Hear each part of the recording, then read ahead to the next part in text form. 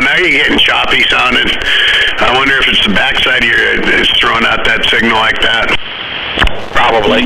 Oh, there you go. Now you're back. I don't know what was going on there, but yeah, you got real choppy real quick.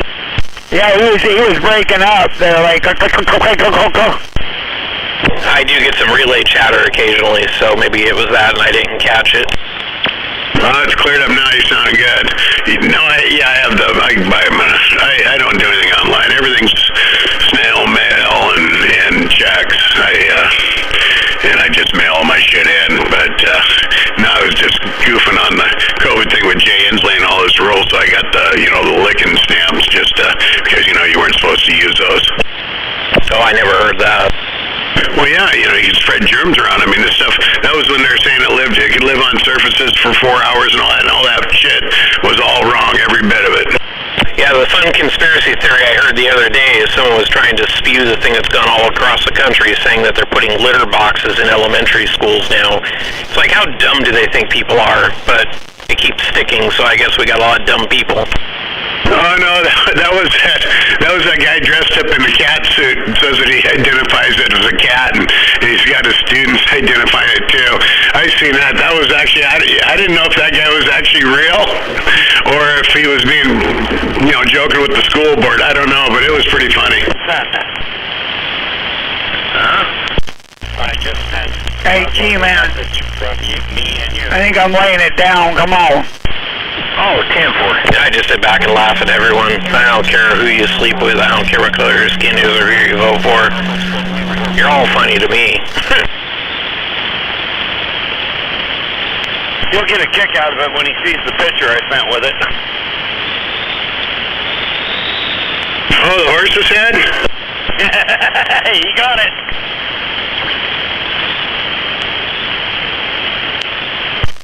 Take care, smuggler. We're sitting back reading the mail.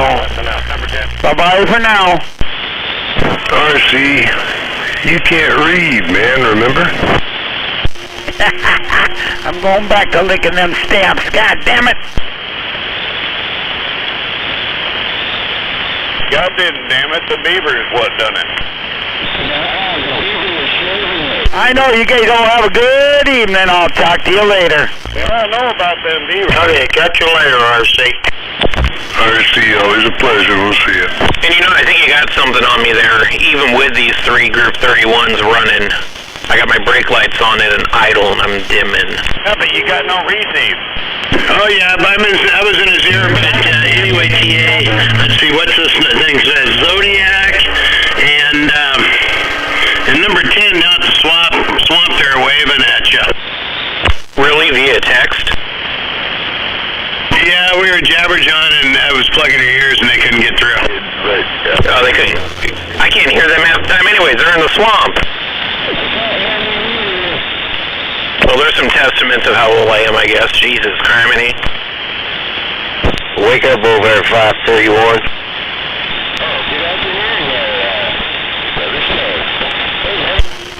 Yo, get down.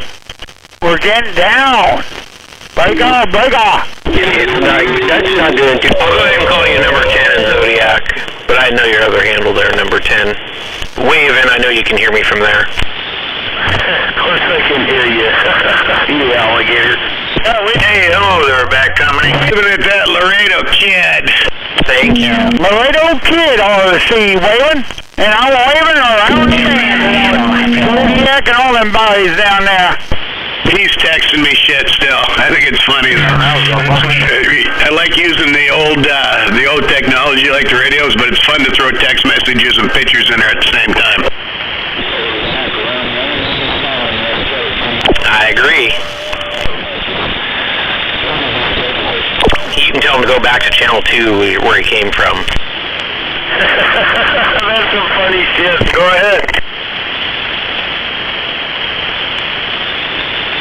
I spent a lot of years hanging out on channel 2. That's funny. Come on, kid. Hell, I remember when GA was born. What are you talking about? Yep.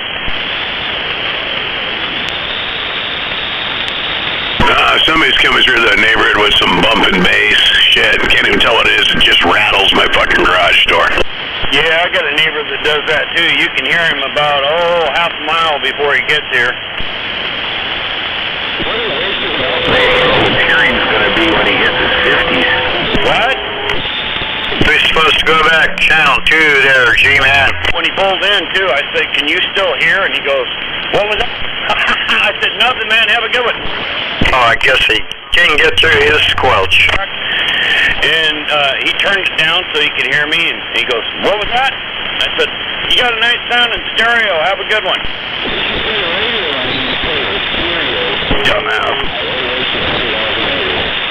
And I'm surprised I'm not deaf all the concerts I went to when I was younger. I had an eardrum get blown from a concert.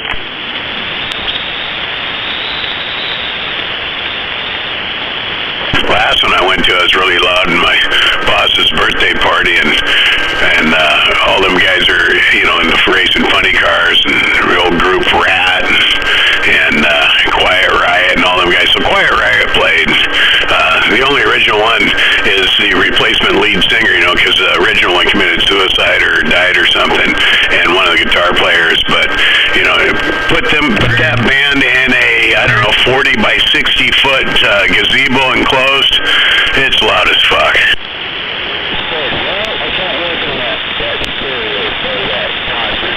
You're making me feel really old putting all those names out there. I heard that Sky in my swamp shack. Well, Quiet Riot, that was just back when they played at my boss's. That wasn't last year, it was the year before. But it was like an 80s thing, and a bunch of people. It was hilarious, man. It was great. It was a good fucking time. But I had to go into the back room. It was just too fucking loud. And they were doing like Bang Your Head and all those songs. And then they were doing a lot of cover songs, a lot of Zeppelin and AC/DC and shit. It was pretty good.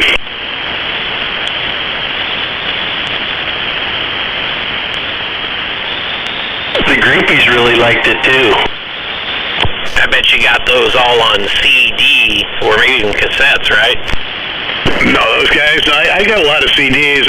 All my cassettes I got rid of. I used to have a bunch of vinyl. The only vinyl I have left now is from my buddy that passed away.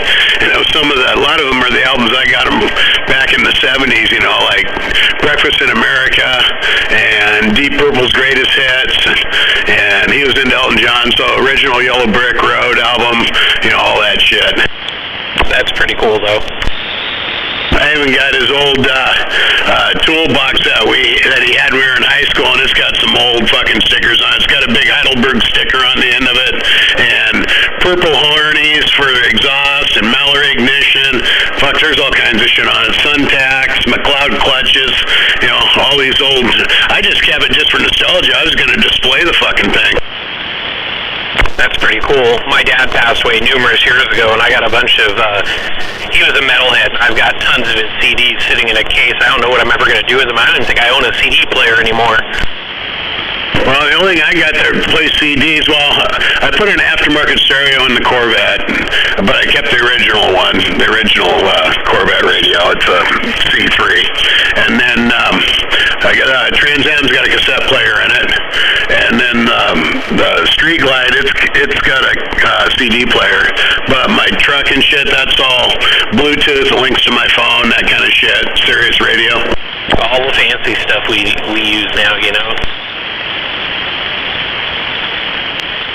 People never feel the pain of stopping at an intersection and looking for a CD to play. That's what sucked about cassette players. You had to just kind of fast forward through and then, back it up when you overshot the song. Actually, the Corvette is an AM/FM 8-track, the original radio. It's sitting in the box here in the shop. That was AM/FM 8-track. The Trans Am was AM/FM cassette. I wish they would have put the AM/FM cassette with the built-in CD. That would have been cool.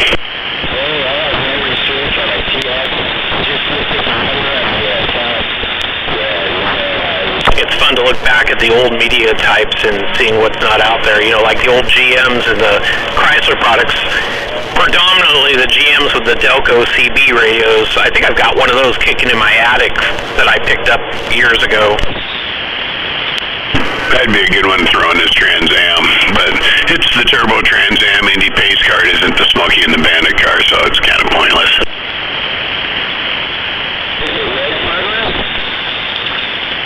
No, it's the Indy Pace Car replica. Look it up. They're white, and then it's got the big bird on the hood. They're turbo car, and basically they're more of a collector piece. They're not even practical on the road. They, with that turbo, it's the same engine and everything, which was a 302 or 301 V8. But when you're going on around here on track, the turbo's working because you're up around 3,000-4,000 RPM, doing 100 miles an hour.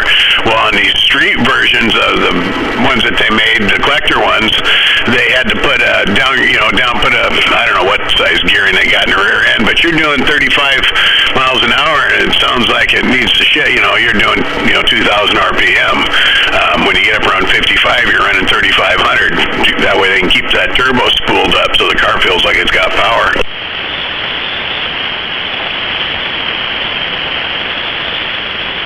Not very practical car. But a unique one. Yeah, it's all original. It hasn't been touched. It's even got the old collapsible flat in there with the CO2. It's about the size of one of those propane torches, CO2 canister that you screw in there to pump the tire up, and it collapses in. It's never been used. All original. All the orange plugs in the trunk and the door jambs, all the original stickers in the trunk. It's all pristine under there. Yeah, that's pretty cool. I'm not a big American car guy, but when it comes to things that are low mileage, well restored, and well loved, I don't care where it comes from. I gotta say, that's pretty awesome, though, to have that. Well, it hasn't been restored. The outside of it, like the bird on the hood, the clear spots of the decals are yellowing. It's all original. It hasn't been touched. It's a survivor car. It's just the stuff that was covered, like in the trunk, door jambs, all that stuff. It's pristine. The interior is pretty clean too. It's a little bit yellow. It's because it's got that oyster houndtooth interior. A little bit yellowing going on because it was a Spokane car originally. But yeah, no rust, none of that shit. I did have to replace the gas tank and the gas lines, and I should have probably resealed it because that gas tank I dropped out of there was stamped October 30th or something, 1979. It was a 1980 car. And I had to put a replacement one in there because the fuel went bad in there, and then I had to replace the whole fuel system, fuel lines and everything. Yeah, that old red coat would have done a world of good while you had it down, for sure. But I just, throw it in there and drive it. They're not that valuable of a car unless they're ultra low mileage, or Burt Reynolds owned it or something. These things, they're just drivers. This one's got 48,000 on it, but it's a pretty clean car. That's still really awesome, man. And like I said, fully restored, that's cool, but even original, when you got all the goodies and stuff that everyone's thrown away, used up, most of those cars aren't even on the road anymore, so to have some of the original goodies with it's really cool. That's what's weird is that the Corvettes that I got, 82, it's the last year of the C3s. And it's a decent looking car, but you get more looks in this Trans Am than you do a Corvette, because everybody keeps their Corvettes, and they keep them in pretty good shape.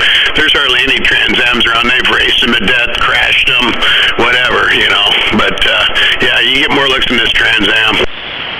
Oh, I bet, definitely. It's just not something you see often. Yeah, you ever want to get rid of that Trans Am, I'll take it. I want that El Camino you got up there. Yeah, I'll trade you an El Camino for that Trans Am. That'd be a damn great. I'm multitasking. I'm texting my brother. Come on! That'd be a downgrade, RC. How many stamp lickers can you put in the back of an El Camino? I have. You're gonna keep that stamp licking up there, aren't you? Hey, it's better than Cancer Survivor. I know, he's just gonna keep that stamp licking all the way home, isn't he? Yeah, I'm almost home. You're in the clear. No, you said you're queer? No, I personally am not, but you're in the clear. Oh, okay, I thought you said you're queer. Yeah, lay down. Now be nice. So you thought I was queer, and now you're telling me to lay down. That's making me wonder about your sexuality. Ooh, that was a good one. I know, he's good. He comes out, and he lays down. Yeah. Wow, something just tingling. Oh, never mind. That was my ring shit going off, saying that there's a lost dog in fucking Sumner or fucking something. I don't know. These people need to get a life. But anyway, he likes it when you call him, when you key up for him and ask for that cancer survivor. Yeah. Ask for the cancer survivor. Why, did he survive it? That's what RC stands for, rectal cancer. Come on. Cancer saliva? Too many at one time. Okay, I'll try it again. No, RC, it stands for rectal cancer. That's like when I keyed up that one time and asked for that cancer survivor, it took him a minute, and then he got it. RC also stands for RC Cola, isn't it? The world's Hey, country. you're pretty down there in the hot mobile. Yeah, RC was pretty good back in the day, but I'm talking, late 70s, early 80s. I'm 65 going on 66, so I might have a couple years on you there. A few. Yeah, your buddy in that hot mobile. You have a good evening. Your friend, RC.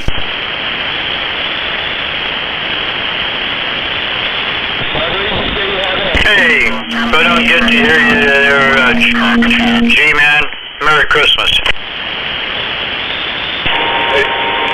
Mickey, you have a Merry Christmas also. Oh, you did get out.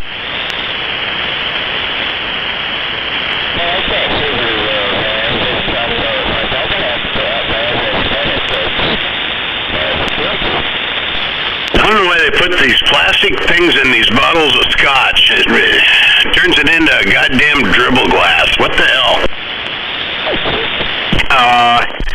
Go get a bigger glass there, smuggler. That was an interesting threesome. You too, RC. You know it, G-Man. Get a bigger glass there, smuggler. I just sip it straight. It was a shot glass. It was one of those skinny tall ones from now the new Harley place up there is called, it's one in Renton there, Jet City, but this is when it was Lawless Harley, and I got, I collect shot glasses from different Harley shops, or if somebody's out of state and they drive by Harley, they pick me one up, that kind of stuff. So I got all these little, skinny tall shot glasses from all over the country. Oh, Tempo. Getting a good collection going, huh? Yeah, I got quite a few of them. Most of them, a lot of them are from Washington State, but some from Oregon, Arkansas, Florida, Mississippi, Nevada, Las Vegas, shit like that. Oh, Tempo. Now you got to get all 50 states, so... Oh, it's not so much 50 states, it's all 5,000 Harley dealerships. Just in the state of Washington, I got Sound Harley-Davidson from Marysville, and all the ones on this side of the mountain anyway. So Sound, the one in Bellevue, I don't remember the name of it, Eastside Harley-Davidson, the one there in Renton changed its name a whole shitload of times. It used to be Downtown Harley, and then it was Lawless Harley, and now it's Jet City Harley. So I got 3 of them from the same buildings, and then Northwest Harley-Davidson, Destination Harley, and then there's one down there on the other side of Portland I stopped in. I can't remember the name of that one, but I got one from there and some metal signs. Yeah, you're getting them going. Have you used every one of them? No, some of them I haven't. I don't even know how many I have anymore. I got a bunch of them down here in the freezer because I keep some cold in case somebody stops by and wants a shot or a drink. And then I got a whole shitload of them up the house I haven't even used. Oh, my buddy James brought them back, Beartooth Harley Davidson out of Montana. That's over by Billings. It's over there kind of by Yellowstone, you know, where you're heading over by Yellowstone over on that side of the state. He brought me some of them in. So yeah, I got quite a few.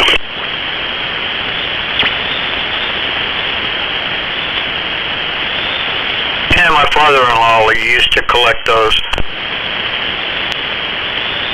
And then another buddy got me going on the poker chips. I got a shitload of those, and he brought them back. He sent them to me.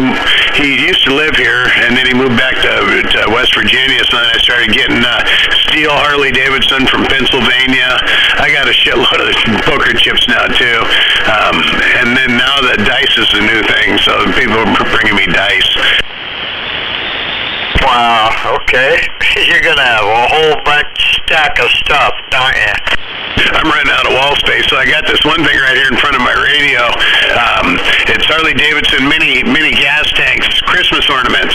My buddy gave it to me there in case. So one's 1933 silver and turquoise, and then you got the 37 tear gas with black striping, and then you got that kind of teal one, Hollywood green they call it, and then the 1962 hi-fi purple, and then the first two-tone since I don't know, the 30s, and I think it's the 1990. That's the 50th anniversary, so that would be 93. No? What would that be? Fuck, I don't know. I don't either.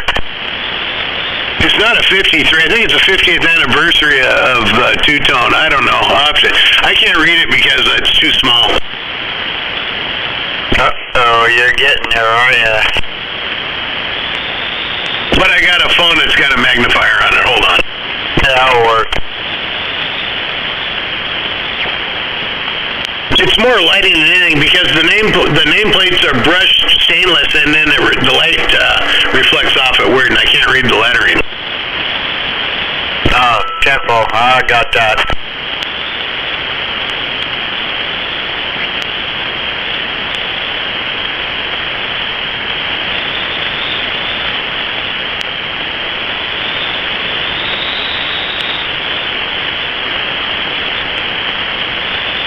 I still can't read it after you made it bigger. It just reflects where it's even bigger.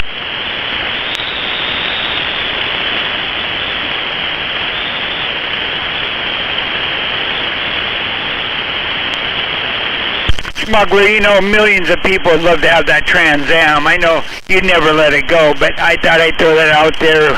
I'll trade you for my El Camino. It's a 1992 two-tone, so that was the 50th anniversary of the two-tone, I guess. I don't know. But I don't. What kind of El Camino you got? Oh, it's a 79 with an 82 grill with a stroker in it. It's a unique silver. It's really badass. Well, I had a 1980, and the reason I liked 1980 is because it looked like they came with the factory tube grill, even though it wasn't, and it had a V8 in it. I ended up selling it to a guy I work with, and I just said, hey, a couple $100, it's yours. It had a new headliner in it, but I don't know, mice got in there and shit, but the car itself, even though the paint was kind of, you know, showing its age, there wasn't a dent in the fucker. Them guys are looking down the sides of it and shit, and of course they're, you know, from south of the border, and he made a lowrider out of it with the bags, you know, got the floor out of it, you know, and not the floor, but the bed out of it so it can drop down, you know, with the airbags hanging up inside. Yeah, mine's really nice. I mean, they've all been molested, but it's a nice one. It's a sweetheart. Yeah, I like that body style. Does that have the single headlights in the front or the duals? It's got an 82 grill. It's a 79 body, but it's got the dual headlights with a tube grill. That's right. 80 was it 80 or 81 was the last year for the single headlights? 80 was, I believe. Yeah, I think so. 79, 80. I always liked them, but this one has the 82 grill. Some people like those, but you know, it's really nice. It's setting down on big 5 spokes, and she rolls tough with a stroker and a big 1,000 horsepower rear end in it, and all the good stuff. Yeah, this Trans Am's not really a performance car. It's just, you know, it's a collector car they threw out. They made like 5,000 of them, you know. But these Trans Am back then, 5,000 Trans Am out of the, you know, 80,000 that they made that year, you know. So I guess, but special. That one that G's got that formula. He's got with that 455 HD motor in it. That's the car. That's the car everybody wants right there. Yeah, I know, huh? They're all nice. I always appreciate it when I get a chance to swing by and admire your stuff. Well, my dad had he was into the Firebirds. These were my dad's cars, and he's been gone since '04. But hold on a second. I'm waiting for my alarm's going off. My lasagna's done. God damn it. Uh-oh. Go eat. Well, she's working late, so I thought, well, I'll surprise her. Nothing special. She always makes dinner, so I stopped at Bargain Outlet and picked up this big thing of Stouffer's lasagna. It's not done. It won't be done till 5:15, so I got a half hour. It was just giving me a heads up. Wake up, dummy. Your alarm's going to go off in 20 minutes kind of thing. But anyway, yeah, he was into the formula, so he had... that formula he picked up that G's got, he got that really cheap because it had a tick in the bottom end, and so he just threw another 455 in it and had it rebuilt and threw a cam in and shit. That thing smells like Marley does when I fire it up, pumping raw gas out the tailpipe. But then he picked up this Trans Am from a doctor. Was selling it over in Spokane, the base car replica. And then he found in 1977, it was nothing real special, but real low mileage, 18,000 miles on it. It was white with that blue velour interior. And that one, he thinks the car was stolen. The people just didn't want it anymore. It had a tick in the bottom end, so he threw another 301 in it or whatever came in it, And that was just a straight, clean, bone stock car my baby brother got. And then he ended up selling it on the cheap, like $3,000 or some fucking thing. I wish he would have told me. I would have bought it. Yeah, I bet you would have thrown it in there right in that garage you got. I would have had to move some stuff around. I wouldn't have as much walk around room, but this garage has had before I did the living room up front, the living room up front here, that's where G's 65 Corvair was, and then there was 4 other cars in here. There was 3 Firebirds and a 1977 Grand Prix full-size land yacht. Hey, is G still got the Corvair? No, he traded that. I think that was partial trade for that 70. Is it a 71 or 72 Chevelle he's got? Oh, okay. Yeah, I was gonna say that Corvair, that'd be cool too. That was a nice car. He got a good deal on that. He him and Corey put his stepson put a paint job on it, and then he put in the interior in it. That was a really nice car with solid centerline wheels. Yeah, that was a nice car, for what it was. And, those Corvair engines, you could pump them up pretty good if you wanted to. Yeah, it depends on if they were the Corsa, the 6-cylinder. Well, all of them were the Pancake 6. It was whether it had the 140 horse. The outlet motor was the turbo, and that was supposed to be 140 horse. But I think with today's technology, if you had one of those, you could probably get a lot more than 140 horsepower out of it. Yeah, that's all they had to compete against the Mustangs, back until the Camaro came out. They actually built those to compete against, they're supposed to be economy cars, to compete against Porsche. My parents had one, I remember when we were kids, it was a 1962 Corvair 4-door, and that was our family car, But they were good on gas back then, compared to, what else is out there. But I don't know why you needed an economy car, because gas is only 25 cents a gallon anyway. Even when I got my driver's license gas, I remember driving downtown Puyallup to they're Arco now, but Richfield down there, because it was cheaper and I could get premium for 34 cents a gallon versus South Hill at 36 or 38 cents a gallon. Right? That's what I'm talking about. No, gas was purple. The whole reason why I got rid of my 69 Super B in 81 was because gas was over $1 a gallon. And it's like, goddamn, man. I wish I would have kept that car. Yeah, those are worth the money. I'm all about the Mopars. Yeah, it was a 69 Super B with 383 Magnum with the 4-speed, and they threw a 411 gears in there, ring and pinion in the back. It wasn't very streetable. I mean, going down the freeway, it sounded like you needed another gear. But back then, you didn't have an overdrive or any of that shit. Like, well, you did, but who had the money for that when you were, let's see, 1980, I was what? September 80, I was 23. So, there you go. Yeah, and I was putting together my Chevrolets back in high school, 11th grade. First car I had was a 66 Le Mans. I bought it because we raised, we had a dairy farm, so my dad would get the loans. He'd make me pay it, whether it was my motorcycle or whatever I had, because I had dirt bikes. But he'd get the loans for me, but he made sure I paid it. And I always worked at the farm, and they paid me wages. Not normal wages, but wages and job. And so I had that 66 Le Mans. I bought it from Keith DePreto. I remember the guy's name. You always remember your first one, right?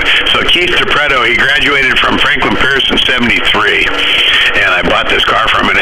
He had painted it, and it had that Teflon timing gear in it, and somehow he sheared the timing gear, so it fucked the engine up. So the engine was new, and it had a 3-speed on the floor, 326 Pontiac motor with a GTO hood on it, and a fresh paint job, and reverse chromies. That for $800, that was a nice fucking car. Yeah, I can't believe some of the cars we seen back in the day for the money. And then we're all heading to school, and I went to drop G off, and the other neighbor, Tim Pfeiffer, at Blue Junior High there, and I turned left in front of a guy that just got his Firebird going, and I don't even know what happened. I was 2 months with the driver's license, so yeah, that got fixed at Meridian Collision down there. In business since '69, so it was like 3 years into their shit. But so anyway, I ended up selling that. And I ended up getting a 1968 340 Formula S Barracuda. That car was fucking fast for what it was. The 340s were race motors. Well, you get a Formula S, and that was basically a Magnum engine. They just called them Formula S, but it had the, it wasn't a Rochester. It was a Carter Thermoquad on it. It had the RV cam in it, factory dual points, high flow exhaust manifolds, and then I had Advanced Auto Shop, back at Puyallup High School. So, every day I was down there fucking fine-tuning the thing. I'd pull the distributor out, put it in the fucking 12-tack machine, spin that thing up to 10 grand, and try to figure out how to keep the points from floating. Yeah, see, I was right behind you at Puyallup High School in the auto shop. But yeah, that 340 was that was a race motor. Yeah, and didn't even know it. They only rated it at 270, and that was bullshit. That was a I-13 car at Puyallup Drags. Yeah, 420 was some higher times, but yeah, that was like a 1390. If I could get it to hook up, I had little Midas 50,000 mile radials on it and the big stock exhaust, and I couldn't get that fucker to hook up till about second bleachers. Supposed to go next week to the Orthodox. Yeah, right? Well, I'm going to sit back and read the mail, and you can let somebody else get in there. Smuggler RC. You guys need some cheese? No, I'm okay. Commander cheese? No, thank you. Hell yeah, I always like cheese. Hell yeah. Damn, I felt that second shot. I better go get, see how much longer I got for the lasagna's done. And then I got to take it out for 10 minutes, let it cool. She's working late. She's on post. I should have had Rubber Snake take her a burger. God damn it. What am I thinking? Anyway, she's working on post at the PX, trying to get the Christmas shit all out for them guys so they can send their shit overseas. She works for American Greetings, so she puts out, cards and shit, but she's kind of a foreman of she cracks the whip like I do.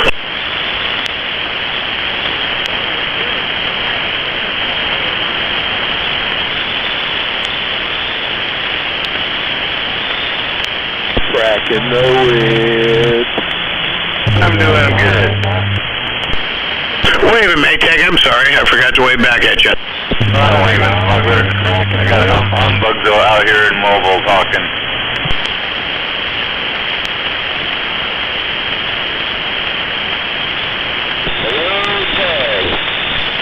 Well, there's Sky. I thought you've got yourself in trouble or something. You've been awful quiet. No, the trooper people got me. He gave up. Waving, Sky. I can hear you now. Humbug. Good evening.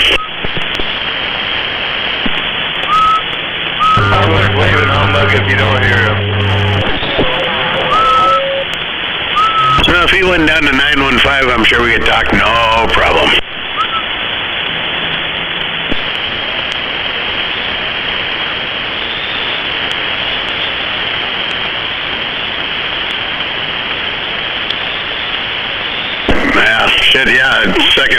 That second shot of that scotch, that kind of got me a little bit buzzed, and I'm not even drinking. I mean, I even, when I got down there, pulled all the covers off the street glides so I can sit here and look at it and try to figure out what I can buy for it next.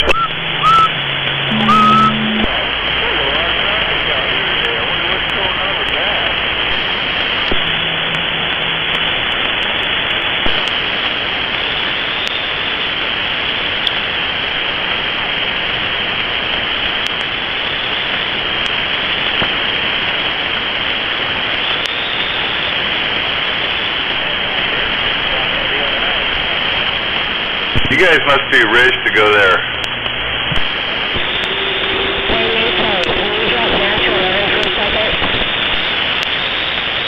How come Shazam sounded so muffly? Were you guys dead keying on her? I didn't hear no, she is muffly. What happened, Shazam? I didn't hear what you said.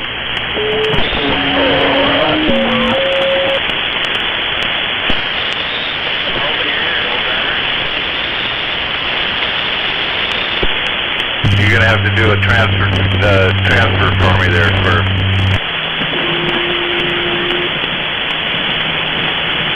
I know, we don't do any work, so I wouldn't expect you to do my dirty work.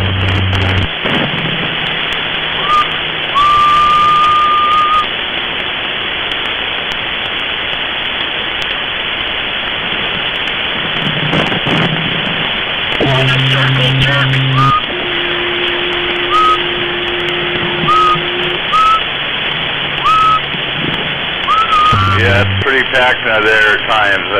Good luck to you there.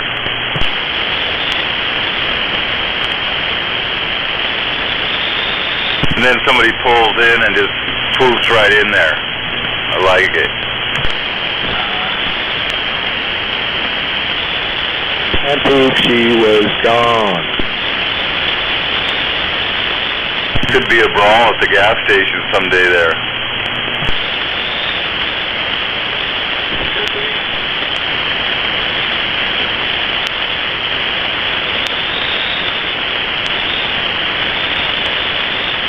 And we got a station over here selling it for $3.59 right now. And the cheapest around, and diesel for $3.99.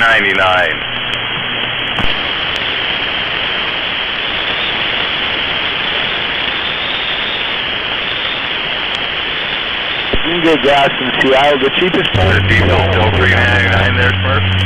Anacortes can get it for like $2.69.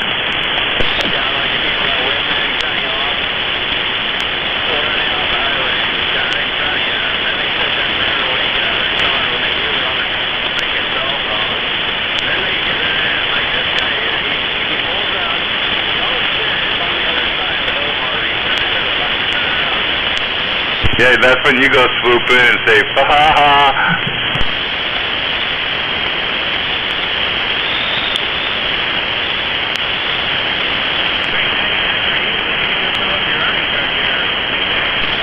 I went and filled up my storage tank in the back of the red truck.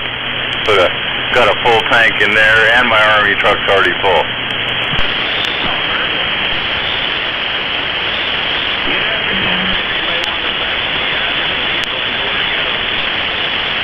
It's under lock and key.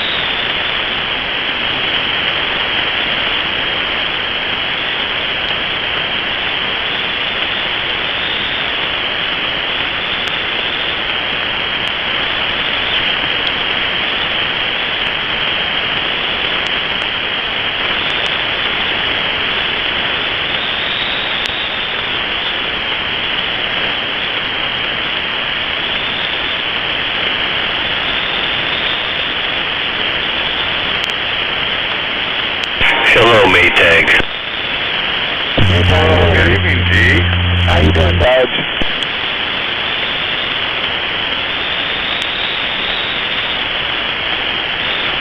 What are you doing, G-Man? Knucklehead over here in the Mobile. You get that trailer over to Red? Yeah, sure did, and then he gave me some of them homemade brats, and smoked them. We smoked them for breakfast. Those were pretty good.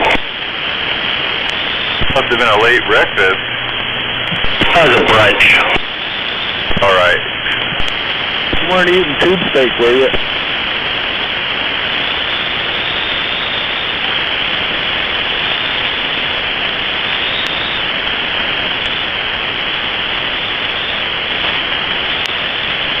Yeah, I couldn't hear Skylar's station, but I'm having a harder time hearing Brother Sledges now, too. I don't know if we're being jammed out or something, maybe.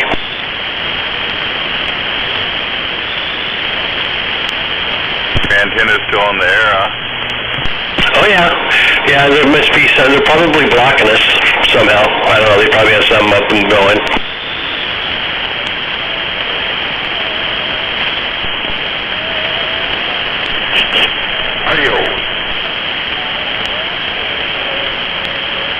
Heard they want to take our cars next.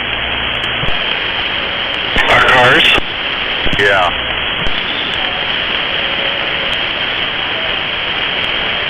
About it.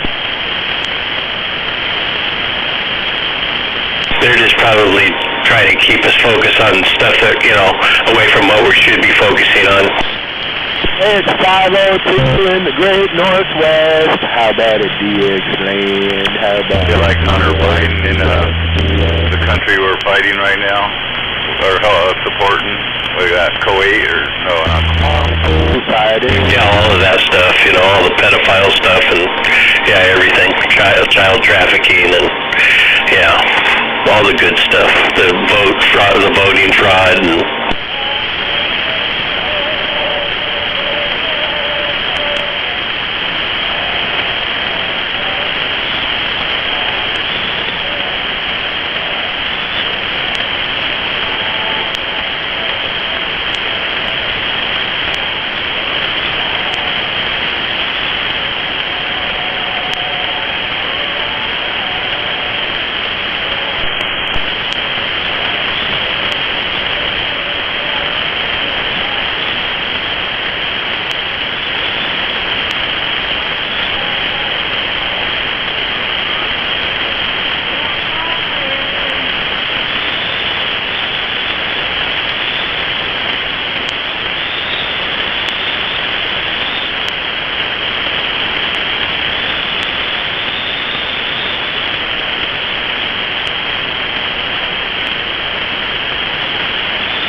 That's funny, I already had it.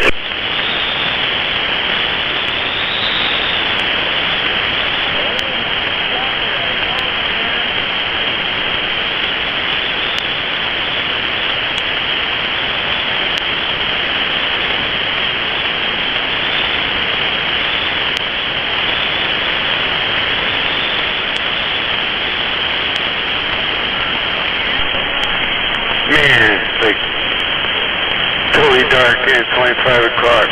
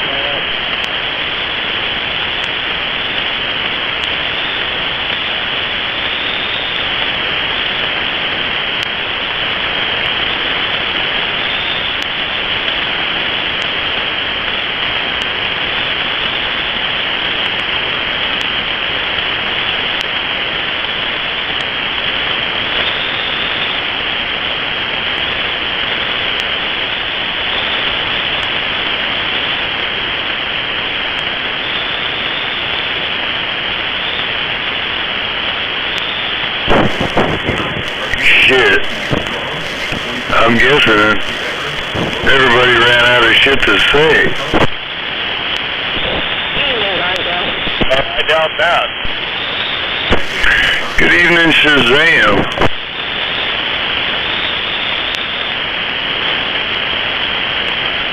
Yeah, I'm waving a good evening at that Shazam, too.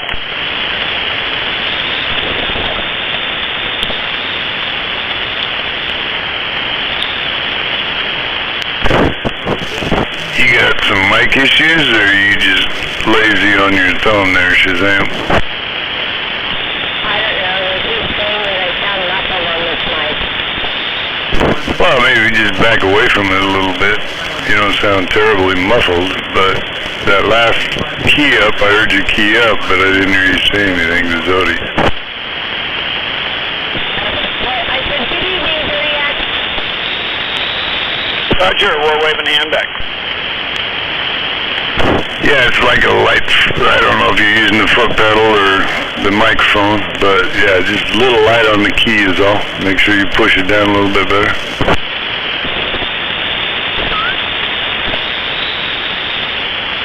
Well, maybe not that hard, because all it did was squeal there.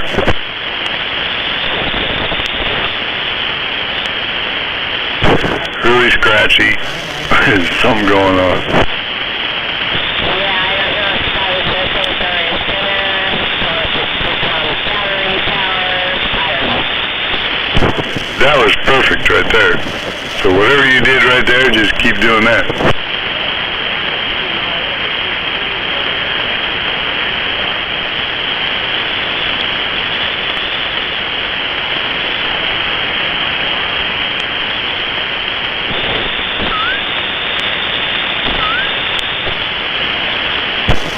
Now that time it just keyed up, squealed twice, and then you unkeyed.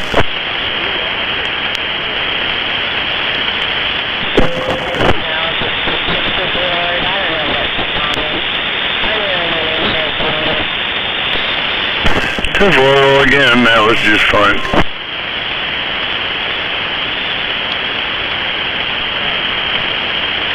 Don't mean to criticize, just letting you know.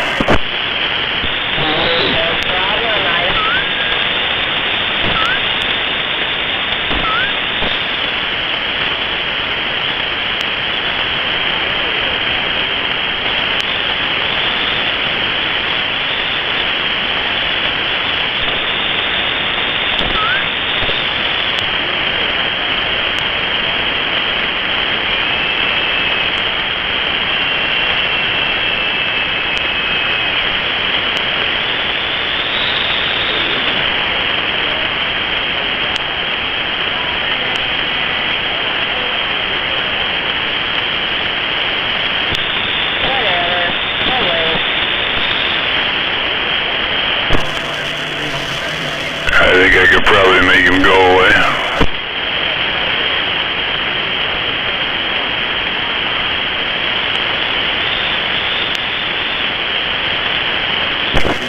And Zodi, you spoke too soon.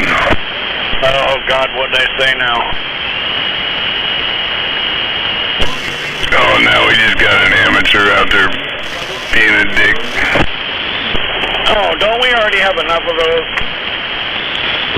Yeah, at least you don't have to hear him.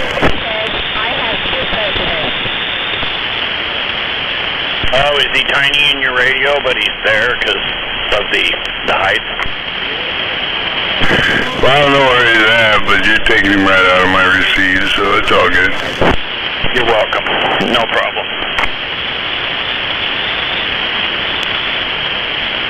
You tend to do that down your way, too, and so I want to thank you as well.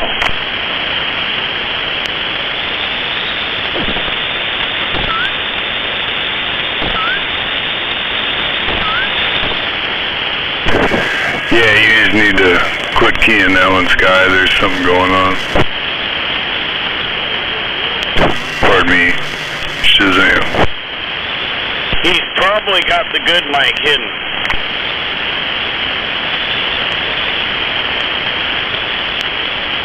Yeah, he said something about 600. Well, 'cause I heard him the other day and he sounded good. You guys always usually do, so yeah, I can barely hear you too. I noticed a big difference there myself.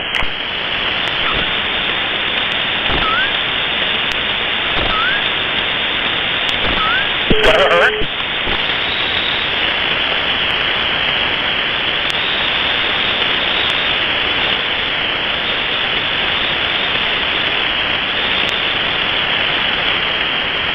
I hate microphone problems. I really hate microphone problems.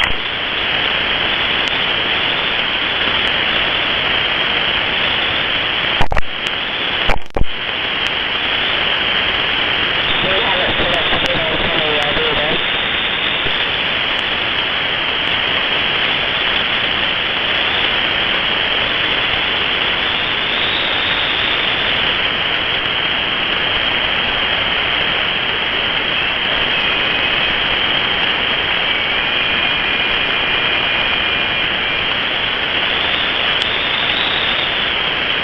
Busy group out here tonight.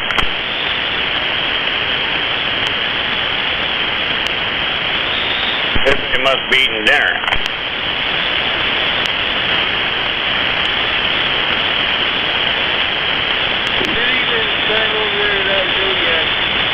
Hey, we're waving a hand back to you.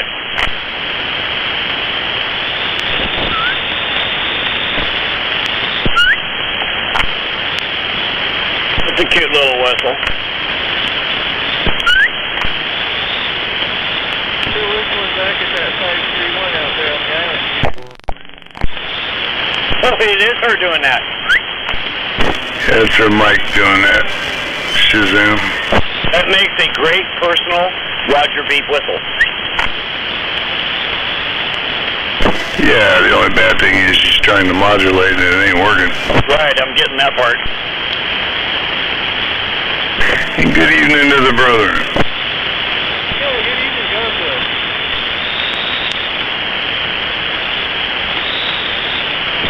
We traded a mass murder for a chimp. It worked that time.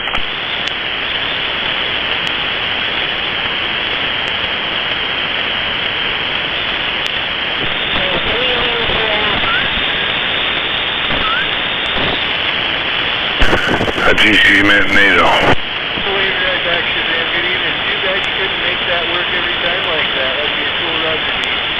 It is very cool.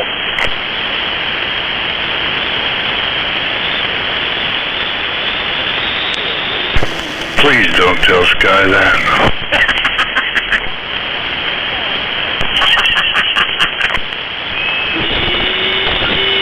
You know he's gonna go build that now.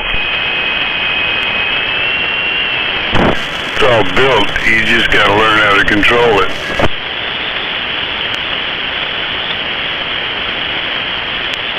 It'd be cool if you could actually see what's happening to it when it's doing that.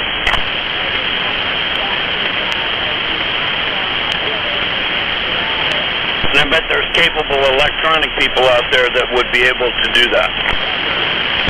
Oh, you know there is. Yeah, that's why I said that. I wish I was one of them. Oh, shit. Sounds like I got a fan club. I gotta turn my squelch down and play with this for a minute. Waving, Gonzo. What's up? I heard fan club. I had to wave a hand. Yeah, I hadn't heard you and would have heard you over where I had my squelch. But there's, I don't know, sounds like what's he call himself? Green Reefer or something? Somebody that's really, really unintelligent. And I heard him saying something, so I was going to stand by for a minute. You're the president of the Gonzo fan club, aren't you, Sweet Pea? And I'm waving Sweet Pea and Gonzo. Waving Trailer Park. You know I'm his number one fan. That's right. Waving up Trailer Park. And you guys ain't going to let me hear him. So I'm just going to turn my squelch back where I had it. I can't even hear him, and my squelch is all the way off. Mine too. We were trying really hard. Are you talking about the reefer? It's kind of like having skid out there in the distance the whole time. That's what it sounds like, yeah. It just kind of rattles on and on and on and just, yeah. I hear you. What are you doing? That sucks. I'd like to hear him because I always like people that are out there talking to makes me feel like a mental giant. I don't know. Maybe a couple more shots of the scotch here and I won't be able to pronunciate my words very well. We understood what you meant, though. Some mixed nuts. That's the bad part is we comprehended it. All eating nuts and smoking. Now he's claiming to be needle bender? Who the fuck does that? Well, maybe Neil Bender's his hero. Maybe that's his role model and he's trying to imitate him. Yeah, shut up, Gonzo. Probably his little sister. Shut up, Gonzo. Does it sound female? Is somebody drinking? Oh, and there's my other fan club, Mr. Cat Bitch. Go ahead, man, I'm listening. You're just gonna have to be able to talk longer than anybody else. So far, you ain't doing it. I'll 10-5. Got killer receive tonight. I don't know. I'm drinking, but I don't think that matters. I'm pretty much drinking every night. Well, I didn't last night, but I am tonight. I'm just waiting for my lasagna to cool down, so I thought I'd sneak another shot of scotch in while I'm waiting. I ain't complaining about you. I drink every night, too. Not a big deal. I was just playing with the fan club. Cheers, smuggler. What are you having? What are you drinking, Sweet Pea, or are you smoking? One bourbon. Trailer Park's living. Good evening there, smuggler. Waving, TP. She's not telling. Baby since the night before last. Bring it. You gotta love that. I'm so scared. I would have loved to heard. Gonzo, you said you're gay. Are you just making shit up, saying what you want to really say, but you're saying somebody else is saying it when you're doing your 10-5 rolling your nickel? I am. I was rolling a nickel for catfish. To Gonzo. I don't know what happened to Catfish Station. I used to be able to carry on conversation with him in the morning, no problem, and shit, he's just totally in my static zone right now. So you're rolling a nickel for who? I think she said catfish. Gay Gonzo. Gonzo, he said, don't worry about it there, gay Gonzo. I'm pretty sure it's So you felt you needed to roll that nickel, really? Well, don't bother rolling anymore, thanks. Yeah, that was like a dead message on arrival, Roger. I like the laugh, man. You gotta give her credit. She had the laugh down. That was perfect catfish laugh right there. I've never heard it. I'll pass the 5 for Sweet Pea there, Gonzo. You're gay. See, there's the laugh again. I can hear you now, catfish. God damn, man, you're in the dirt. What the fuck? Thank you, Lord. That was good. Yeah, I can't hear the dumbass, so... And please, don't bother relaying anything else, Ryan, because I really don't care. I was trying really hard to clean up your receive there, but apparently it didn't work, so I don't know, maybe next time I just see what else I can do. These guys' squelch turned too high and you don't know how to... Well, you doubled with him, so it didn't work if you're trying to clean up Gonzo's receiver. You're doubling with him, but just if you want to know, though, he was walking on you. Actually, Catfish, Gonzo said he was been talking to you.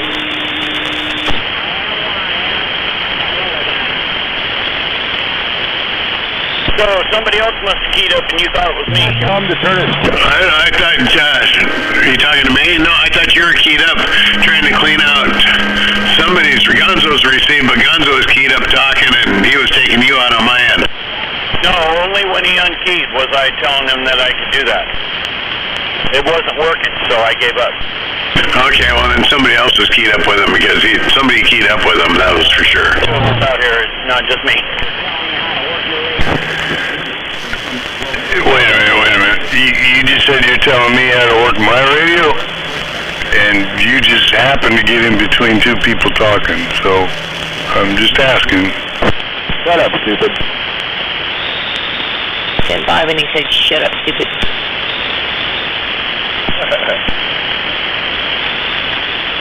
You're just enjoying this, aren't you, Sweet Pea? I am. Gonzo was asking for a friend. You to show him how to operate that radio? Going up and down like a yo-yo. Thank you, Lord.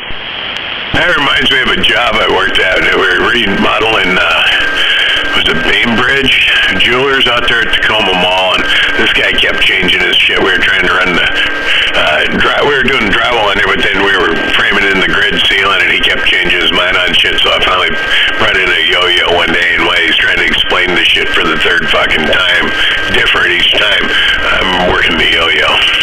It was a classic. Zodiac's gay. Zodiac's gay.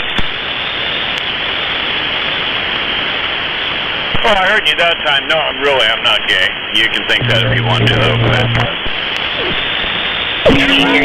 There, Sweet Pea. I can hear him, but he... Well, you know, it is the season, you know.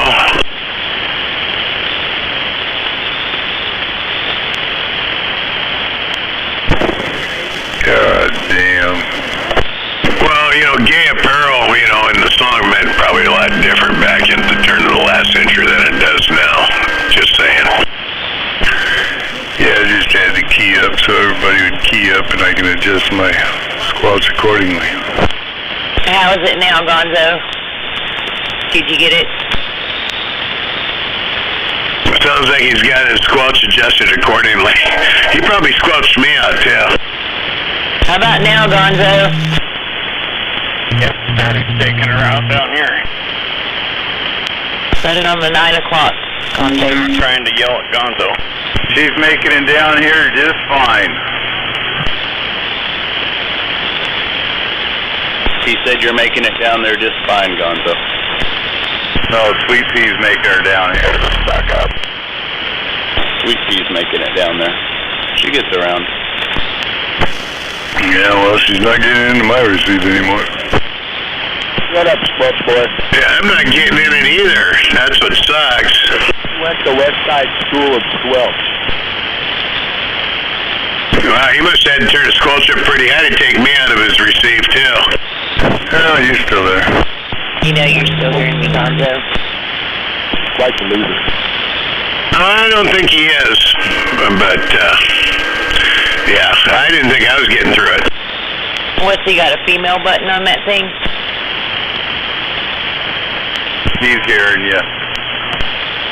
He knows he's hearing me. I was trying to come back with a witty response to that female button, but nothing came to mind.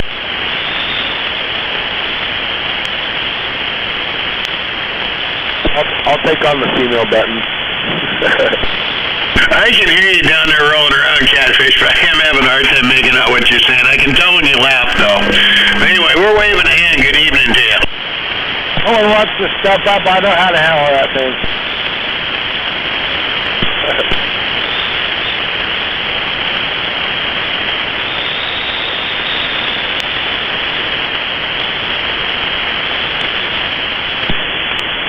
You can tell Smuggler 10-9. No, I hear Smuggler really good. I wish I could hear you like I used to be able to. I don't know what's going on with your radio anyway.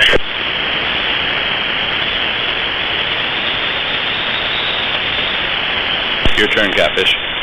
He's talking to you. Well, I asked him what's going on with his radio, and he was quiet, so I thought maybe he was looking to see what was going on with it, because I can barely hear him. I got him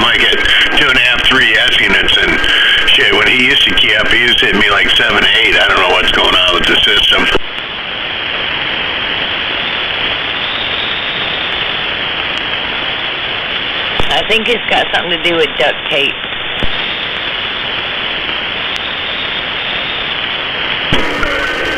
Well, never mind. I was going to say duct tape. That shit fixes everything but stupid. What the hell are you saying? I moved, but I haven't moved yet. I had my release and it down. Stupid. Broke the tape on you down. I put it out to site. Let me see, how far up is it to the base? It's only like 10 feet up to the base. I think for the military. Well, Catfish is usually pretty witty on some of his shit, and in the morning he's pretty good to talk to, but like I said, 2.5, 3 yes units, and I don't know what's going on. He's just in Spanaway. He should be filling my receive up. Yeah, his antenna's not up. He took it down, and it's only up just a little bit. We're lucky we're hearing him at all. So what are you saying? He needs a blue pill prescription to get it up the rest of the way, or what? Fuck. I didn't even have to hear the rest of that one.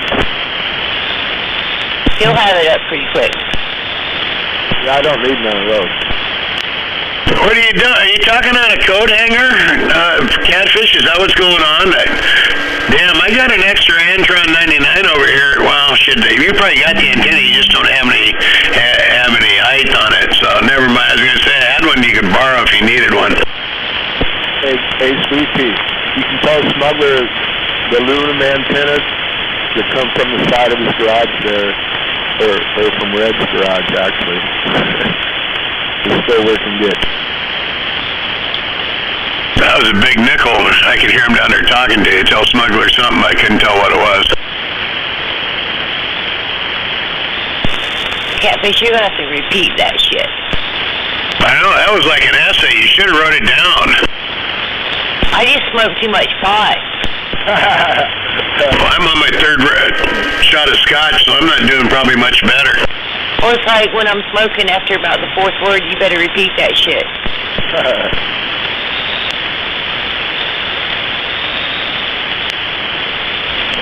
He said he's gonna be back up again soon. And everybody's gonna hear him. Right on.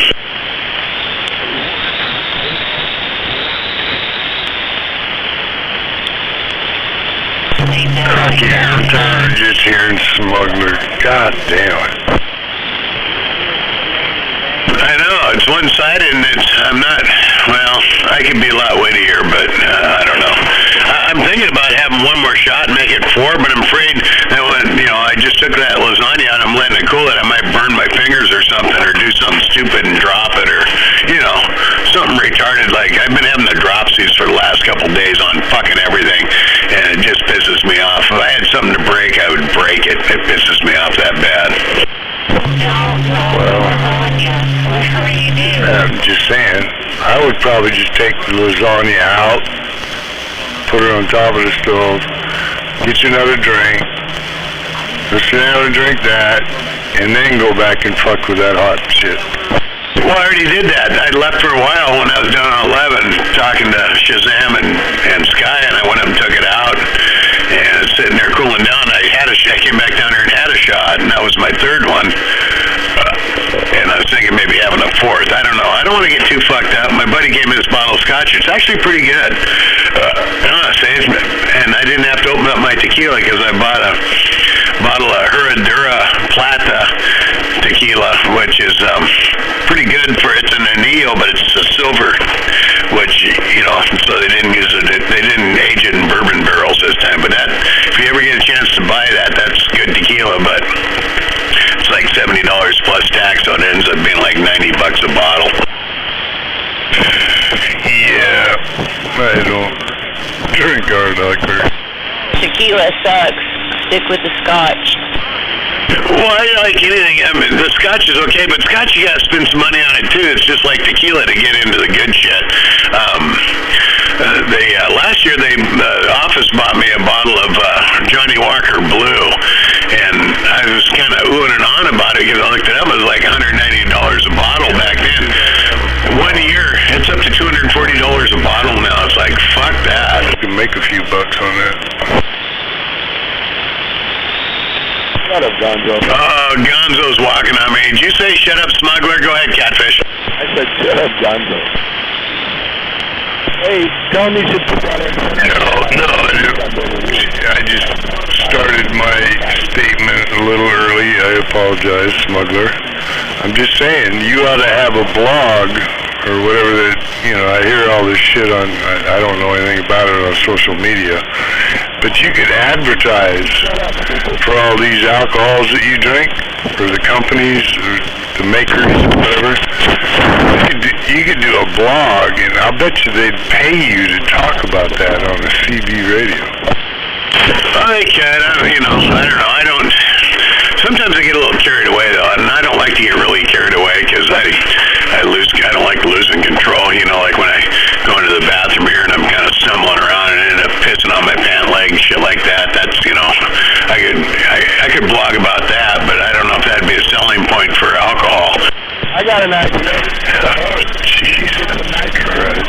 Pose with the alcohol by your bike, and Gonzo could come take all the pictures.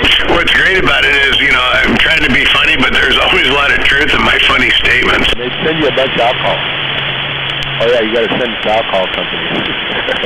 You gotta pose with the bottle. That was hilarious. And Shazam, yeah, you really need pictures. You're always funny, smuggler. On the sea. Deep.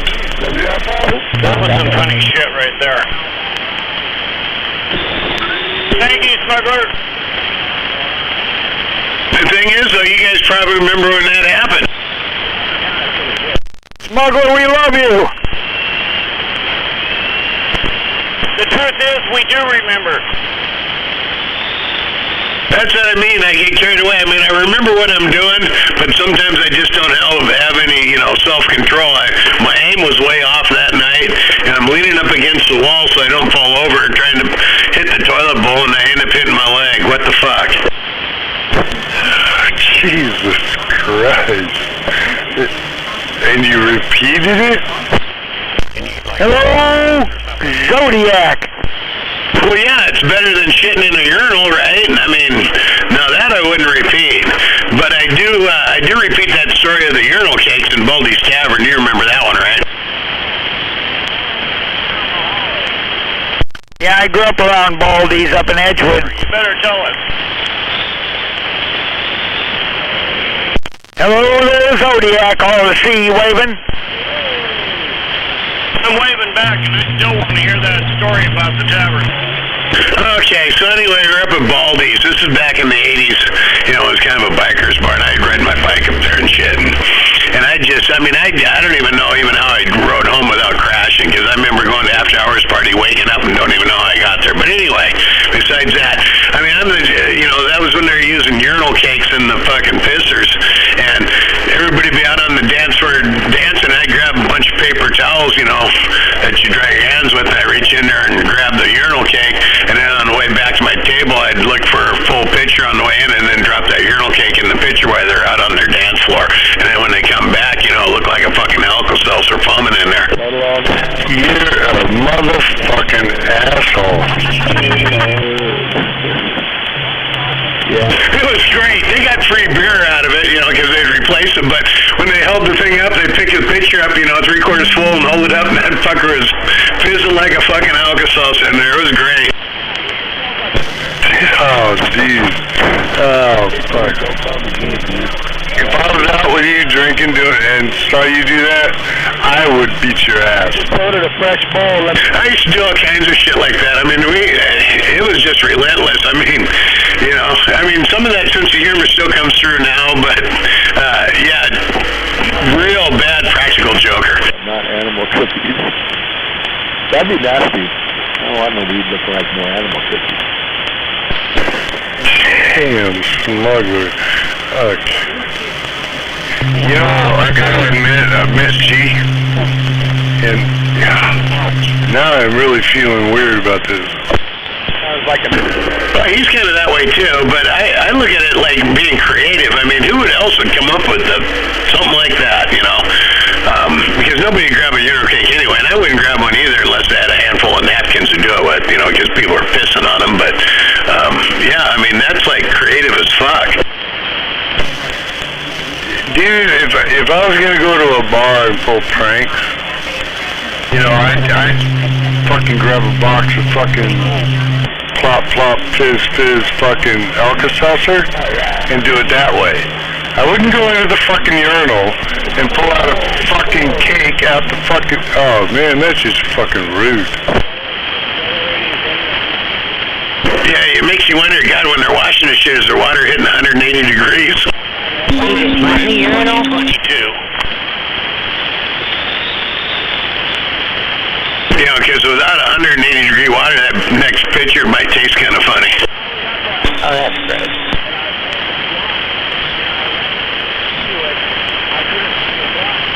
I'm trying to think what other good ones I used to do. I used to do a whole bunch of shit. I mean, we'd always get kicked out of bars, and back then they'd just follow you out of town, the cops and shit. I remember being up at Ad-Lib, and we all went down to the Denny's down there afterwards to get breakfast, and Matt Tibbetts was fucking eating, and fucking piece of egg fell, you know, came over kind of off the plate there, and I flicked it with my finger and shit. There's probably only one couple eating on the other side of us. Of course, we were being loud, and fucker landed over on his fucking table, and he looked at me and goes, "We'd appreciate if you'd refrain from throwing your food." And I go, look at him, I go, "He didn't throw that. He coughed that up."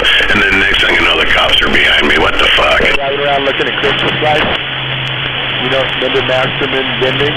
You don't have it anymore, but this house had like... Oh, God. Like 5 houses. But they just made sure that after we ate, we got on the freeway, we were headed south, right there on Central Avenue and 167. UP? You remember that? Yeah, I remember those days, you know, when they'd, rather than give you a DUI, they'd take you home and go get your car the next day type of shit. Yeah, I remember all those days, but fuck, man. You were just a dick. Oh yeah, even my buddy Dave that I hadn't seen in like 30 years, we started kind of reacquainting, right? He's gone through a divorce and shit, and he's 64, I'm 65, and, you know, I mean, I was best man at his wedding back in 1984, you know, kind of shit, but, God, we go out drinking. I think he'd take me with him just because he'd laugh because I was such a spectacle, but, he even told me when we went to Leonard Skinner concert, he goes, "Fuck, man, I can't believe how much you've changed," because I was way worse. I mean, you know, it wasn't nothing to go out on Friday night drinking, a bunch of us in a fucking van, look for cars for sale in front of people's front yards, and all jump out and flip the fucker over on its top. Kind of like cow tipping? Yeah, I heard you was talking about that the other night. And I just, yeah, I stand by my statement. You were a fucking dick. I think that's I was a lot bigger back then too. I mean, I wasn't really ever really tall. I was like 5'11", around there, but I just carried I was built like a bee. I mean, hanging sheetrock. We stocked our own board. You know, show up to the job with a flatbed. Oh, it looks like the upstairs of this house is going to take 95 sheets, so we'd fucking hand stock it up the stairs, 95 sheets of sheetrock, 4x12s, that kind of shit, and then put our tools on it and start hanging ceiling. I was in a lot better shape than I am now, but I was, you know, mid-20s, mid to late 20s. I was just a hellion.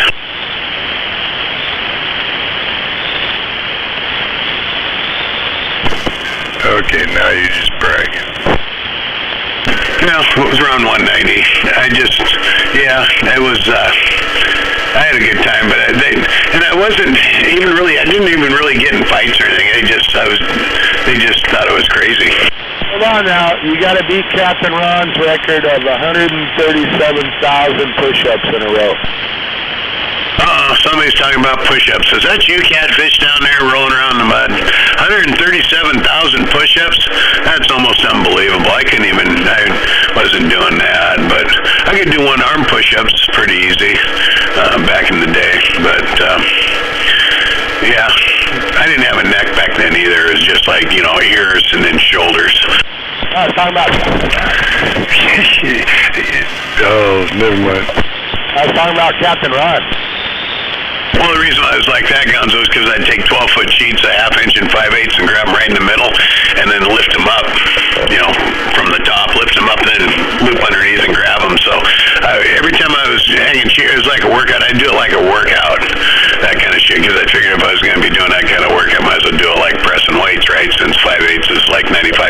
sheet and half inch of 75 pounds.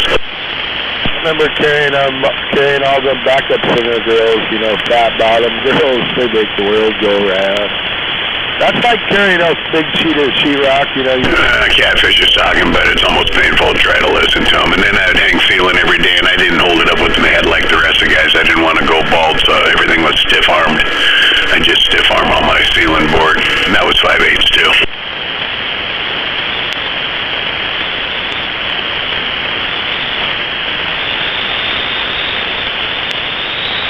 And now I am bragging.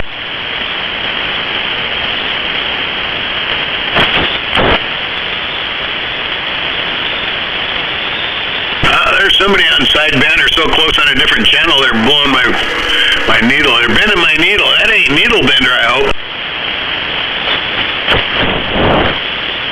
You're gonna have to talk long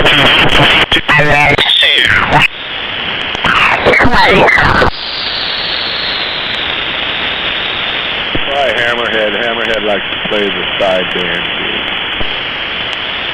Give the Olympia mic on FM.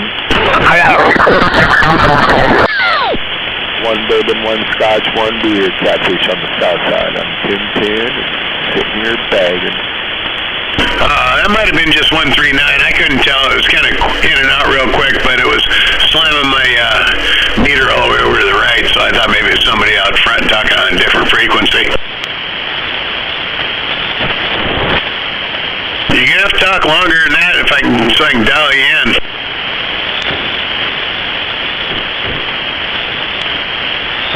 Why waste your time?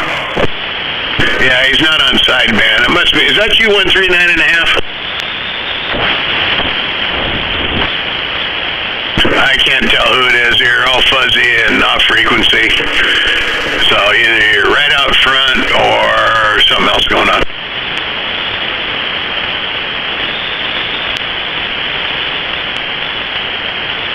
He wasn't on FM and he wasn't on lower, so he might have been on upper, but I would think even then I would pick him up better.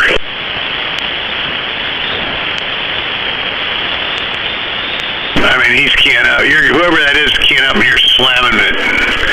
I'm gonna have to turn my RF gain down so you don't break my fucking needle. Roger that. Nice to meet you. There we got you.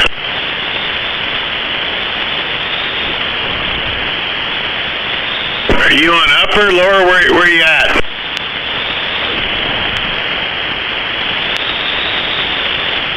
I put you on lower and you fucking slammed my needle over, so I don't know if you're either real close or you're off frequency.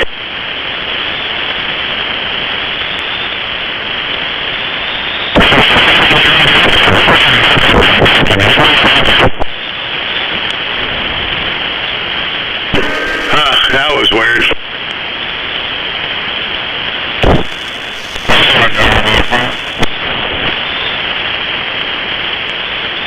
Yeah, you keyed up guns. Whoever's out here is hitting me like 30 dB and they're way off frequency or they're all either on a different channel and they're bleeding over, that kind of sound.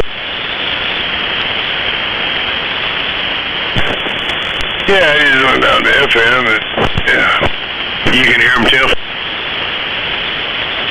Yeah. Okay. Well, at least it's not me in front. He's just running a lot of power then. I couldn't understand him. Well, that's why I thought maybe it was 139.5, because he's been keying up. He's been really wide on the band. Almost like a bleed over sound, and I don't think he can get his radio quite dialed in.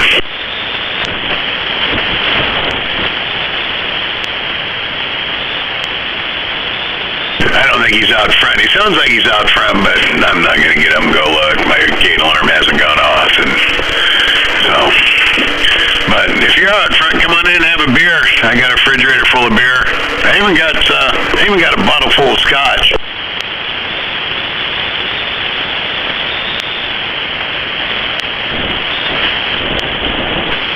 Copied the Roger that.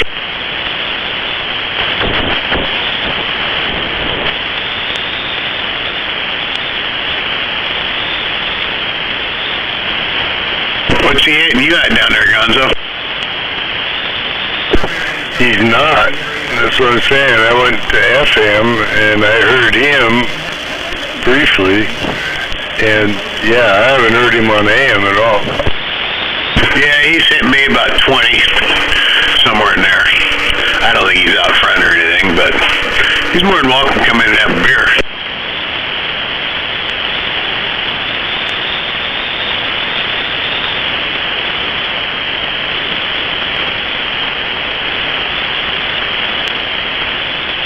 Can't believe it's only 5 to 6 o'clock, fuck. I'm on my fourth shot, that's probably what's making it feel so late. I still got my clock set to the outer hours. My clock says almost 7. I refuse to set mine for the winter hours. Well, my Pontiac light up, my neon one still says 7 o'clock. I just subtract an hour. It's too much of a bitch to pull down sitting up above the refrigerator there. I'll send you a picture. Well, I can't send you a picture. I don't know if I got your number or not. Oh, my telephone's hardwired to the wall. It's a landline. It don't take pictures.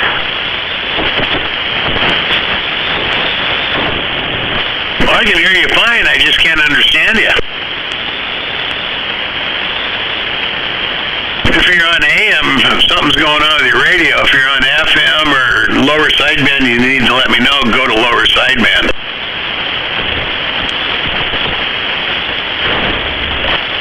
Are you talking to your neighbor up there?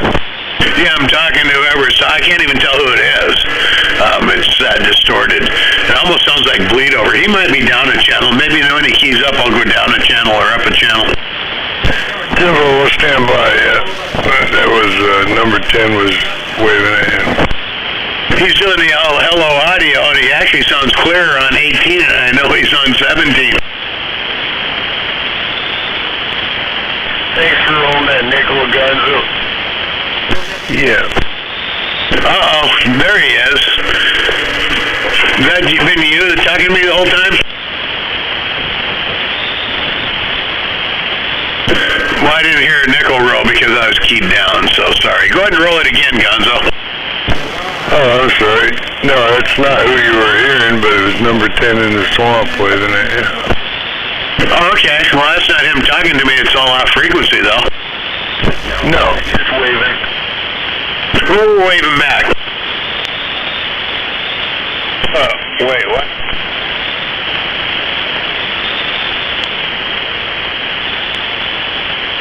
I wish I knew how to do that so I could just fuck with people, too, on the CB radio. Oh, it's real easy.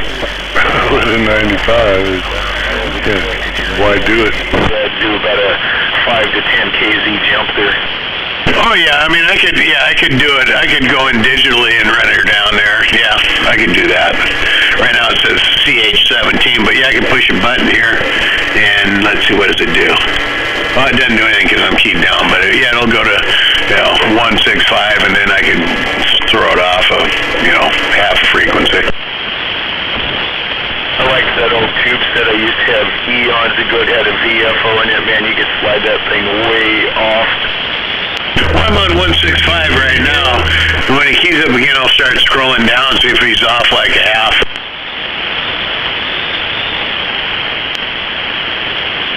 Now he's not going to key down, see. He don't want to be found.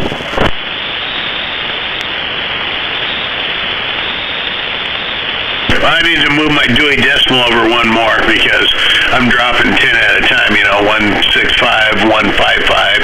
I need to move it over to do half frequency, sorry. Jeez, get with the program. I ain't touching mine. I can hear who I want to talk to. You actually sound better on 27166, though, Gonzo. Yeah, okay.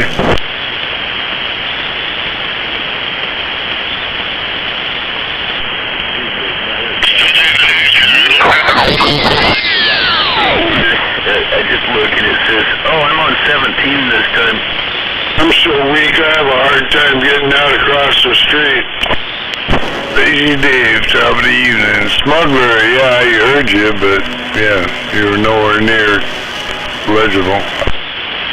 I was off a half. Lazy Dave, waving a hand.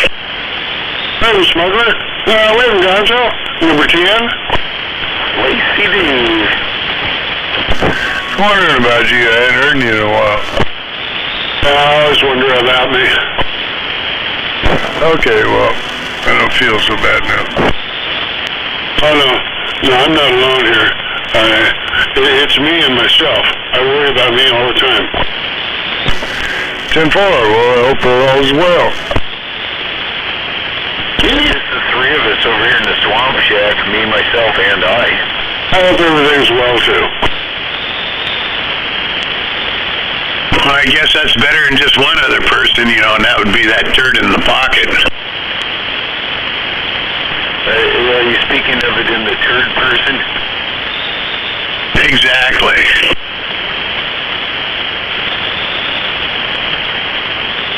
I am scraping the bottom of the barrel for joke material today.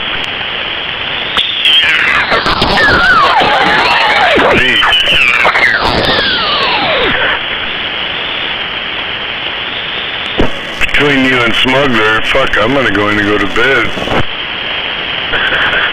Oh my gosh, too much excitement.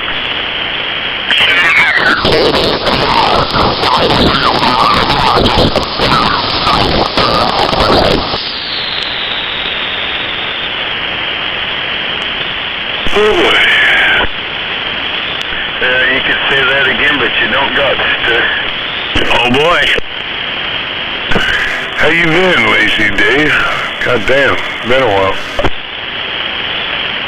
I've been looking like this and looking like this and looking like this. But I guess that's it. I'm looking like this.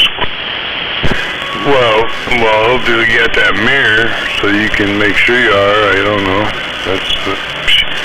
I'll leave that alone. Dang, too many mirrors around me. I get scared easily.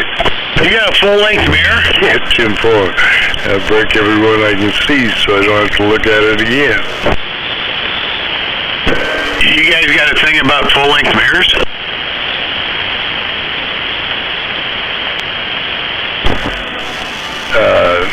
No, I don't.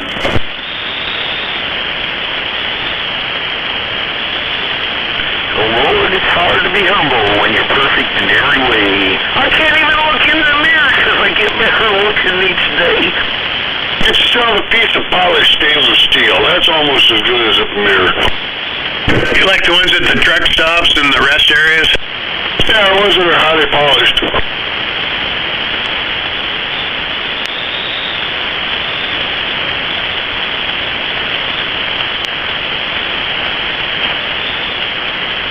Yeah, those are beer goggle mirrors. They got built-in beer goggle vision, whether you're drunk or not. See, I like that. That way you don't know if you're fucked up or not. Right. Well, we don't care. Unless, of course, you go in there and piss on your leg, and then you know you're fucked up. Right, Gonzo? Oh, dude, you just like the magnification of that polished stainless steel as opposed to the fucking mirror. Just makes everything look bigger and gives you a better spot to aim, I guess. I don't know, bro. Unbreakable spot. Yeah. Makes you all warm and fuzzy around the edges while you're looking there pissing all over your leg. Well, you know, that, or you know, if my aim's off, sometimes I get Santa cans on the job site, I really have a hard time, hitting the urinal, so when that happens, I aim at the toilet paper on the rolls for the next person that comes in and have to take a shit. So, sorry. Hey, Smuggler. Hey, Smuggler. Go ahead. Shit your pants and blame the coworker. Well, no, I think I might have doubled with Gonzo there about pissing on the toilet paper in the Santa cans. I know, that's mean too. Doubled with you, okay? That was on me, not you.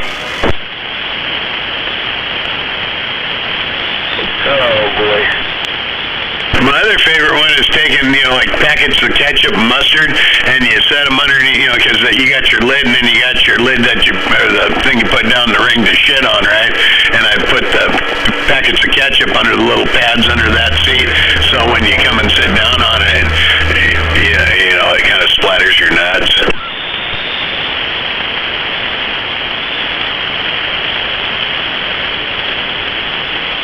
You guys need any more ideas, just let me know. Well, we need all the fresh ideas we can get. I'm kind of worried about splatter, and I went in and got myself neutered. I found out I was allergic to nuts. I remember telling Sky that, and he had to run down to the corner gas station where there was a Santa can and put packets of ketchup and mustard under the fucking toilet seat.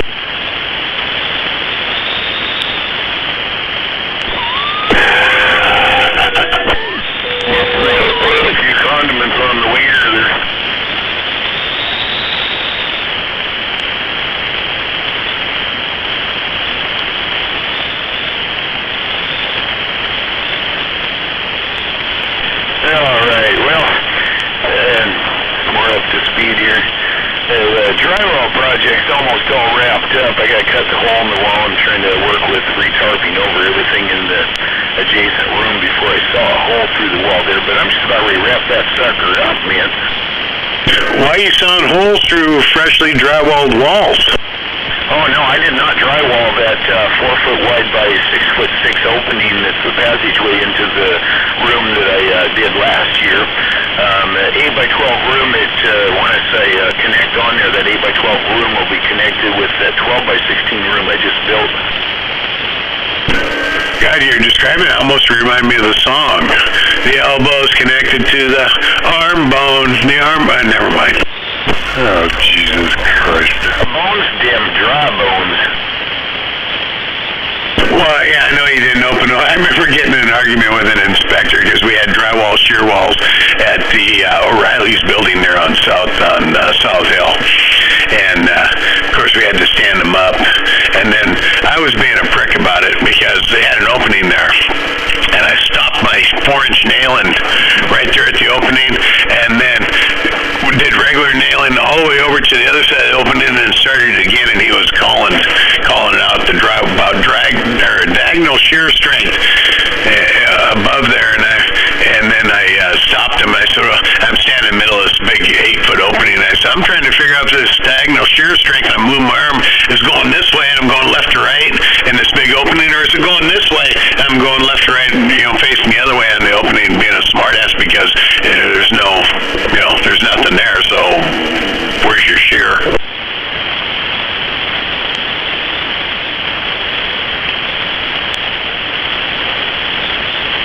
But I always like fucking with inspectors. Yeah, I purposely framed in opening. I had to do some very careful surgery on the framing to get that to connect without poking a hole through the drywall on the existing room while I did that. But all I got to do is shear that drywall out there. It won't have any shear strength when I hit it with my... you ready for this? I've got a license to run this thing for my Sawzall. Well, they're always talking about, standing up these panels and nailing them at 4 inches instead of using OSB, and they call it, drywall shear panels. But drywall shear panel, no matter what, most you're going to get out of it is 300 pounds of diagonal strength out of it. So basically, last one earthquake, and after that, it's basically worthless. Yeah, that was a lost cause reference joke. You caught me on that one.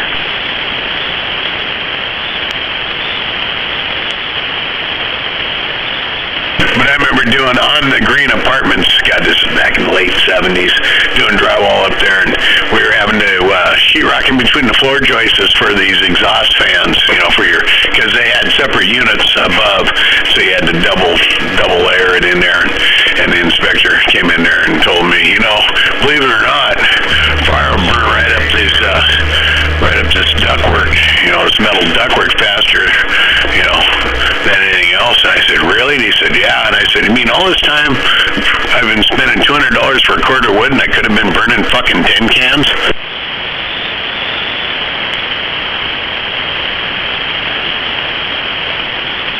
I'm glad I'm done with that part of that room, though.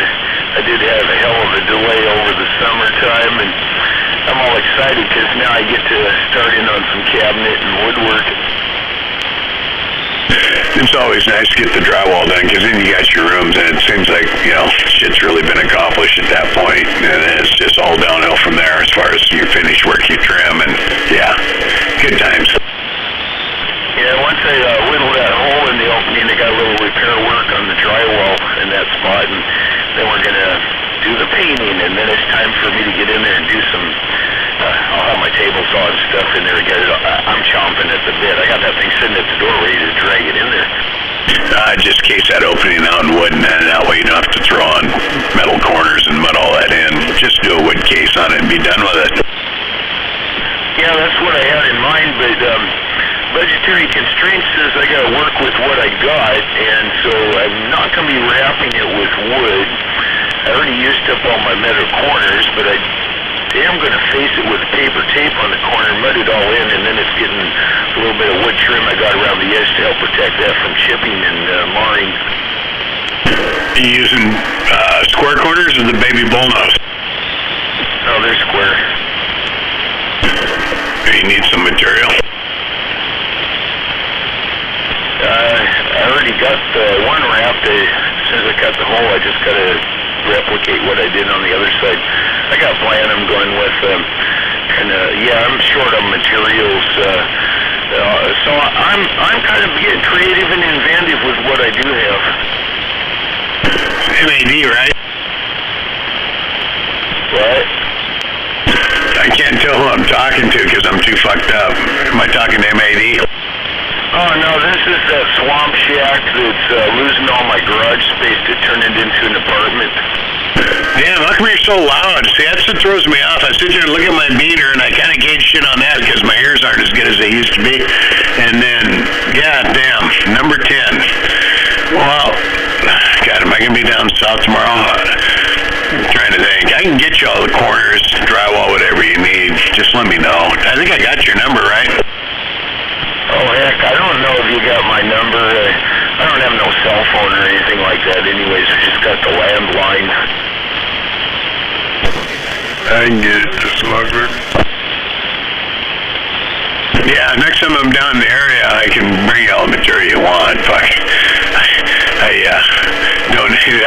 We got all this extra sheetrock, my neighbor's house down here. It should only took 90 sheets, but, some of the board's damaged because we take it out for their jobs, but, I think your house is 1,560-some square feet, plus the garage, and, we put a single coat on the garage, so it looks like my shop out here. It's not really a smooth wall, but, nice finish up for a shop, and then, sheetrock, textured the whole thing. It was like $3,300. I donated all the material. It was 120 sheets of sheetrock, all the metal, texture, everything. Oh man. Yeah, I was going smooth on mine. We're just going to paint it. I'm not going to texture it or nothing like that. Yeah, kind of like how we did our garage. I mean, the garage wasn't real fancy. It's just a tape coat, and then we taped and fire taped it, and then hit the screws twice, hit the angles once, and hit the flats once, and just skimmed it, cut it tight, and then just primed it, and it looks, throw a couple beer signs up to light up, and a couple pictures, some metal art in there, and shit looks great. I had a couple spots that were problematic where I pieced a couple things together and I had to feather that out quite a ways to make that shit disappear. Well, that's why I got some spots in here. Like I said, it's not perfect in here. It's not a smooth wall. It's just a shop, but it's painted and all the seams and shit are coated.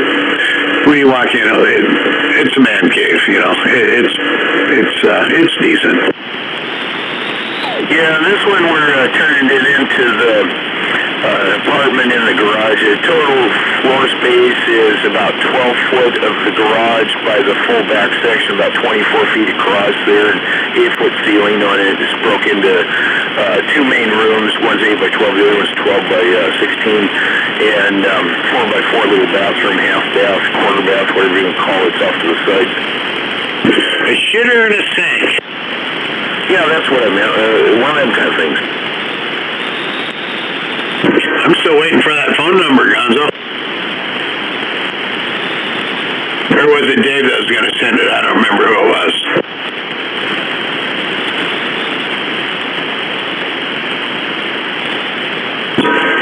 I forgot you didn't have a cell phone because you haven't been able to look up Leonard Skinner's swamp music, so. No, I'm all right, man. Let's just get a step outside to send it to you now. You don't mind number 10 if I send him your number? Motormouth sent me some pictures. My message machine kicked it up there, and there were no pictures on that. That was funny. Hey, number 10. Yeah. You don't have a problem with me sending this number to Smuggler, right? Oh, no, I don't have a problem with that. I always warn people, though, you got to make sure that when you call on the phone, just in case the message machine kicks it or my wife's not answering the phone because I'm not always in there, you got to just say that it's for number 10, and then she always comes and gets me and says, you know, you got somebody on the phone. 10-4. Well, I'm sure Smuggler heard that, so I'll go outside and send this to Smuggler and be good. Oh, 10-4. Yeah, I got more drywall I was going to do in the garage and up in the bonus room upstairs, but I hadn't got that far yet. I got some drywall, about 20 plus sheets lined up through 45 kilo that I don't quite have room to get them down here to store them yet, so I've been holding off on that. Got them cabinets I'm going to put in that room are kind of occupying my garage space right now. That's funny, 45's text me at the same time. He don't get text, FYI, only landlines. Anyway, I'm stepping back out of here for a little while. I gotta go get myself coffee and check on the critters and all that stuff, see what's for dinner, and I'm slowly winding down like my batteries for one day or something like that. Yeah, I'll give you a call tomorrow. Maybe if I'm down that way, I can get a number what you need. I can pretty much get you what you need. It won't cost you nothing. Oh, 10-4, I'm pretty fixed for screws. I bought a big giant bucket. I got more screws than I'll need. Of course, I am not taking into the consideration of the other drywall I got to put up, but I didn't use a lot out of that bucket. It's a big bucket. Anyways, I was going to give you a heads up. My wife doesn't like it when people call before 9. Oh, I wouldn't do that anyway. I usually wait till 10 before I do personal calls on work time. Oh, 10-4, that works great. No problem. I could use some more metal corners. I can go over that with you, 10-4. Anyway, I gotta go get some coffee. Gotta go check the critters. I'll be back out here later. I don't want to hold you up before you go. Nail on corners or tape on corners? I always work with the nail on, and then after I get them set, then I tape them afterwards. Actually, in old school, the guy that taught me that way. Yeah, that's how I used to do it too until we started. Everything we use now is tape on, and it's really nice because you only got to coat them once. Because once you put them on, you know, it's already half done. Right, and the way I do it, you got to set it in there, and then you got to get your tape set, and then you still got to come back and remud it anyway. It's fun. Like I said, I don't do it as a profession. I haven't done construction work for like 4 decades. That's funny because I've been doing it. Well, I started doing drywall in 1975, so I'm coming up on 50 years real quick. Well, the guy that taught me, he's a local guy, lives down there by Bucoda. I don't know if he's still around. Is Don Zimmerman, that's who it was. Yeah, like I said, it's been a while. I didn't move down here to Lacey or down to Roy area, McKenna till 2003. I was always up on South Hill, and pretty much all our stuff, you know, we did was up on the hill. We did, I remember in the mid to late 70s, a lot of stuff down Lacey off Carpenter Road, all them old little projects down there with them little track houses. Did a lot of those back in 75 and 76 down there. Oh, Oh man, I remember when these shores out here was a new development. That's when I went in the Marine Corps back in the early 70s. God, you must be older than me, huh? I don't know, I was born in 1956. Yeah, you beat me by a year. September 57 for me. Oh, that's a year and a half, February 56. Must have graduated in 74. Yeah, I don't get invites to the reunions. I never did. I'm one of those people that got slipped through the floorboards and forgot about. Well, I did do for the first 25 years, but then, the internet came out, and now they got, they got contacts, to me. But I joined a group called Rogers High School Alumni, and you get a lot of stuff, they post stuff when old teachers pass away and stuff like that, and different classmates and shit from different years. It's, you kind of keep up on shit. Did you get that number, smuggler? I got to look. Okay, well, I gotta go get my coffee. I'll be back out here later. That was an advanced warning. All right. Yeah, I got it. That last picture I sent you, and then this phone number, it came up, right? It looks like this phone number is right at the end of a horse cock. Imagine that. So did that help you out on how to take a dating profile picture? I'm just curious.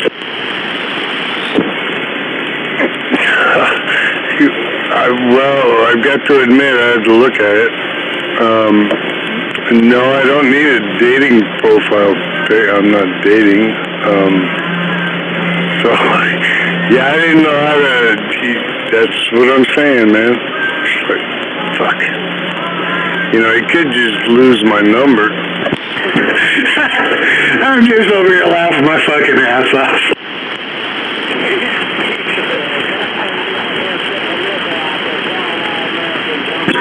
I'm just laughing. It's great. Yep. Gotta admit, always a pleasure. This fucking radio is the only social life I got, so I guess I gotta deal with it. They're not totally off the wall. They are kind of creative.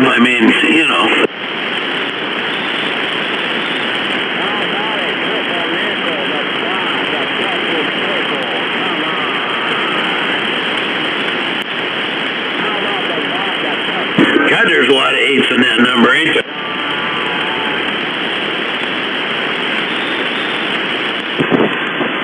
I didn't pay attention.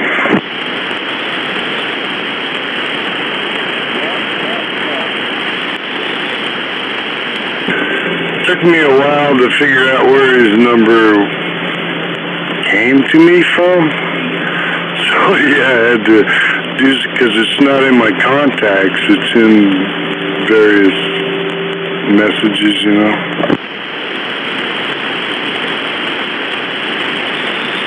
Well, it's like I'm updating phones because I got Shazam changed their number so I can get a hold of Sky, and so that changed, and then I'm going to put this one in under number 10 at the Swamp.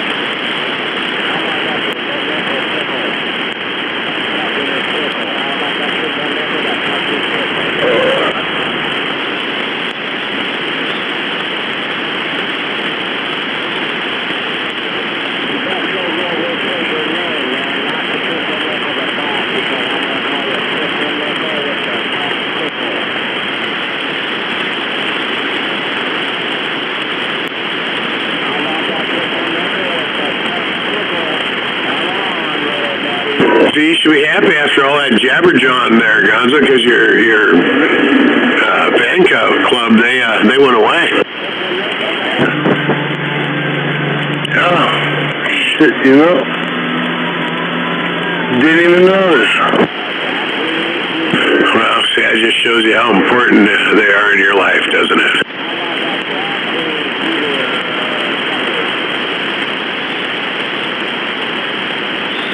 God, it's only 6:30. I might have another one. I mean, I did open up another can of Diet Pepsi, so I do have the chaser.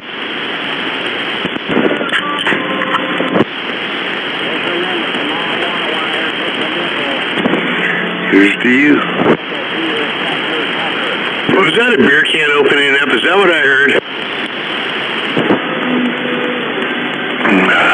Yes, sir. What kind of beer are you drinking tonight? Same thing I drink every night. Bush, Founders. In honor of Bush Hippie?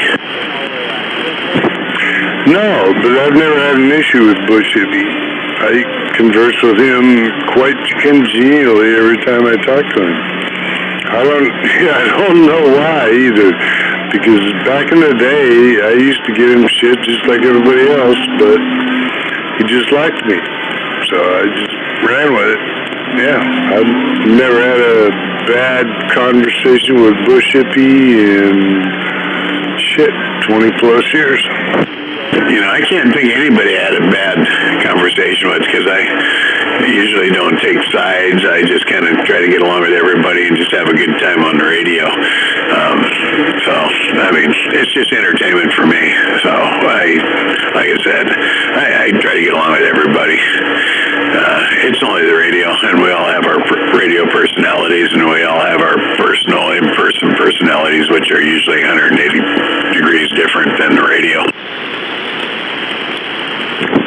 Yep, 10-4. I pick and choose who I want to associate with, and yep, you and your brother, I got no problems with you guys. You know, you just, like you said, pick and choose. Well, I'm a lot quieter in person.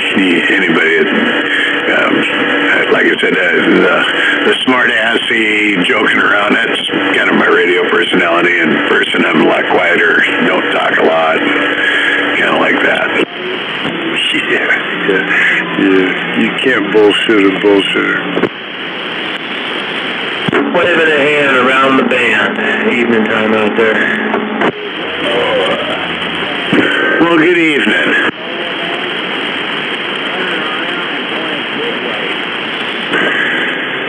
Good evening. I believe that was White Trash. Yeah, we're waving a hand. Evening time out there. Gondro down here in Mason County, just waving it up. Heard you shoot and skip today. Sounded good. I was doing a little bit this morning before I ran out the door. Yeah, hello, Gonzo.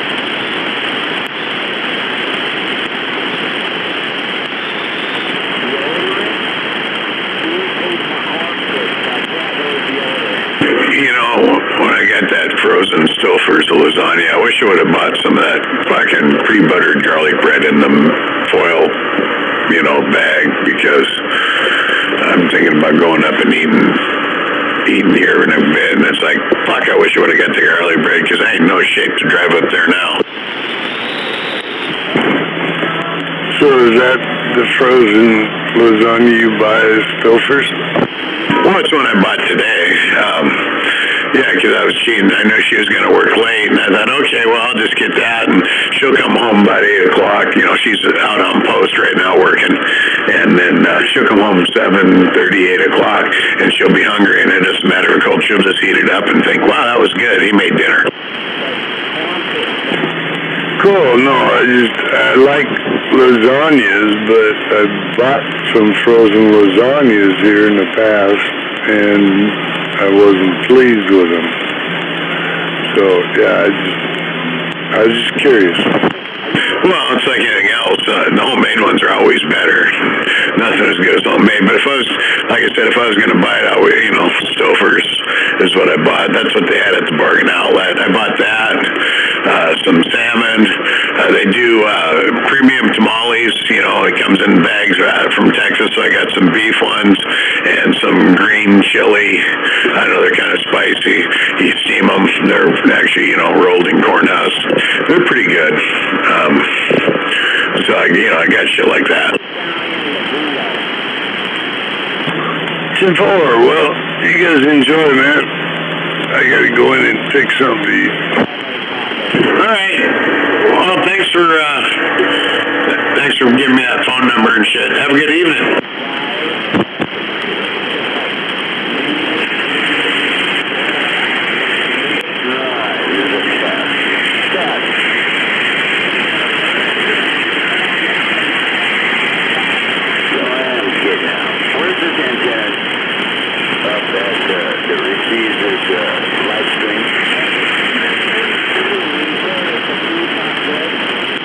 Say what?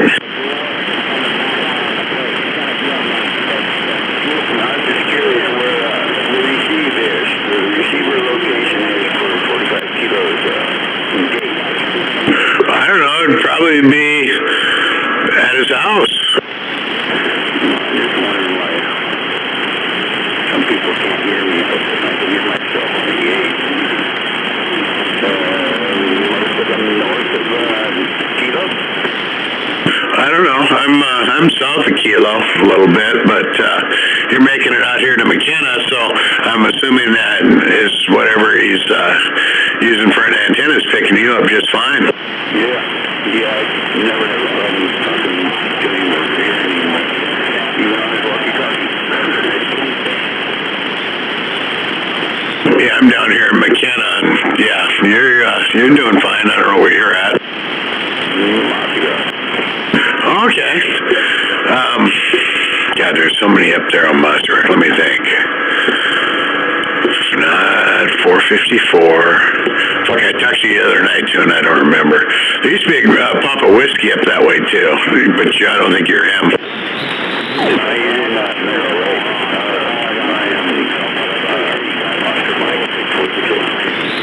That's right. I talked to you the other night, Oscar Mike. I didn't catch the handle though because there was a lot of chatter going on, but I'll have to write it down. So you're up in Mossy Rock, huh? Yeah. Well, my handle used to be myself, and nobody seemed to like that up here. And he said I was being evasive, and it's like my thought was, come on, you gotta be shitting me. Are you using your real name? Is that what's on your birth certificate? Come on. Oh, I thought you went here. So you went by your personal. I thought you meant when you went by myself. That was your CB handle, myself. Yeah, it was for a long time until I came back around this time, and then nobody seemed to like it. I knew back in the day there was a guy named Come Back. He was always being called on that radio, you know, Come Back. Yeah, I think I would have stuck with myself. That's actually pretty good. I would have rolled at that one. Who gives a shit what everybody else thinks? Yeah, well, it's a pretty tough crowd out there. Pretty tight group. I don't want to be on the outside of it. Yeah, but I'm sure, you know, if they want, they're going to find something wrong with me anyway. Yeah, let's see if we can find something wrong. You don't sit down to pee, do you? Okay, well, I can't go with that. Let me think. God, nothing else comes to mind. Shit. I would just go with myself. Good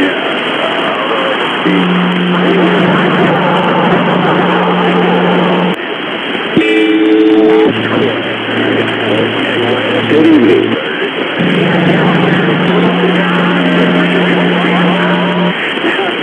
Situation where I've had to work with that before I started to do it.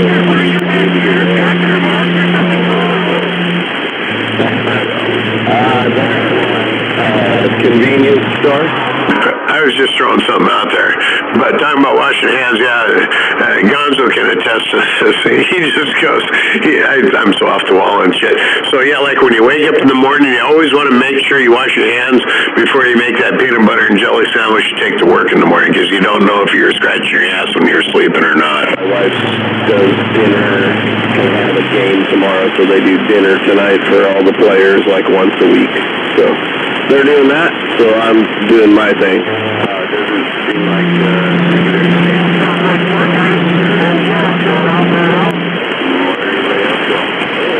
Well, I think Trailer Park's out there. It sounds like he might have kicked some switches off, because I can hear somebody out there in the bottom of my radio. It kind of sounds like Trailer Park, and of course he's up in Des Moines, so I wouldn't hear him really good anyway with the switches off. So, I'm pretty sure I talked to you last weekend. I don't think it might have been for the first time, at least the first time I remember. But I come down here and get on the radio and drink, so I have selective memory.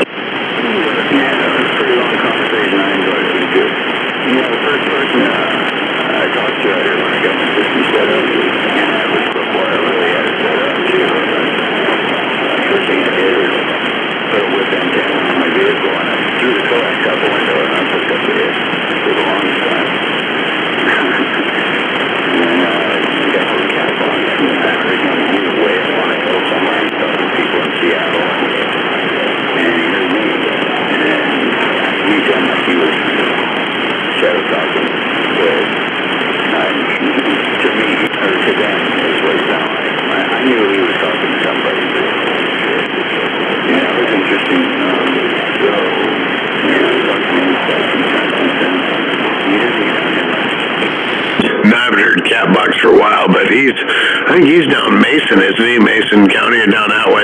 Some of them guys out there I don't hear very well. But if you're up in Montreal, you probably hear RC pretty well, right? And then there's G-Man in Ashford. I don't know if when he's up at the cabin there, if you're able to talk to him or not. I think there might be a hill between you guys. Yeah, I know G-Man is down here locally. I think he's only like 20 miles from me as the crow flies. And I can hear him clear as day. I hear him in the morning sometimes when, if we're going to do their thing. Yeah, when he's up at his Ashford station, for some reason our radios don't work on 17s when he's at Ashford, and it's just, that must be a brother thing. It's just between our two radios. He can go up 24, I can hear him. He can go up to, just up at channel 18, I can hear him, but when he's on 17, I almost got to switch my radio to a lower sideband so I can understand him and then switch back to talk to him.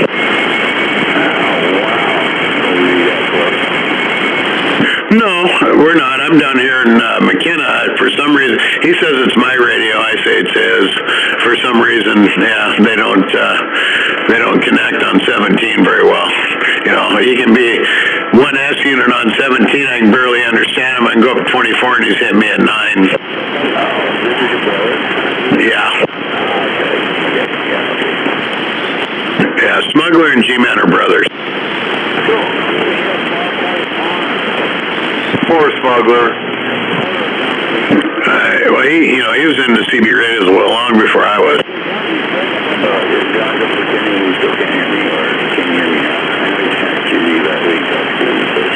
Good evening there, Deer Slayer. No, I'm hearing that Mossy Rock. You got Maytag in the Shelton Town.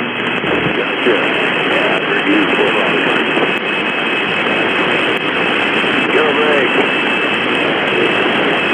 This is myself.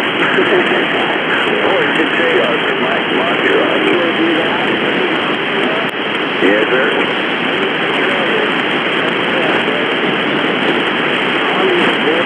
What? You can try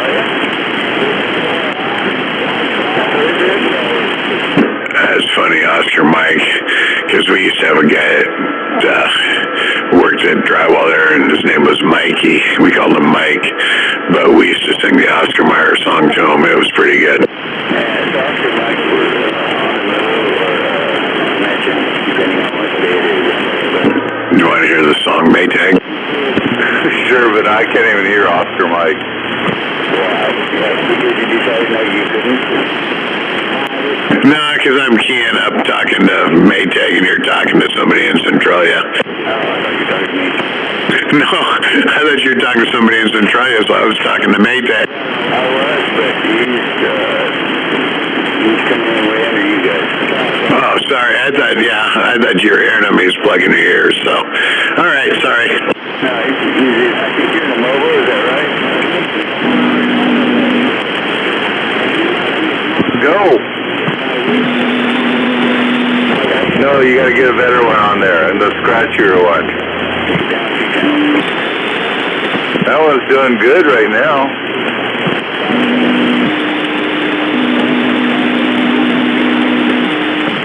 He went down 2 channels, so now I'm going to do my song unless you got somebody in your ear, Maytag. Hell, you must. I think I doubled with you.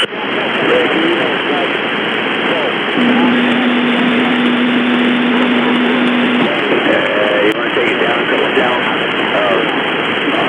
Radio above down. The Deer Slayer's overpowering you.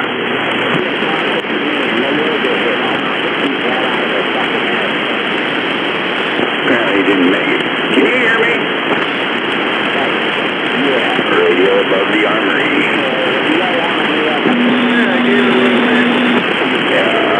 Take it down a couple channels. Let's get off this one. It's really busy. Yeah, that helps. You know, 2 channels to me is 15A, Oscar Mike, not 15.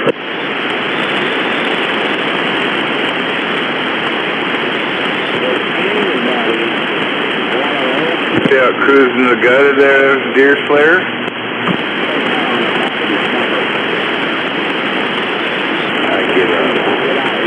Yeah, I've been down there too, and it's just dead silent. So evidently the mobile's got too much static to take directions.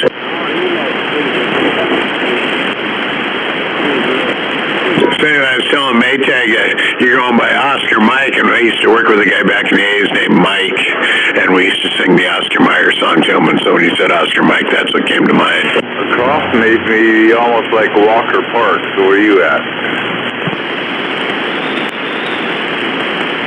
Now, Maytag's talking to somebody else. Yeah, somebody I can't hear. Yeah, I can't hear.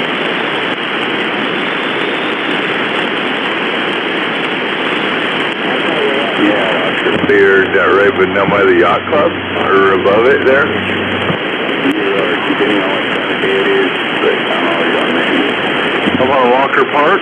Well, Maytag's taking you out. When he keys up, all you can hear is him. Yeah, they're up Fairmont. I'd say go down 2, but I'm on an RCI, so 2 to me would take me to 15A. So I'll meet you at 15.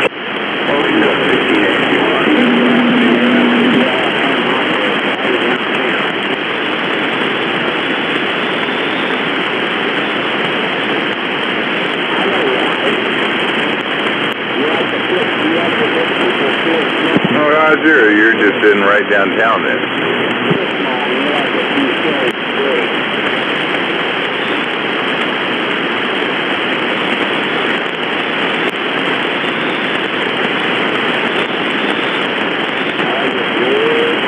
Well, that's not across the bay from me. You had me really confused, Claire.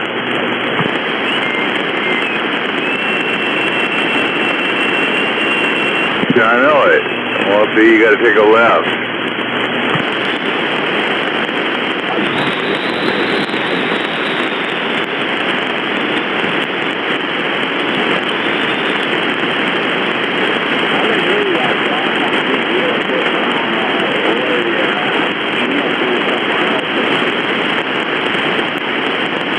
Yeah, if you were across from me, you'd be right in that area, Walker Park.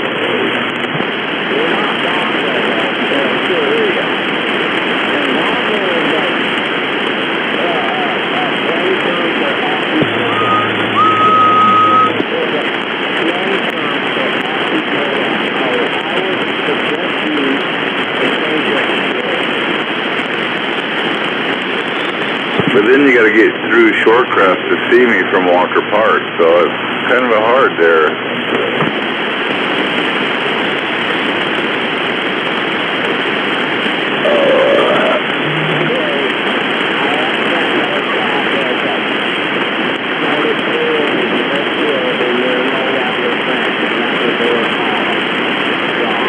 No.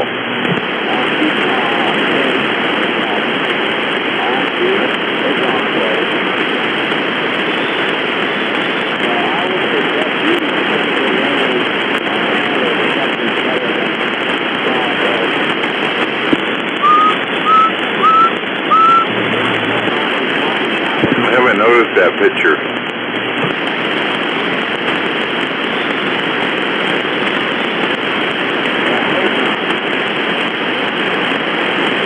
Talking the bay is kind of a crescent moon. The bay is kind of like a moon.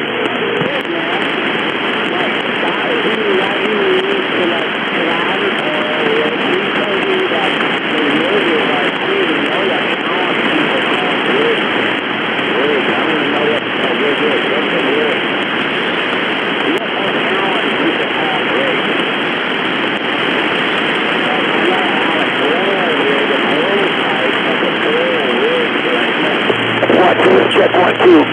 Check 1, 2, Goodwill Radio.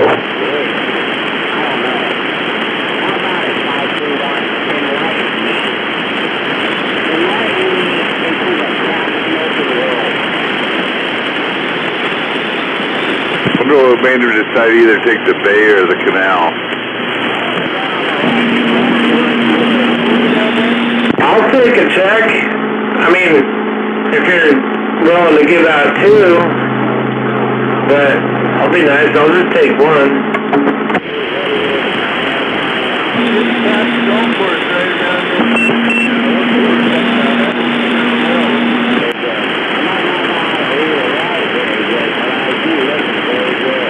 Yeah, because there was a trestle across from Mason Lake Road there across to Shorecrest.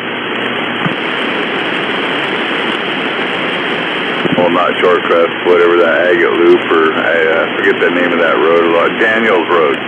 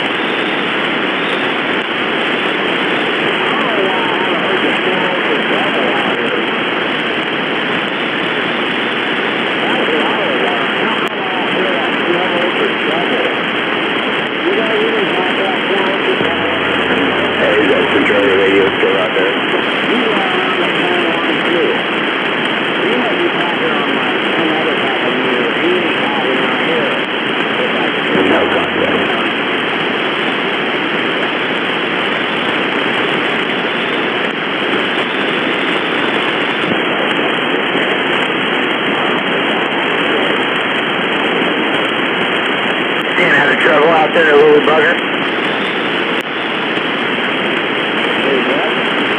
You staying out of trouble, man? What's that? So we got a reefer?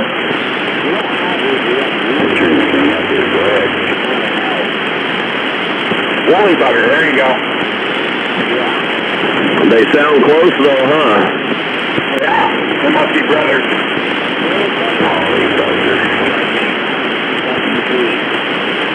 No, we got a weeder vendor. He's over here in Tacoma. Yeah, I hear about him all the time, but I don't hear him. Thank God I guess. No, negative. He's out of town right now.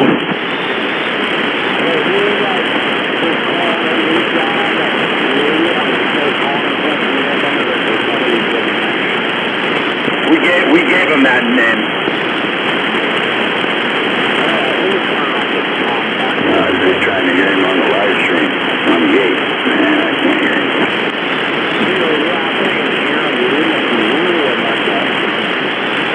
Yes, sir.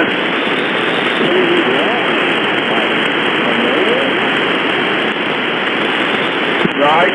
just got a shitty base station over by the Tacoma Dome down in a hole.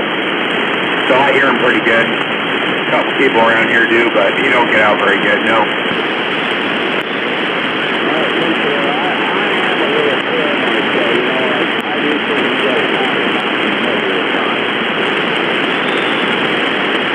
No, we're not talking about you. Chance to get out there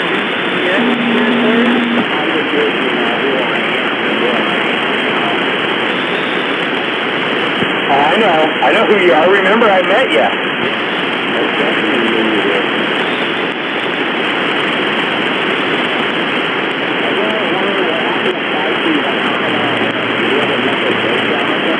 Let's go, Bonzo. Let's go, Kilo. No, I haven't heard him out here much lately, but I don't know. He was out there. Guess he was out there earlier today, Trailer Park said, so he must be doing good. Are you sure he hasn't had a mental breakdown? I'm pretty sure.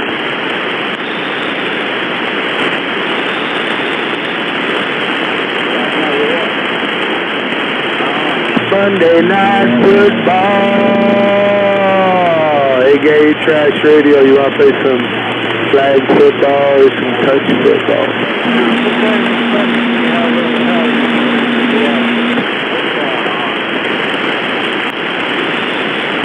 What? Did he move? Did he move Trailer Park? Is that what you said? Shazam moved their 20 from where they were. No, that was the Killer 20, man. Yeah, they're not there anymore. They moved to a different location. On the island still. Roger. So are they trying to get you a station set up or what? I heard Shazam too, so I heard both of them on two different stations already today. Right on.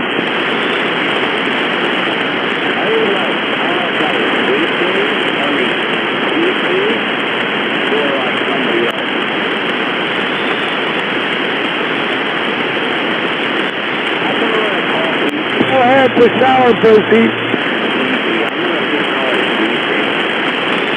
The sour pussy looking for Gay Trash Radio. Their friend, Sour Patch. Go ahead, the sour patch. No, Scott just used to fuck with her pretty good. The sour patch, you better be nice. If she sucks.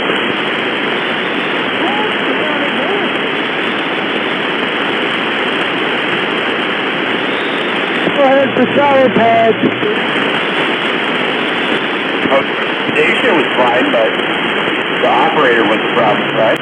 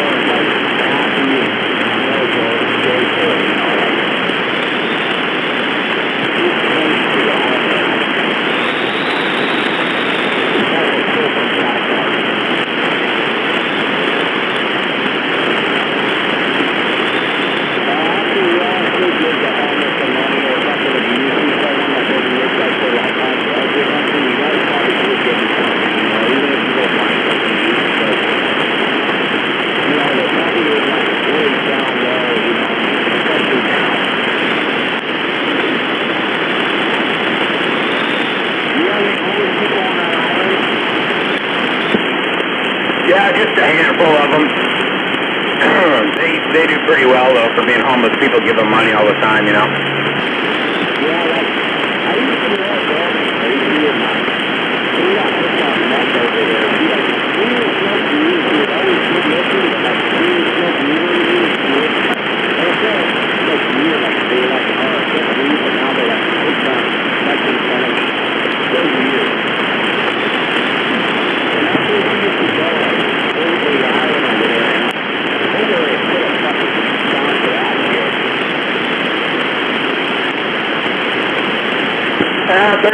Yeah, there's some druggies over here. They keep a pretty low profile, though.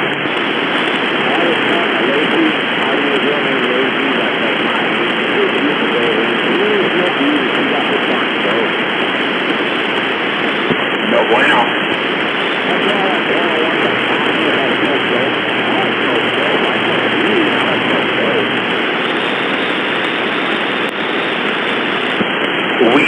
Weed dope.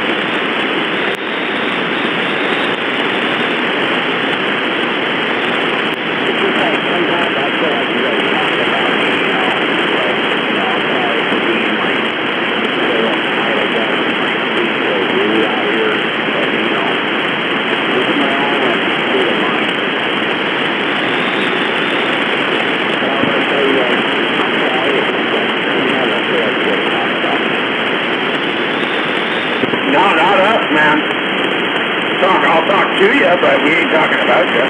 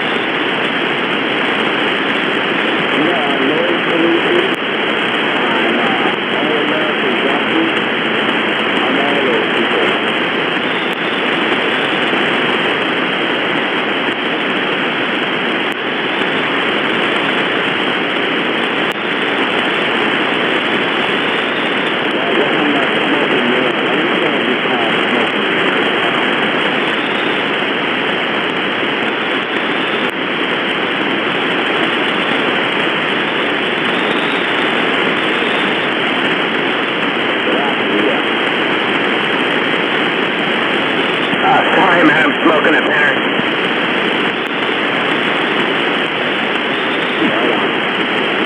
You know, I'm here. Go ahead.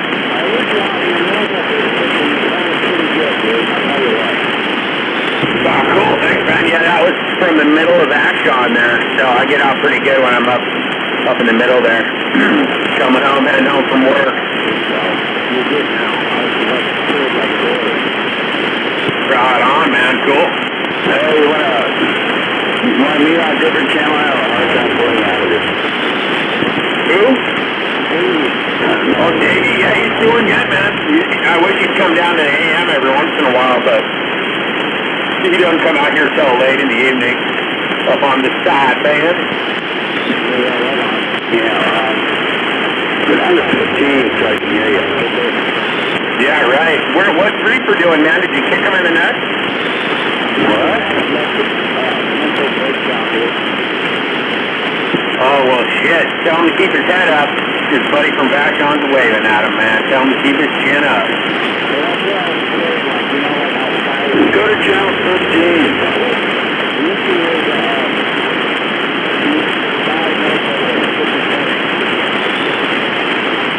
Oh, wow.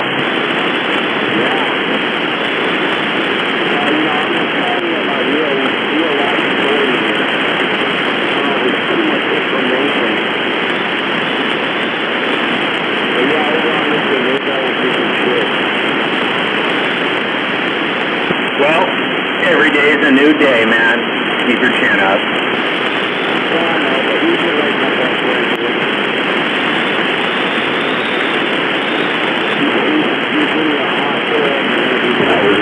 I was listening to the gate on the couch.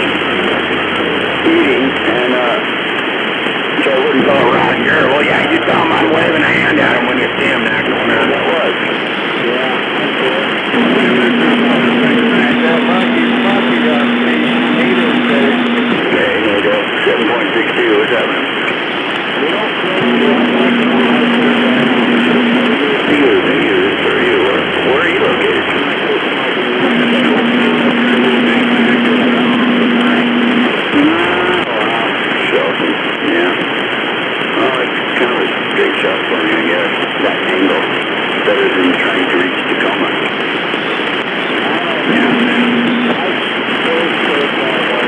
When you hear that guy out there calling for Oscar Mike, I want to know who that is. Who is that? Oh, Triple M. What's happening? How can be so quiet? Oh, you're not home yet. Okay. No, negative. I won't say nothing, man. You got it. Okay, I'll talk to you when you get home then. No, they won't. No. All right, man. I got to take a standby, dude. If you're out here later, maybe I'll catch you. I'm out.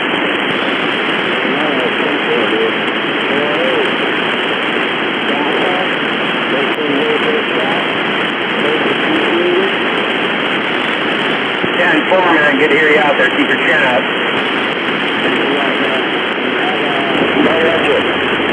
Yeah, you want. You sure? Check. Same to you.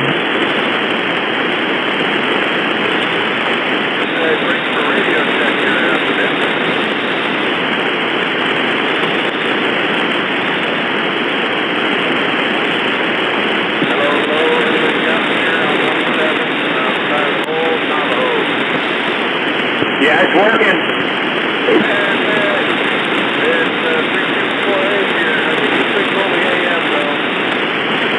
Oh, right on. It's working, man. I thought I recognized your voice. I was just sorry to head out the door there for a minute. Yeah, no, it's working good, man. A buddy of mine found it raining in some old trailer the other couple weeks ago, and I had to use the oxygen, but coming back alive. Right on, yeah, it's working, man. Right on. Hey, take it easy then, man. Yeah, we'll catch you a little later, man.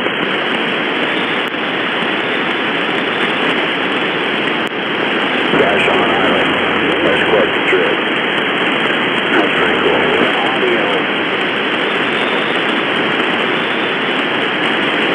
Well, how about it? What the fuck over? You know, it's odd. I thought you could only get to John Island by boat. Is that right? Yeah. Is that right?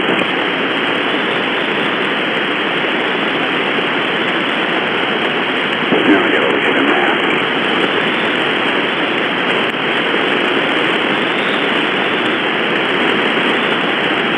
Waving a hand around the bend.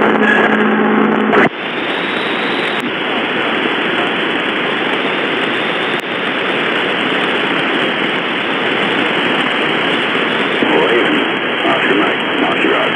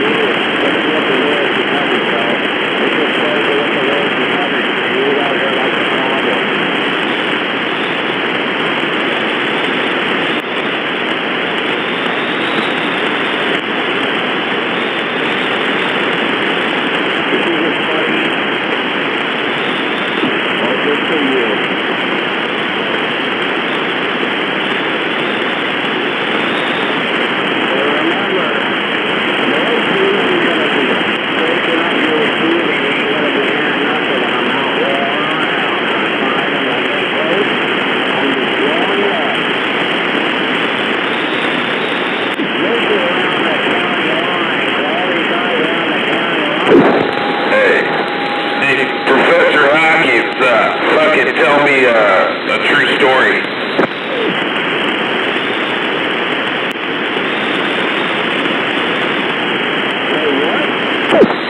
I'll tell you a true story if you tell me one. Yeah, go ahead for southbound.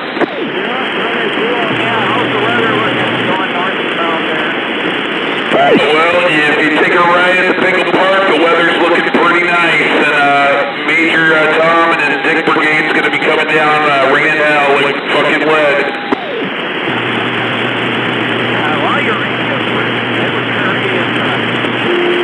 I got this from some fucking guy out here. I can't remember his fucking name. You know how it is, driver.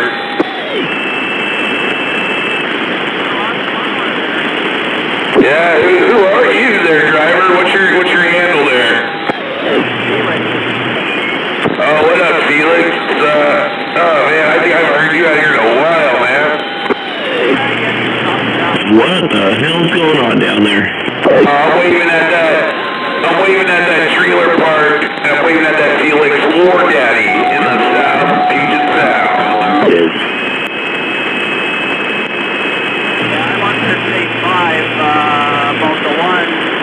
I don't even know what your fault was, but yeah, I'm You passed me, man. I'm all the way back in Parkland, man. You passed me there about 6 clicks, copy breaker. Oh, really? We're that far apart?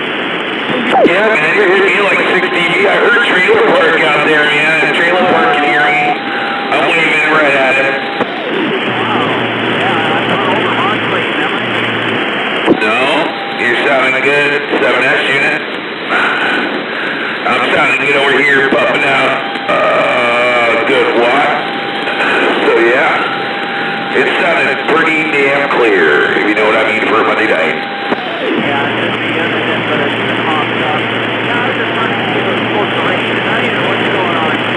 I don't think it's going to rain. I think it's going to be sunny for the next like 4 or 5 days with overcast and sun. That's what they keep saying. That's what, not Andy Wobbler, because he's dead. He's still alive. Andy's still alive. I think his dad's dead now. Yeah, fuck, it's been so many years. Go on 4 days. Or is that Channel 7? I can't remember, man. God, yeah, bless his heart, though.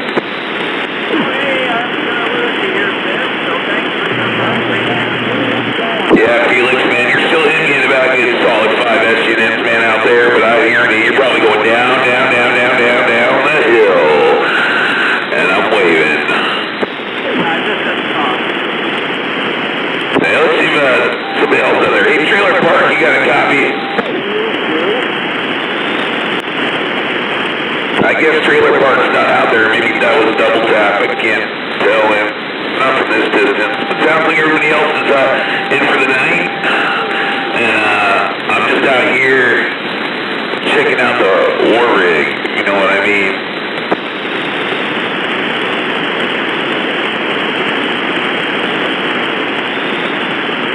Because it's going down.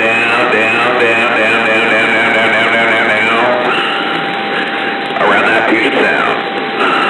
Rolling.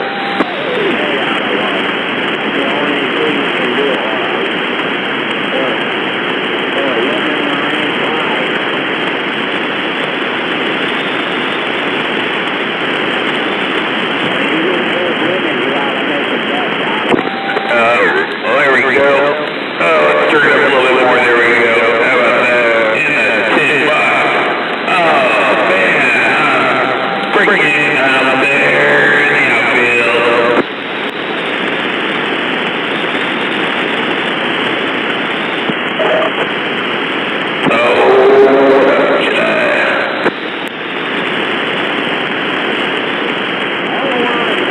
Or maybe that was MAD. Damn it, that's you, MAD, man. You're fucking coming in here loud.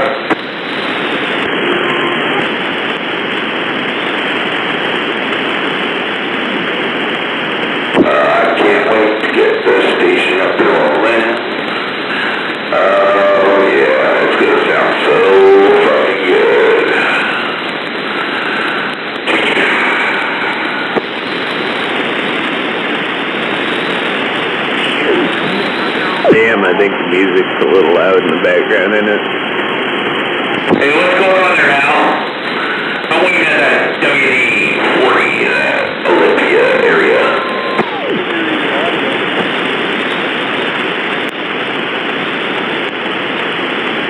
I think that's who I heard. I thought I heard Al out there, but I guess I could be wrong anyway.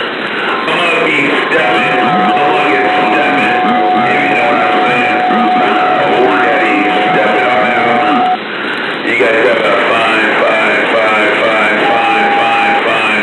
Monday night. And I'm gonna just step on out here. Take care around that band. War Daddy. Downtown Parkland.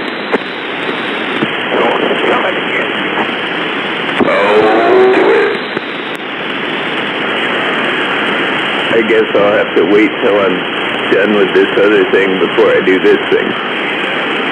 I still hear Al out there. He's modulating a little bit, not much.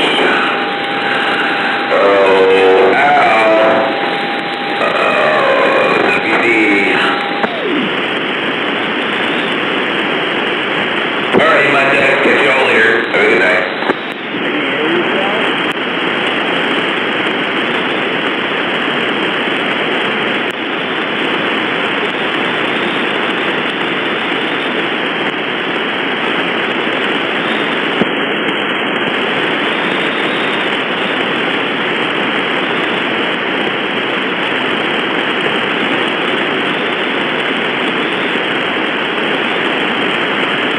Well, someone keyed up with no audio there.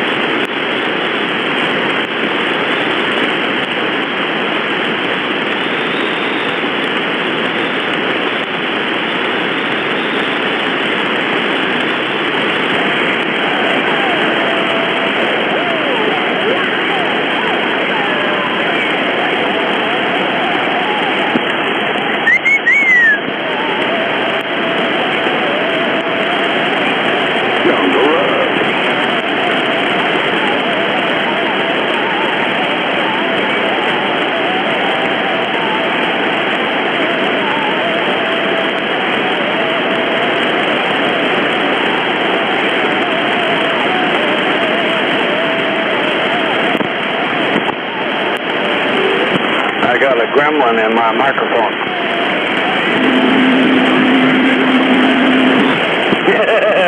We may need holy water and all that. This is not a ghost, but a demon.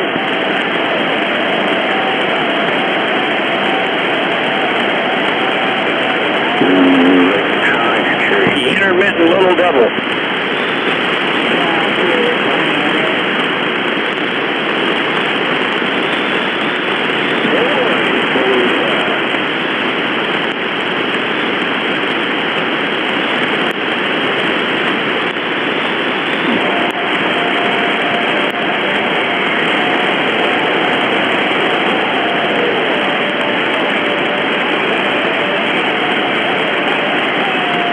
Time for dessert.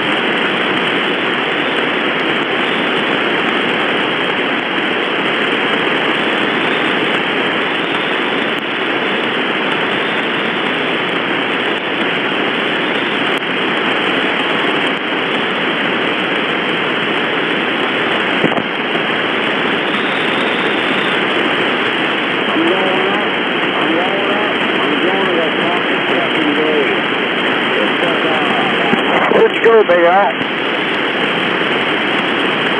Oh, I got something going on here in the background. I'm just sitting here kind of halfway sandbagging.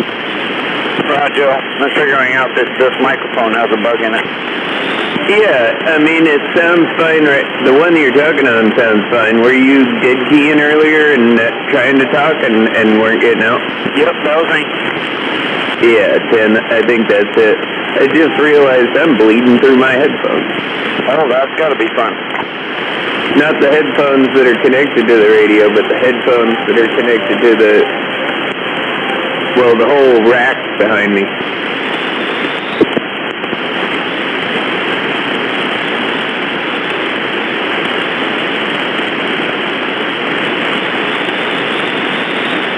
You can kind of hear what I'm doing in the background.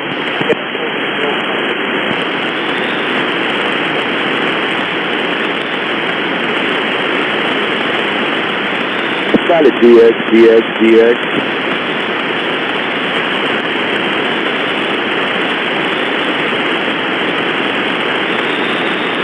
Go ahead, RX. TX hears you.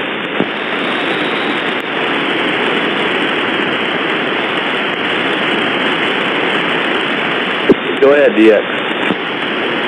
Copy on the T-Rex. I'll back out. Oh, T-Rex. 10-4. Okay, white radio. Head to prefix.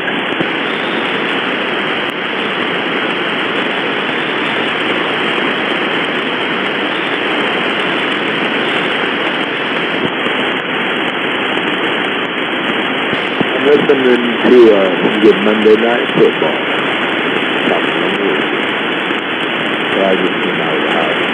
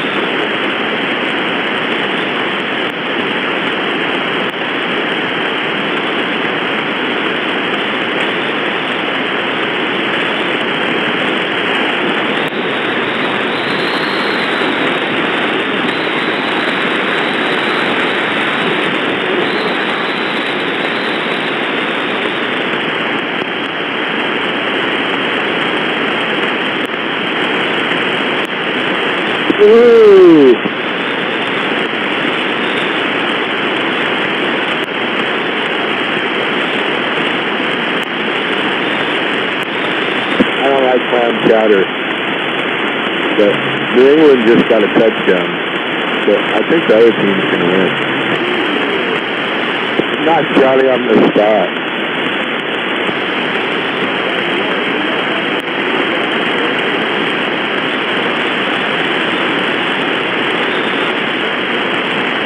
What the heck is Steve Lowe just talking about?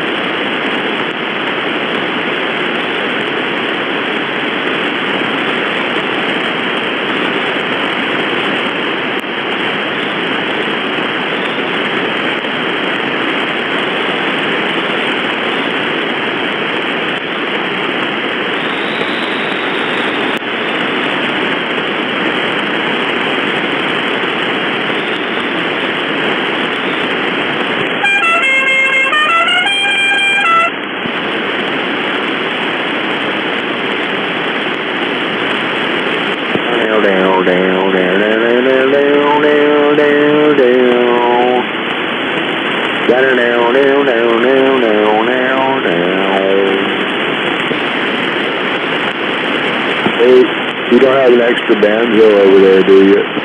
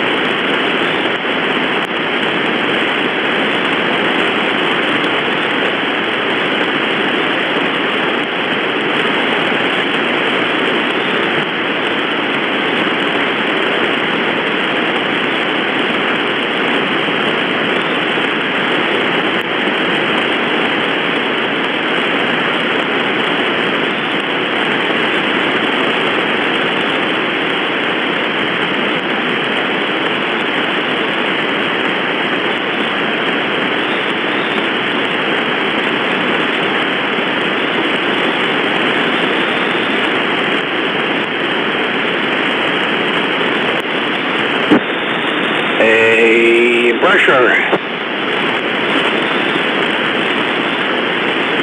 Yeah. Are you catching that hold-up situation? You're talking about the one there on Silver Point? Yeah. Yeah. Okay, I just wanted to make sure you knew, right? Stand by all breakers. No, I won't say it. Stand by all breakers. Incomplete pass. Here's my crunchy leg, Cutter. How about it? Oh, do it again. Crunchy, crunchy. Much better. Hey, Cutter. Crunch, crunch, crunch. Roger, hey, what? Catfish waving from way down here in the mud. Roger, that catfish definitely waving back. Crunch. Yeah, your mic's a whole lot better now.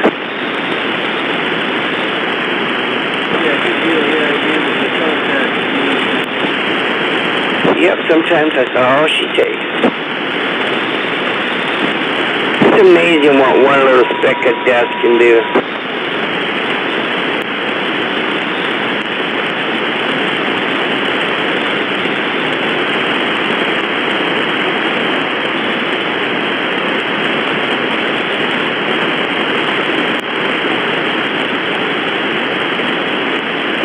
And another overdose.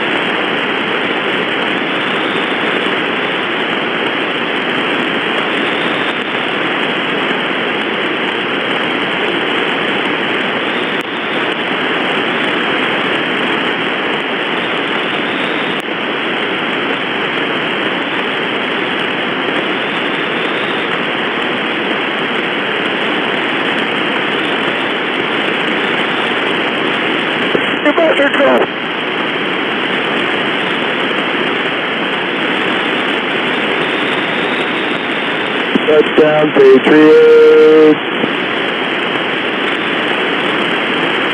99 football.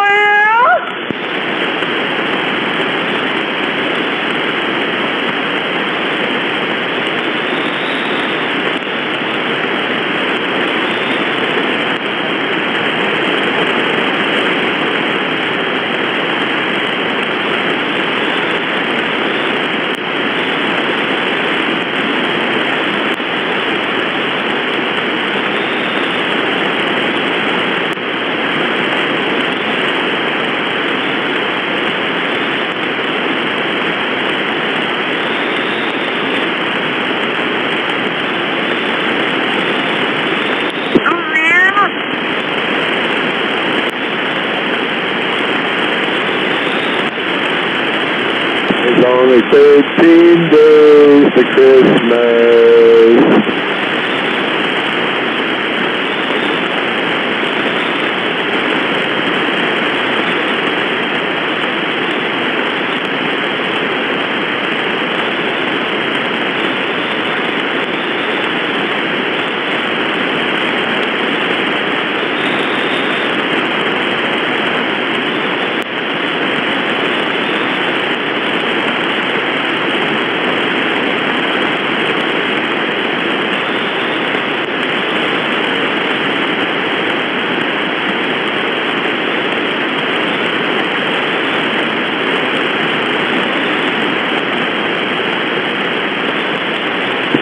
Days to Christmas.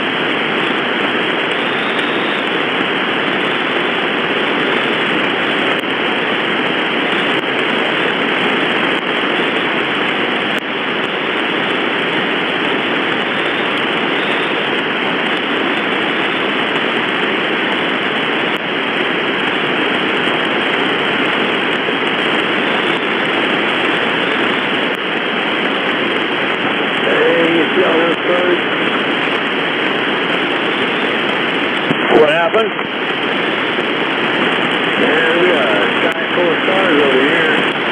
Oh, excellent. Yeah, I've been outside a couple hours. Good to hear you. Good to be heard. Likewise, good to hear you.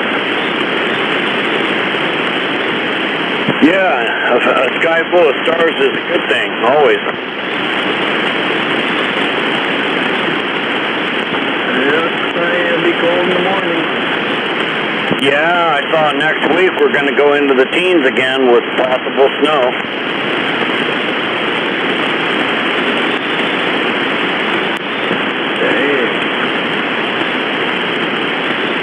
It's going to go down to like 18 degrees one night and 21 the next. I'm just going to stay in bed and cover up there. I hear you. Warm the house up the night before. That way when it hits, you're already warm. Gotta be the cuddle buddy. Huh?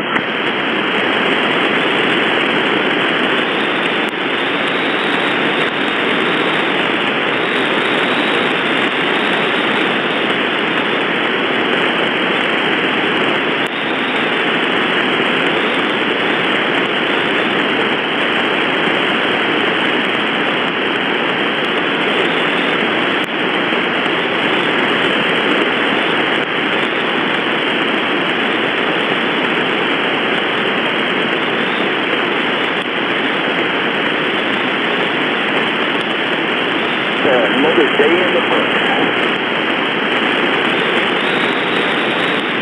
So wait a minute, that guy that spent his day in the bush. Books. Oh, books, I'm sorry. Shame on me, I'm going to go to hell. Lord, forgive me. Take me. Waving humbug. Look at that, I said hi and repented all at the same time. Am I good? Yeah, you're doing fine. Thank you.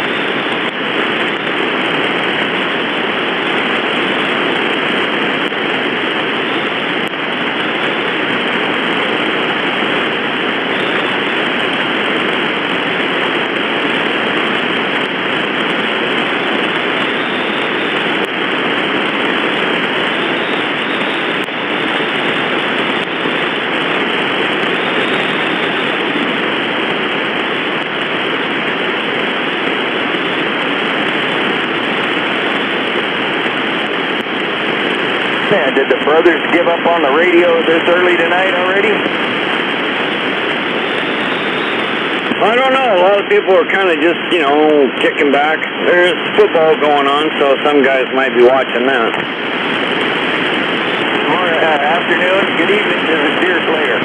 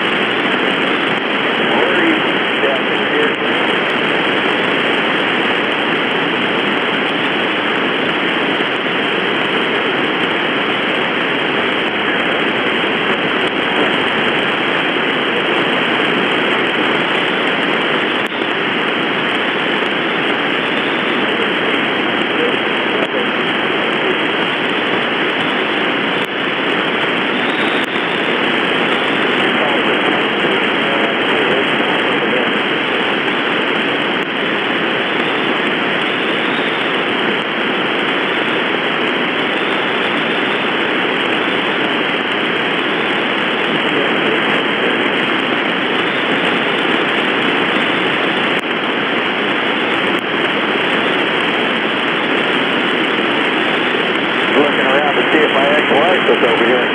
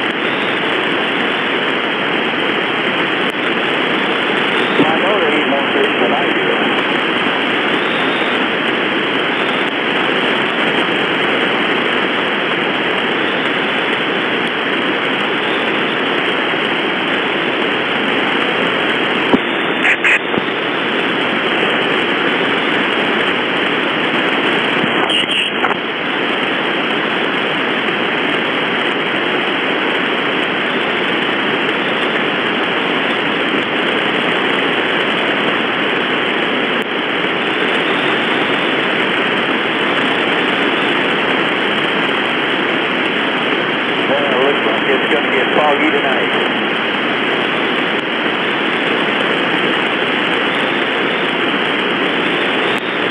There's 35 out here right now.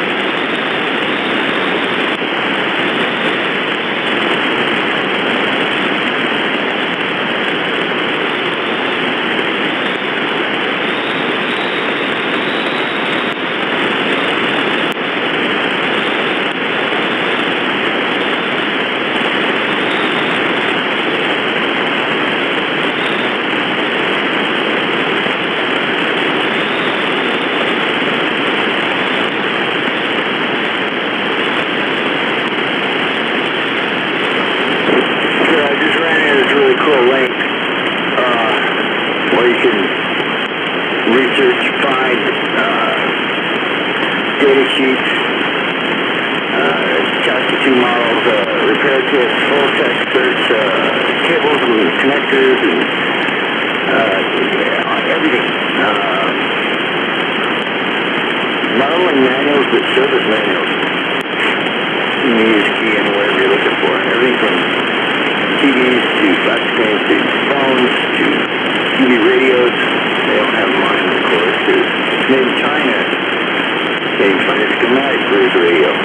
But anyway, it's called eServiceInfo.com. eServiceInfo.com. Check it out. It's pretty cool.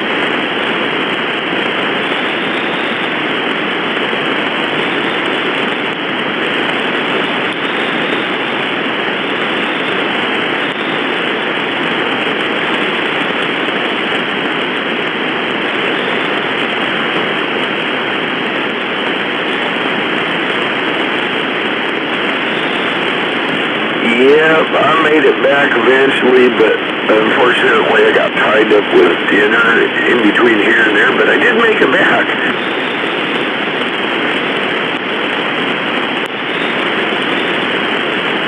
Did you get that?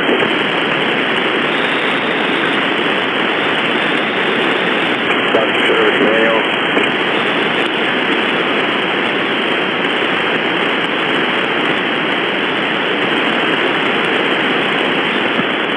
Do what? Who what? I said, did you hear that about the service manual? Service manual, data sheets, it's all right here. Look it up by name, everything from cell phones to DVD players, radios. It's got a manual, some things have a service manual, and they got data sheets on it, and everything but my radio is made in China. Oh, I get what you're saying, yeah. Yeah, that's weird. They don't got a manual for your radio? No, yeah, you just can't find it.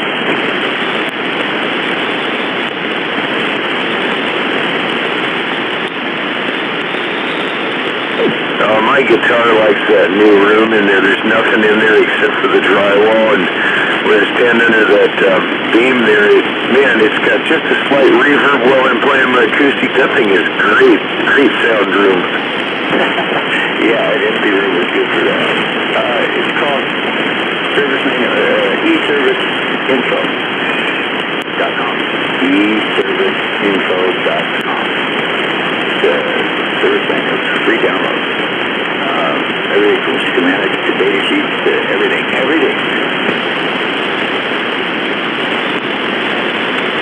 Yeah, I lucked out and caught a schematic and technical bulletins on how to set up that T-Berry that I got. And it's a tube radio, and I'm going to get that thing out eventually. I got to replace the transmit-receive relay, which I do have one finally. I've got relays. Maybe. Oh, and that old tube set, that's a big open relay. Looks like a big transformer sitting down in there. Got to drill the rivets out to get it out of the case, unsolder the leads and stuff. I got one for it to replace it with. A spec for it, I don't know, because the notes and everything are in the box with the radio right now. Got that in storage right at the moment. History, where is it? I got it in the wrong language. Hang on.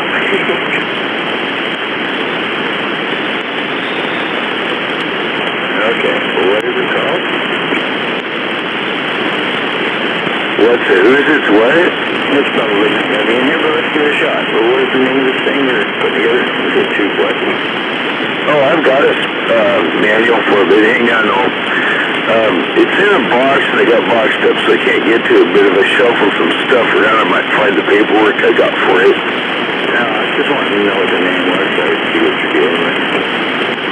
I don't remember which T-Berry it is. It's one of the older tube sets, though, with 23 channels.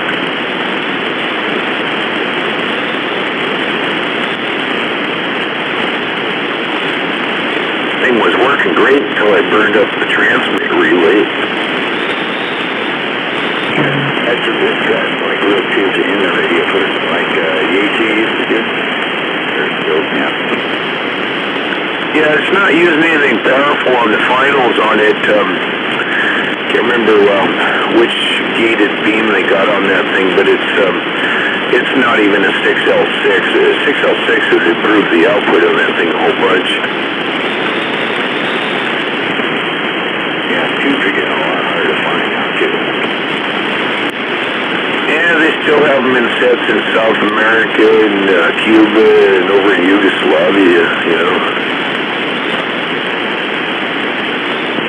Yeah. Good luck getting them in.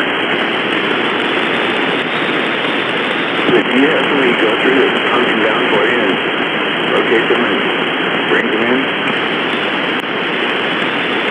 Well, currently I have two nice big boxes of spare glass that I'm not... some of the tubes I can use in my set, other ones I got for trading stock, but they're all good tubes. Some new, some used, but they all tested good. I will make a list. And that box also is in storage right beside my radio, which I can't get to right at the moment because, gosh darn it, I had to box everything up to do that garage project. No problem. I just typed in, sorry. It must have nothing. How you spell T-Berry?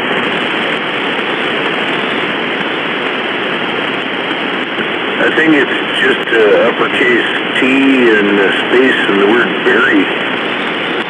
Well, that's what I tried. So, that has nothing. That's the document. Yeah. Marcus Berry. Guitar violin anyway. Video pickup. Guitar. Marcus Berry.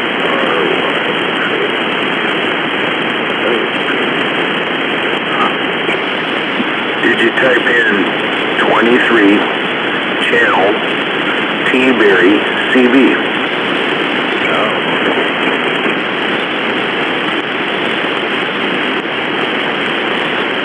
Yeah, I've got a service manual and specs sheet for it and a schematic. got them all in that same box with the radio itself. Well, that's cool. It won't tell you how to line it, but I think the service manual will.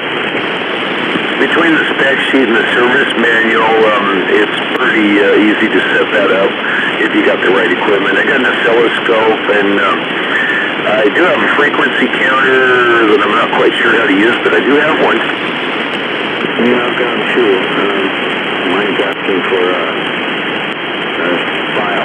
Remove the file before it can do its thing. It was working, and all of a sudden it quit. Now it's asking for a file. Yeah, I tried this damn computer part. Just get the battery out of it. Order the battery, put it in. Not 10 months has gone by now. And now I've had to hack the BIOS so I could get past the password. And I made myself the administrator and killed everybody else off. And there's a lot of them. There's about 99, so you can't be more specific. But yeah, there's all kinds of shit in there.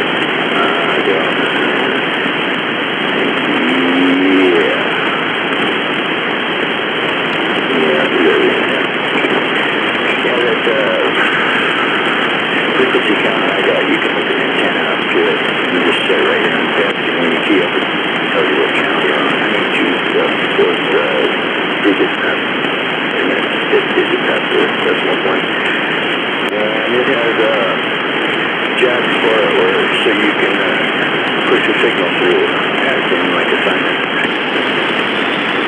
Yeah, as I recall, the spec sheet and the tech manual with that T-Berry that I got, you're supposed to use vacuum tube voltmeter to set up for your frequency count based on the voltage at the points you're adjusting to get on the correct frequencies. It's a really kind of weird setup how they did on the tube sets back then.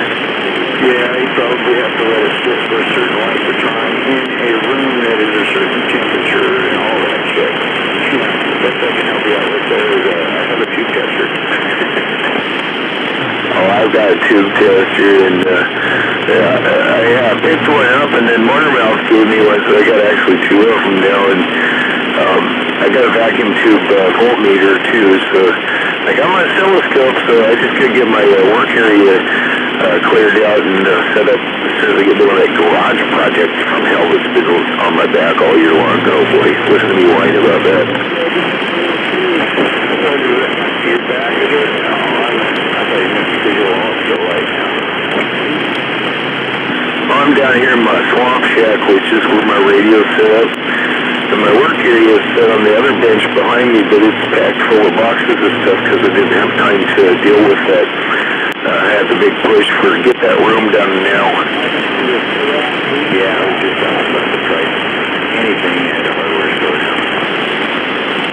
Yeah, I've been working on limited, no budget, acquiring materials through salvage and other methods also, but working with what I got, and it's been working for me so far. It makes it a slow and long drawn-out process, but it works. There you go. I am a repurposer also.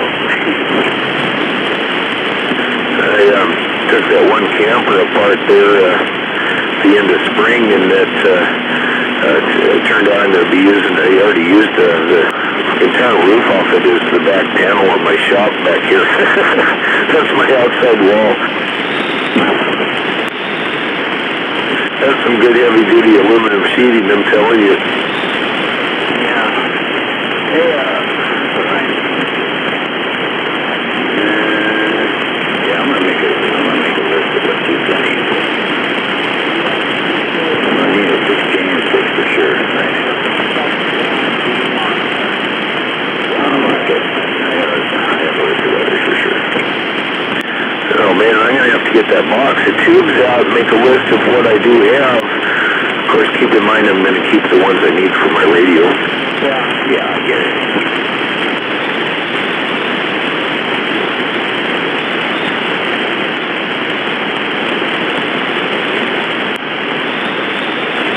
I'm sitting here looking at one that's right there. 6 games, 6 3, and 6. And then I have a...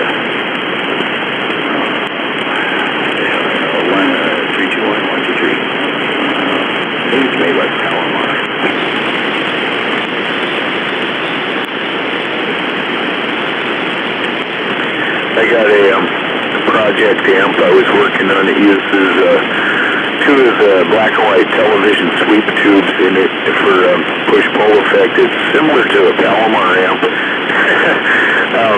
I got most of the way into it. I didn't get the power supply built. It's also boxed up. It'll only kick about 75 watts, though. How many tubes? It uses two of them, but it's set up as a push-pull, so you can only use it on AM. Yeah, and you're going to use that to push into another amp, correct? Oh, no, I figure that's enough to tickle my antenna. Oh, yeah, if you're running a beam, it'll do just what you need it to do. Yeah, right now the radio here puts out about 2 watts, swings to about 8, and the kicker will kick up to 50, so it works good. Hey, I've been researching the modulators, and all I can really find, I can find FM, I can find AM, but I was wondering if there's one that does, you just flip the switch.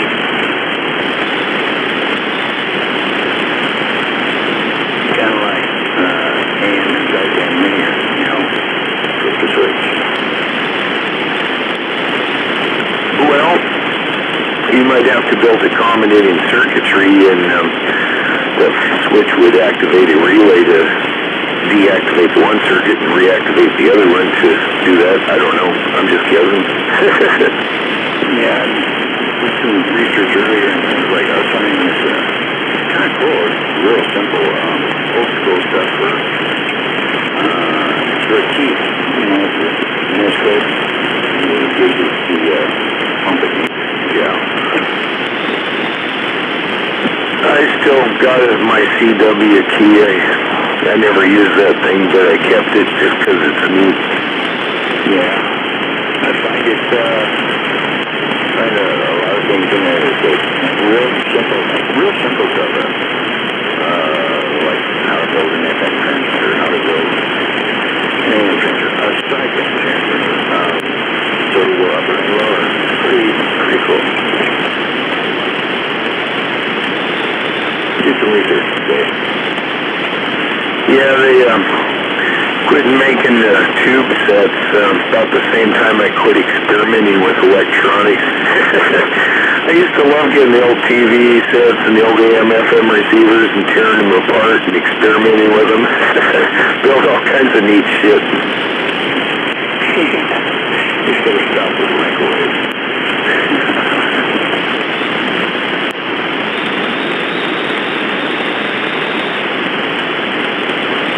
Yeah, that's the one I'm talking about, the Acorn tubes, and that's not the AM streets, but I'm talking about the AM streets. I'm talking about the ones in that linear that pick up a bunch of St. Grant House.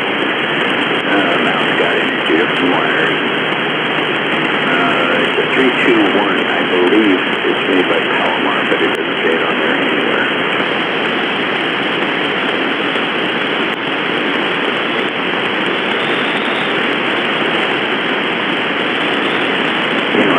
Have you ever seen one of those 321s with all the, different plates in them?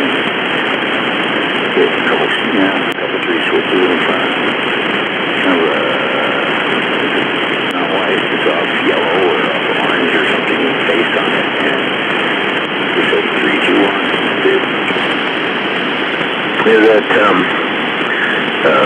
amp I was building that I've got boxed up right now, it's not real big, but I was basing it on the one of the ones I'd looked at years ago. The Palomar was building that used a pair of 6L F6s in there.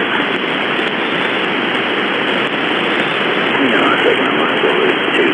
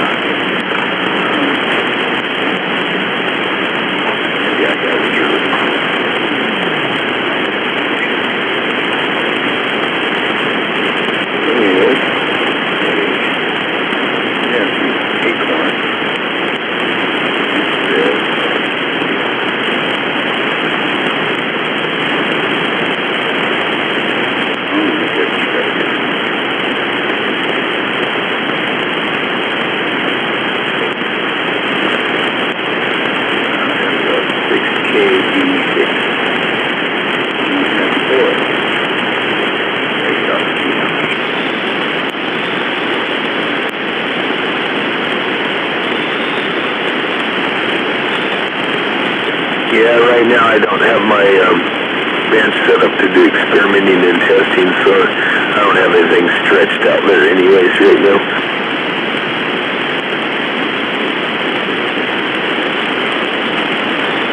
You know what I mean about those acorn tubes are really tall. You gotta put power to the top of them. That's got a octal, I think that's probably the 8-pin octal base with the grid cap on the top of the tube, right? Yeah.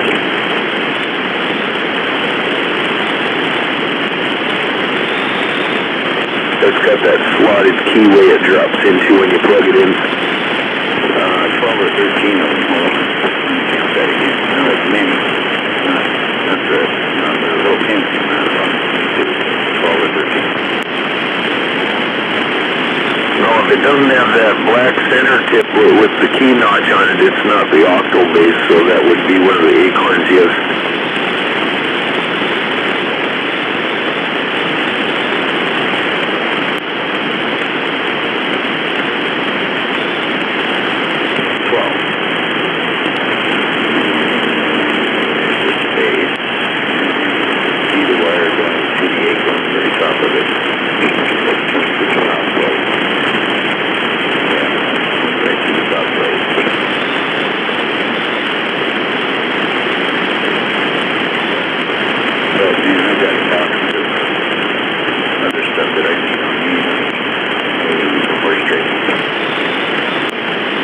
That's why I hung onto those boxes of tubes I got that I may not need some of is for trading stock down the line, Tiflet. Or just the boxes. A bunch of those too. I'll be glad when I get my other radio fixed, though. That's the one I used to come out and play my guitar and lock that microphone down, and it's a good microphone. It's the static, the 104. Yeah. Yeah, we're talking about that. Yeah. No way. I've got a 6LF6 here. I wonder why. Maybe I thought I was buying for this. There was only one aesthetic microphone that had batteries, right? That's the power. There's a few different ones with the preamp in them. The one I have isn't, although there's no amp in the bottom of the one I got. Yeah, I have an aesthetic version. Just a cable cord on it rather than a curlicue one. Yeah, mine's got the straight cable cord on it.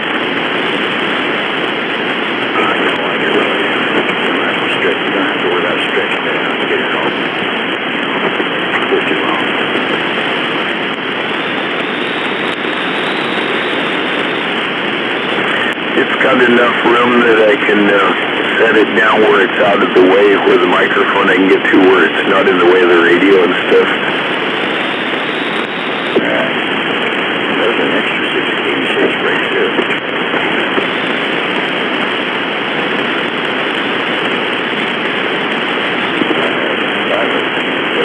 Necessary for the radio.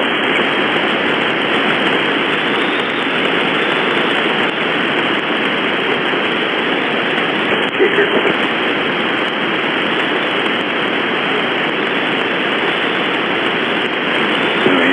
Why would I have a 6J6A?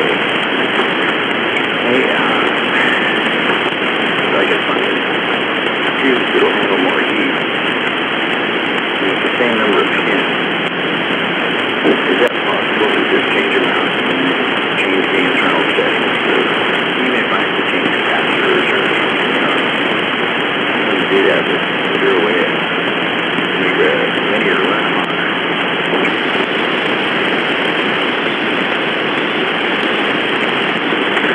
Put away with my stuff, I have a tube equivalency book. It's quite extensive, but I I can't get to that right now because that gives you cross-reference on when you're looking at different tube numbers that look similar.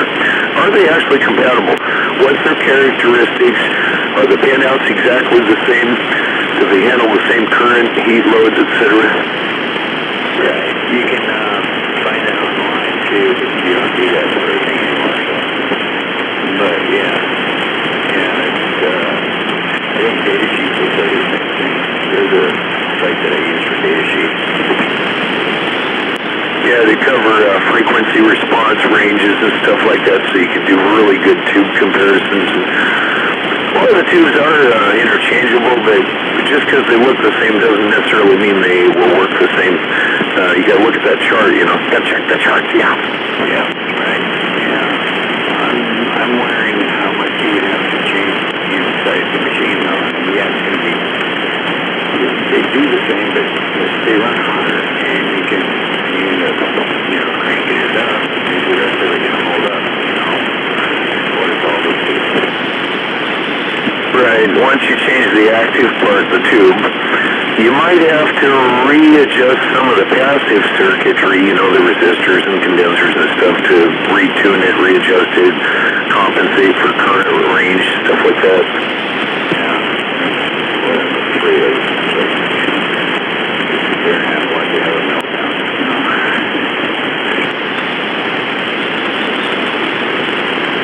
Or you could just plug it in and check it out, see what happens to it.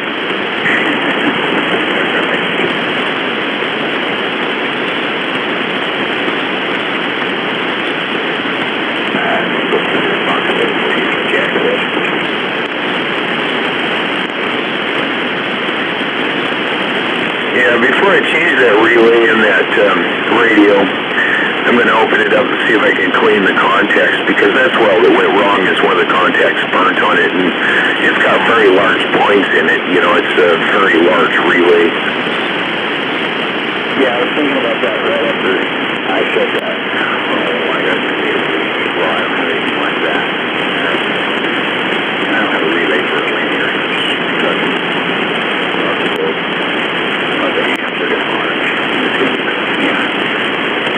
I know what my phone house does. You gotta go there and clean it once in a while. It's real and it's sticking and burning.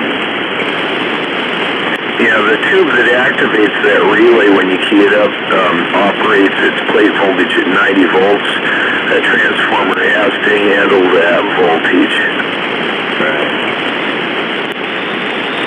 That's why if I can repair that relay, there's nothing wrong with the relay. It's just one of the points, one of the contact points kind of burnt or something. So if I can clean it, I can clean it. If not, I do have a spare one I can put in there. Right. No, I guess,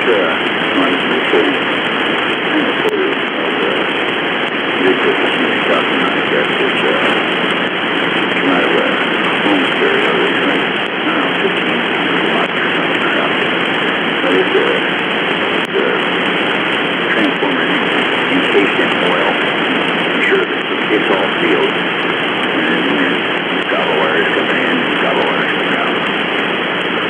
But, yeah, it's encased in oil. Some of those bigger high output, high current load transformers, they are oil cooled. Yeah, that's one I hung on to. I could not let it go. If they ever start leaking oil, you need to get rid of them. And if they're really old, the oil might have those PCBs in it too, you know.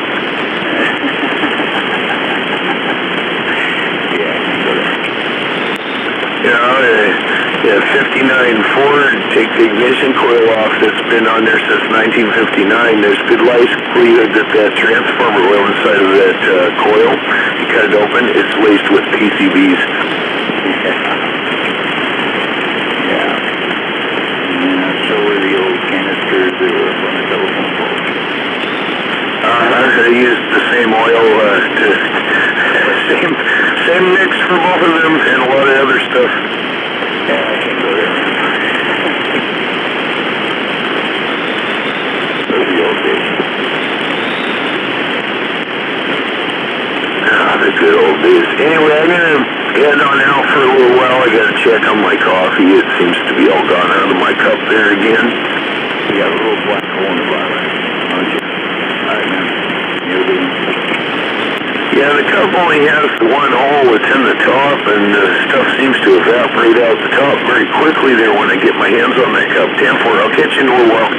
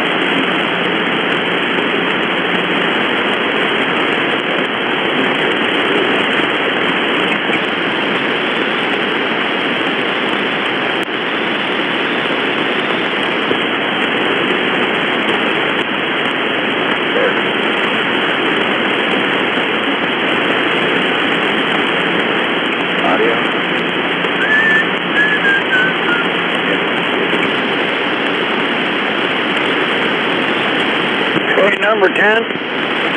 He's going to get coffee.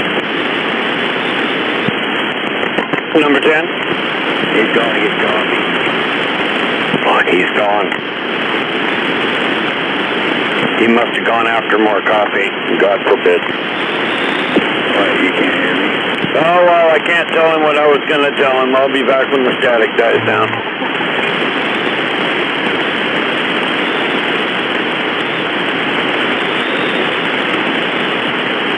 Nope, you can't hear me.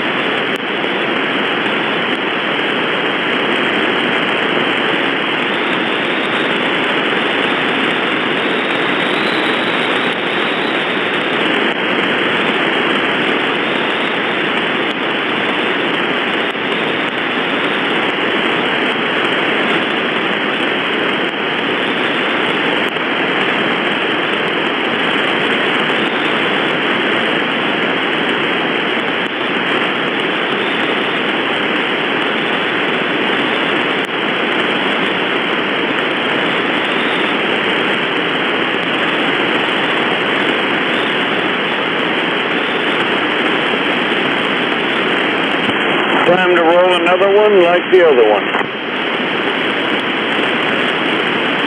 Okay.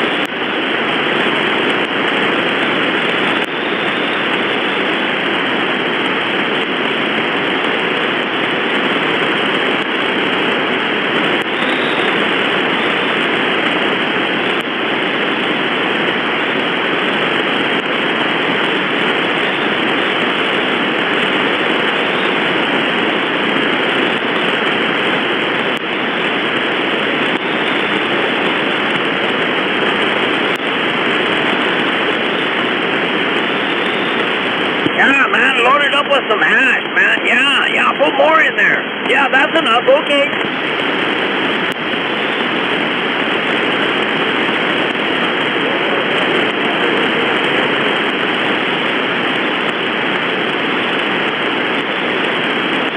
I think they were going to put some hash in their doobie. Hey man, that's not a doobie. That looks like a toothpick. Oh man, it is a toothpick. I'm waving at all you troublemakers out there. We're waving back. Hey, as long as it's not Labrador, right? Oh man, I had to follow my dog around for 2 weeks. We are definitely waving at you, Mr. LTD. Who's that waving at me? I don't know, it's just me. Oh, 10 Board Zodiac, we're waving back, and I think I heard that number 10, the swamp. Oh man, I'm out here making trouble again, stirring up waves and stuff, and getting all swampy and stuff like that. Hey, LTD.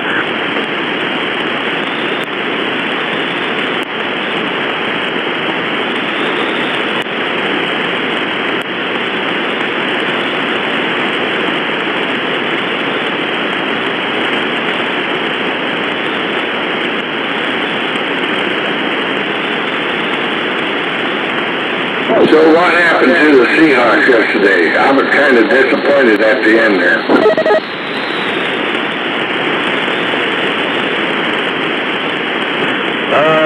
Are they trying to get themselves set up to take the Stanley Cup?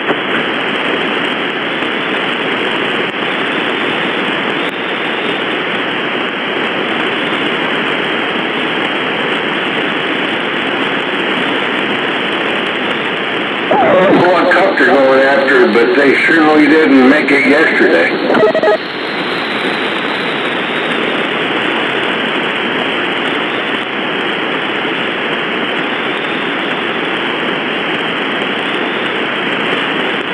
But how about those Chiefs?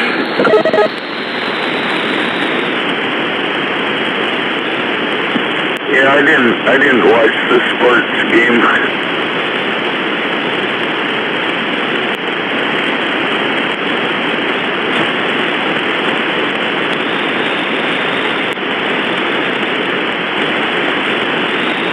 Sorry, I'm in the middle of twisting one. Oh man, I'm already lit mine up, but it wasn't twisted, it was a loaded pipe full.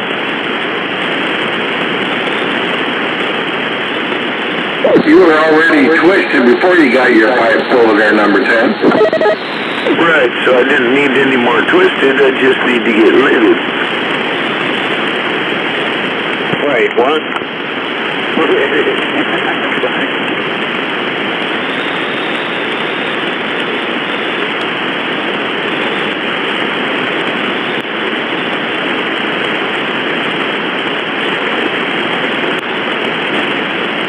Oh, that's a good one.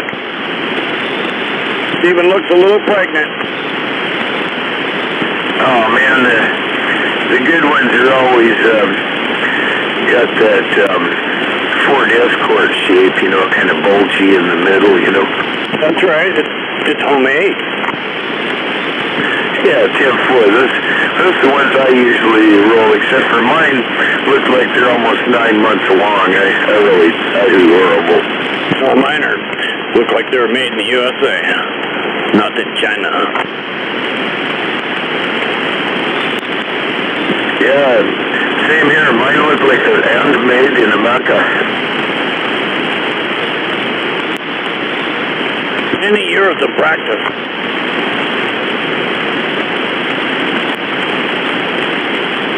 But oh, it smells so good with that hashish smell. Yummy.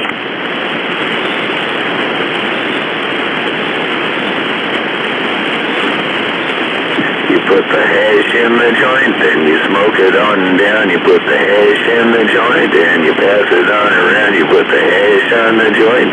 Hold the tongue, boy, you might say, doctor, you can't have a hit to say, doctor, you go on, get your own little bit.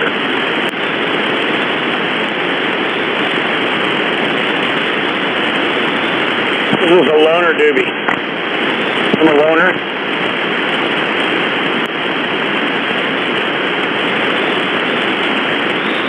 Want me to loner to you? Oh man, I'm checking out the receive speaker and I don't see no new bouncing out there. Oh yeah, we ain't got no Star Trek Enterprise here or nothing like that there, Scotty.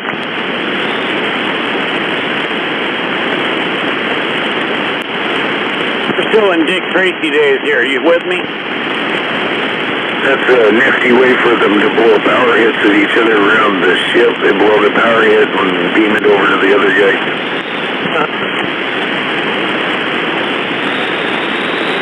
Every time you need something, you just ask the other guy on the other ship.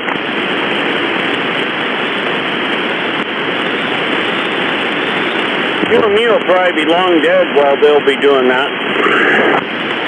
Right, well that's the problem with beaming technology. They should upgrade to total portal technology. You just reach through and grab that part you need and bring it back. You don't gotta, you know. Hell, they just go there and make a new part and bring that back instead. What do you think of that? Well, maybe the part you needed wasn't really what you thought it was. maybe they just went for the trip. But they never left the farm. Let son go, I gotta get out of this place.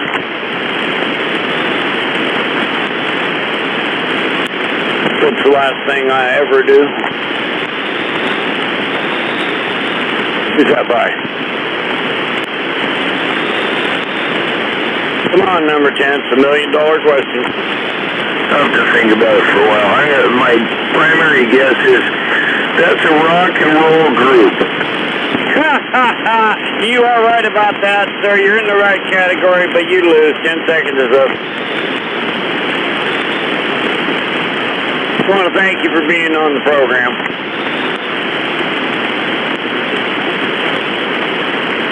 Silly man, you hear that guy? Rock and roll group. Newfound old John could still rock and roll to me. Rolling Stone. It's only rock and roll. I have to look it up. Look it up. Rolling Stone. It's only rock and roll. No. I gotta get out of this place. You're gonna have to look that one up. I gotta get out of this place. It's the last thing we have to do. That was the Animals. The Animals. Ah, very good. You should have been on the program. You would have won $1 million. Yeah, I just wasn't fast enough typing. Yeah, you gotta be quick. I had to open a new tab on the computer. See, some guys are telling me they just talk to their phones and make it do it. And I go, what? Yeah, you don't know how to do that? No. Well, you got a phone that can do it. Yeah, so? Yeah, sometimes I do that too. That's when I'm driving or something and I need to know something, I'll ask my phone. And, you know, I've never let Siri even hear me. He's on my phone. Sometimes I ask my phone, I ask Google how Siri is doing. How Siri is doing? Right. Well, how is she? Well, I don't know, I haven't asked in a while. Oh, well, you better ask her. Might be getting lonely in there. I'm sure mine is.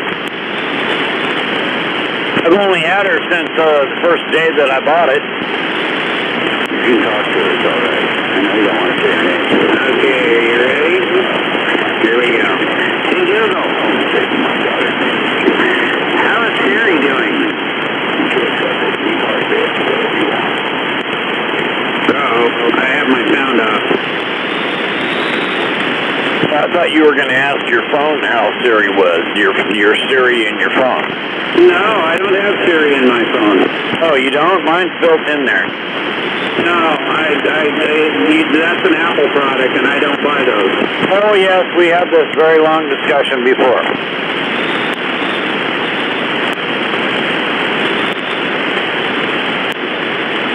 All right, number 10, I'm going to fire this up. Oh, man, I thought you already done with that thing. Well, I wouldn't be talking if I was doing that. All right, I'll shut up. It's your turn. No wonder I didn't see it passing through the speaker there. You didn't even have it lit. Cat's going to watch me do this.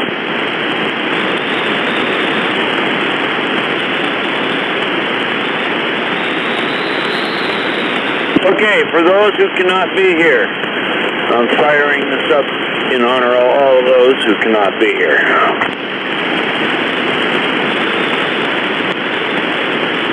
So I go in the garage and sit down there and smoke my pipe, my bowl full of weed there. The bigger orange cat, he just loves to come over immediately and sit on my lap while I'm smoking that bowl of weed. He just likes to get his face right in mine while I'm trying to smoke the weed. I think he likes the stuff.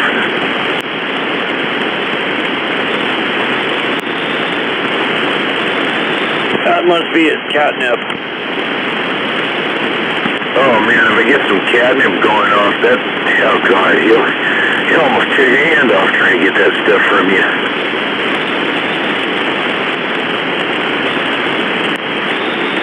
That's that larger cat with the 5 toes on each foot.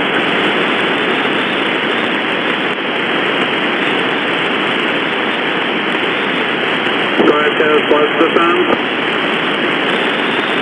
You got the regular 4 cat toes, but then you got on the front paws, you got the opposing thumb sticking out. On the back paws, it just sticks straight out like a big toe. Polydactyl? Yeah, he's 5-toed on each foot, polydactyl, but it's funny because the front one, he's learned how to use the toe like an opposing digit to pick things up.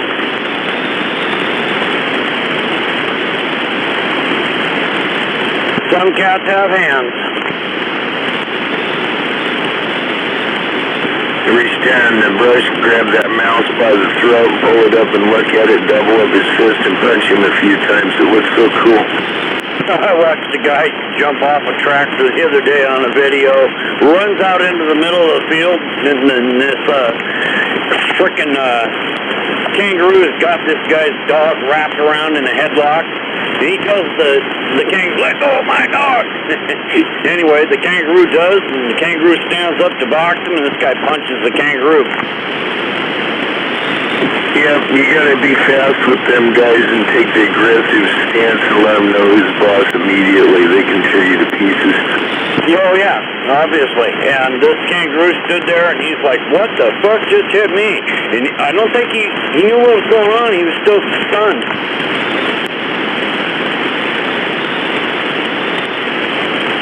Yeah, they're not used to humans actually doing that, taking that first punch. And this guy took it to him. Let me tell you, he ran off that tractor to get to that dog. I'll bet that kangaroo thinks twice about doing that headlock thing on any dogs anymore. Or at least that guy's dog anyway.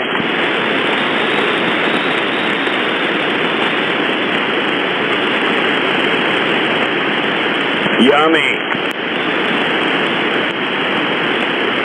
Them kangaroos down there notoriously will lure the dogs out into the water holes and then drown them. Yep. Yeah, they strangle them and put them in headlocks, and they can kick them to death, and they can cut you open, and with their feet, and all kinds of shit. Grab them by their nuts and make them scream underwater. That becomes bitter dogs. But kangaroo, though, if they got like 2 or more dogs, they've got one of those livestock watering holes, a big pond behind them. They'll go out there. I watched this on a video the other day, and darn, they'll take that dog and hold it underwater and drown it. They'll drown each and every one of them damn dogs that comes after it. Is that why that guy wrote that song, "Tie Your Kangaroo Down," mate? Just wait till we start hearing that every day again. Not trying to provoke it.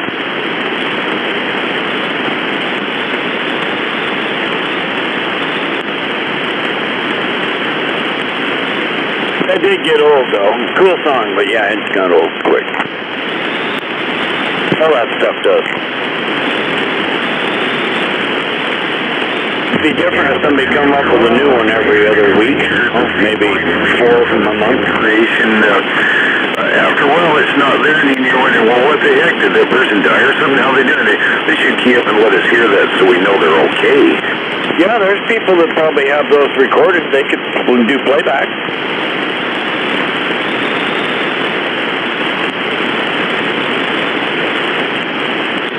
Remember Recording Thursdays?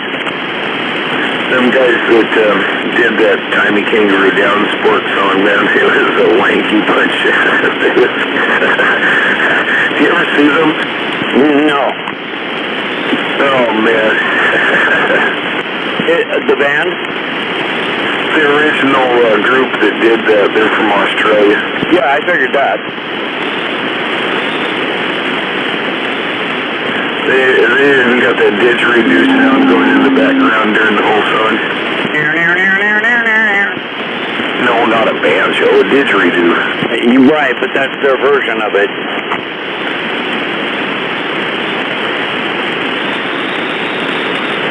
Come on, every country's got their own version of Deliverance.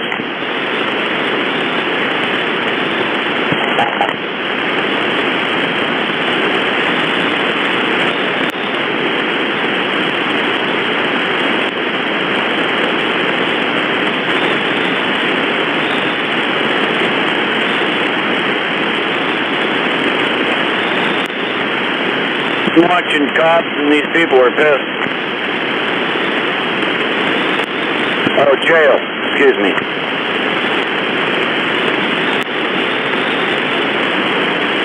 This guy's telling these cops he can do their job. That's why he's there, right? All right, yeah, I'm there getting ready to take over your job. That's why I'm here, so you better watch out. I purposely got locked up and thrown in here so I can tell you guys how to take care of me.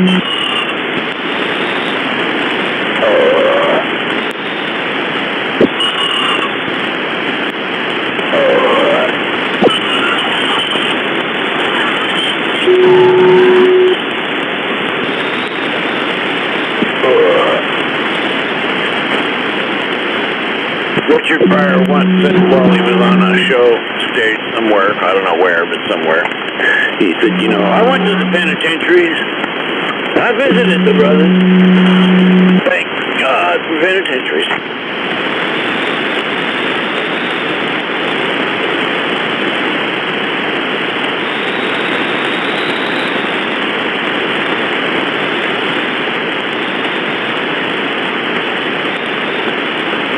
Did you already disappear, LTD?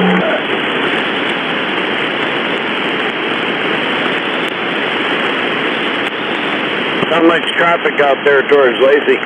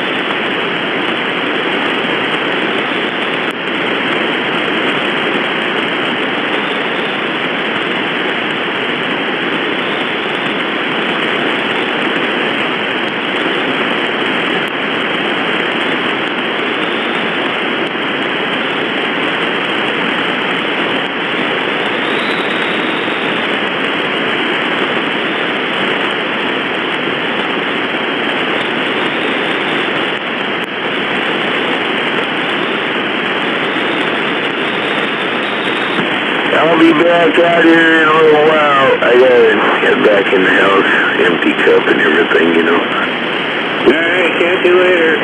Bye. Catch you later. Right, that's like see you later, alligator. After a while, crocodile. See you real soon, you big baboon. See you next week, you pencil neck geek. And there's probably a million more of those sayings. Okay, here we go. You ready? Hey Google. Do you know who Siri is? Siri is Apple's virtual assistant. You know what? I'd love to watch Blade Runner with Siri. I heard it really likes that movie.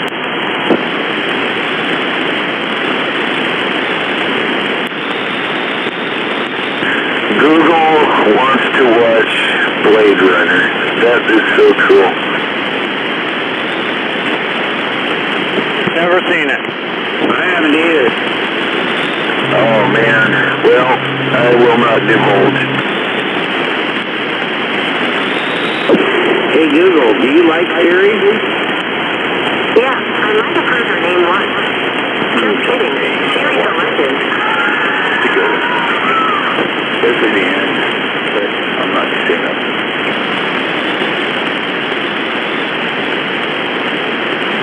There you go.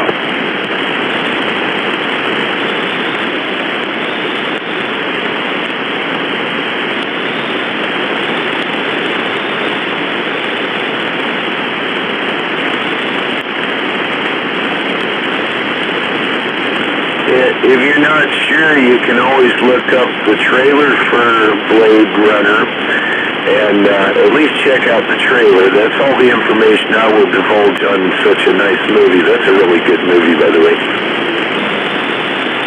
Yep.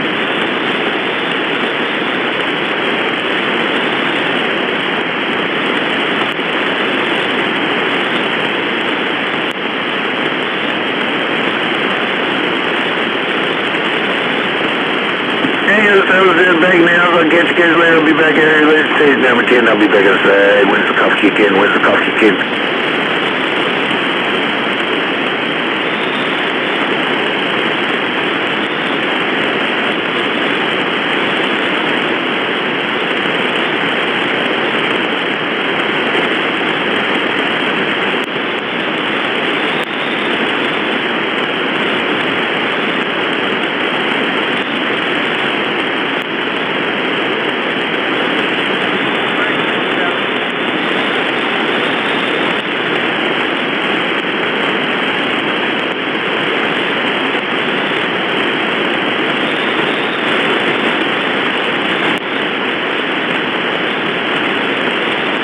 Oh, yeah.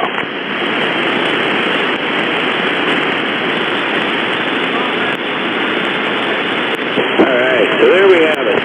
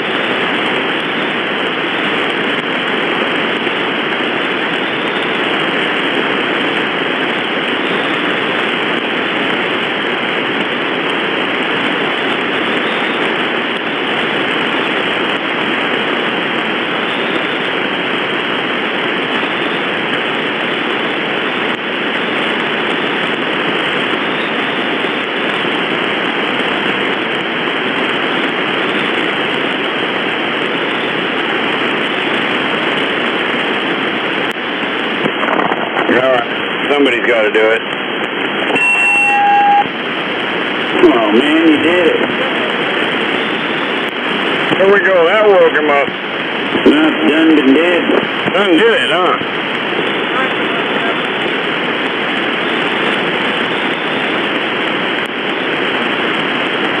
If I wasn't so damn lazy, I'd go get me something to eat. Yeah, I was just upstairs having some hot, spicy peppers stuffed olives. Yeah, those were good. Oh, sure. Try to rub it in.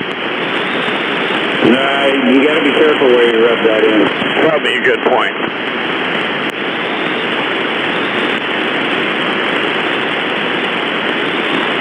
It may even be a problem tomorrow. Here it's going to get cold next week. Wait, this is next week. Oh, is it next week already? No, I think they mean next week. Oh, not this next week, but next week. Yeah, the next one. Okay, the one after this one. Not the one that we're in, but the one we're going to be in.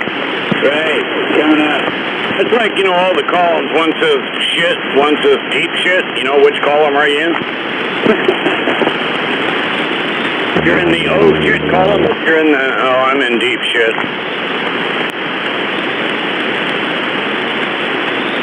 Just as long as you're not in sheep dip, you're probably doing all right. Ooh, sheep dip. Yeah, I'm not sure even what that is. Well, sheep dipping, they used to do that out in Yelm. Oh, okay. Yeah, I think I know what you're talking about now, yeah. They used to have the annual Sheep Dippers Convention. Yeah, I'm sorry I'm even bringing it up, but, you know, it was part of their history. For those who like to dip it in their sheep. Well, they were known for, let's put it this way. If you were a girl in that county, the sheep were lonely and the men were scared. No, wait. The men were lonely and the sheep were scared. Hey, you gotta watch out, you know, for those rubber boots in the cliff. Right, and then the 90s came along and, well, cell phones came out and I don't know what happened. Yeah, the internet, that's what happened. Oh yeah, the internet. So that probably is what brought the Sheep Dippers Convention in Yelm to a close. It's safer. Yep, celebrate from a distance.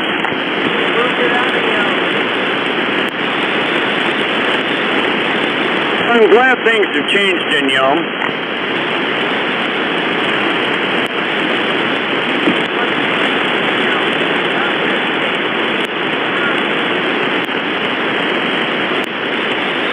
I'm just sitting here looking at pictures of vehicles that have the wheels I'd like to put on my pickup.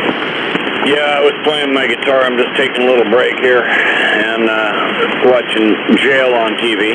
Those poor people.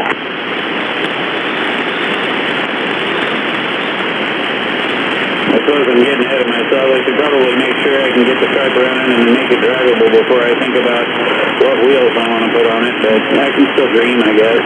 Hey, nothing wrong with moving ahead. That's called a project. No, it's a project. It'll be a project. Well, let me know if you need a Turbo 350 transmission. Yeah, that's not going to bolt up. Then you got to find a different race car to build it around. Yeah, well, I've already got the truck, so yeah, that's not going to work. So what would be perfect for a 1984 Turbo 350 rebuilt transmission? Starting right there. More than I have to spend. Me too. Got the tranny already. Well, that's good, though. You know, you never know what I might run across, I suppose, you know. But I don't think that's going to work on the straight 6 and the 62 flatbed. So, yeah, we're not going to work on that. I don't even know if I'm going to get that truck. Yeah, I've had this transmission for a long time, just sitting there on the shelf. It's all bagged up like as if it was in the factory. Now I'm going to work on the international pickup and see what I can make happen out of that thing, too.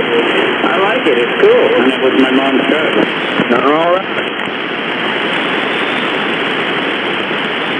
And there aren't very many of them out there that you see, so I think that's cool, always having something that's a little more unique than the other guy. Yeah, it's kind of like going to a flea market, you know. Every now and then you'll see a Volkswagen.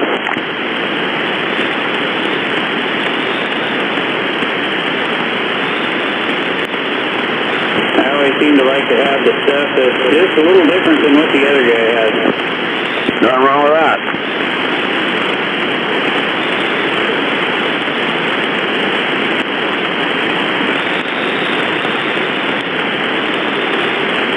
Sure, you can have a Ford or you can have a Chevy, but, you know, there's a bunch of them out there.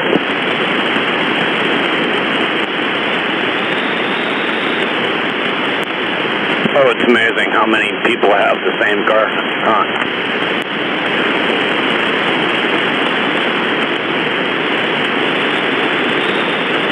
Yeah, you don't see that many people out there that have an International. No. Especially a two-wheel drive, short bed, half ton. Yeah.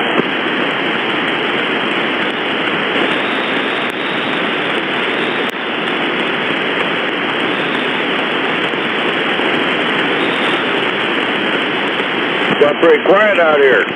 Yes, it did. Oh, it's after 10. No wonder. Yep. Yeah, I won't last much longer either. I need to go give my cat his daily or his evening meds.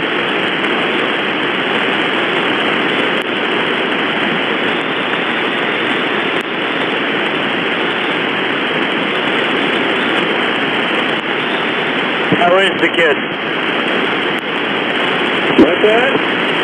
I said, how is the kid? Oh, the young one's doing really good, man. He's just a wild thing, man.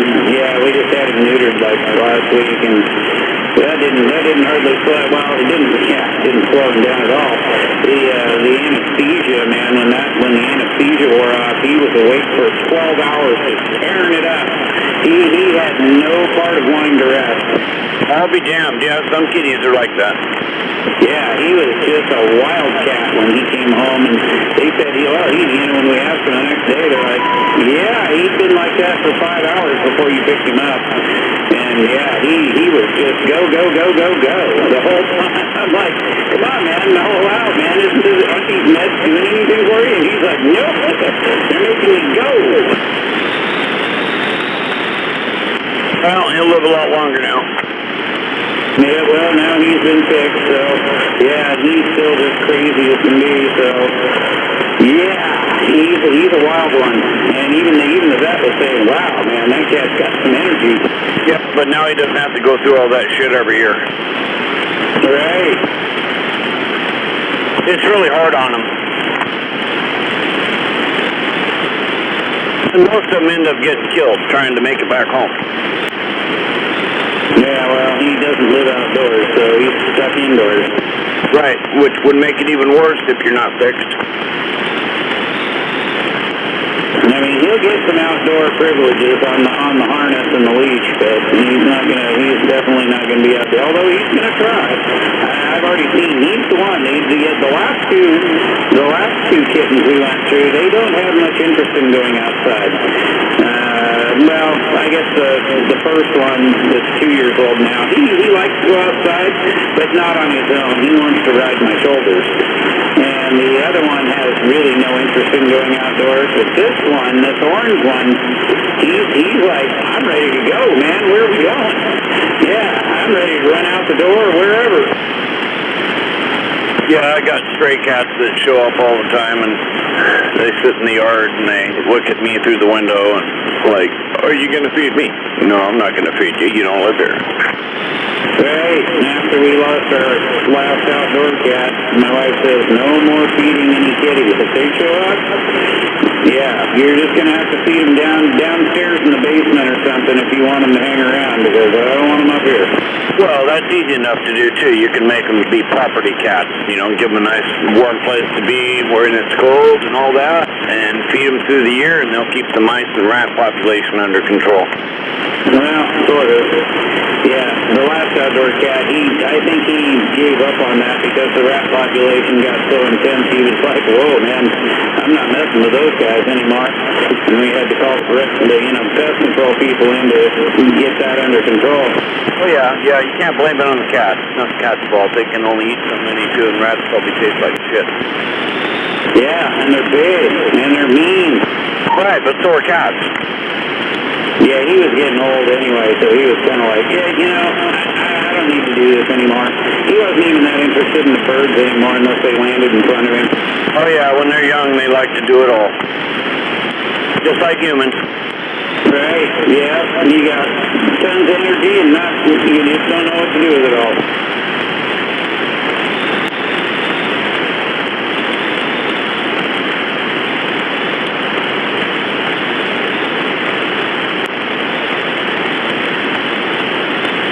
All right, I'm going to get moving around here. All right, catch you later. Have a good one. Woo!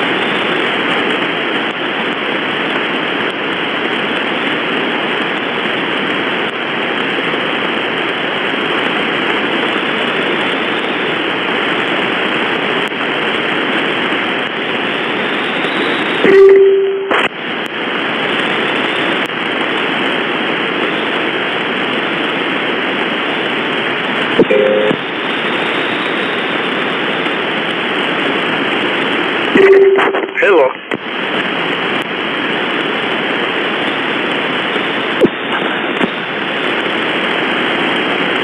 Wow.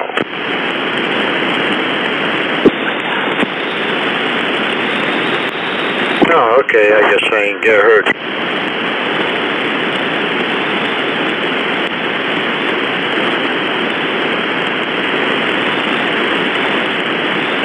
Hello. Oh, Froggy.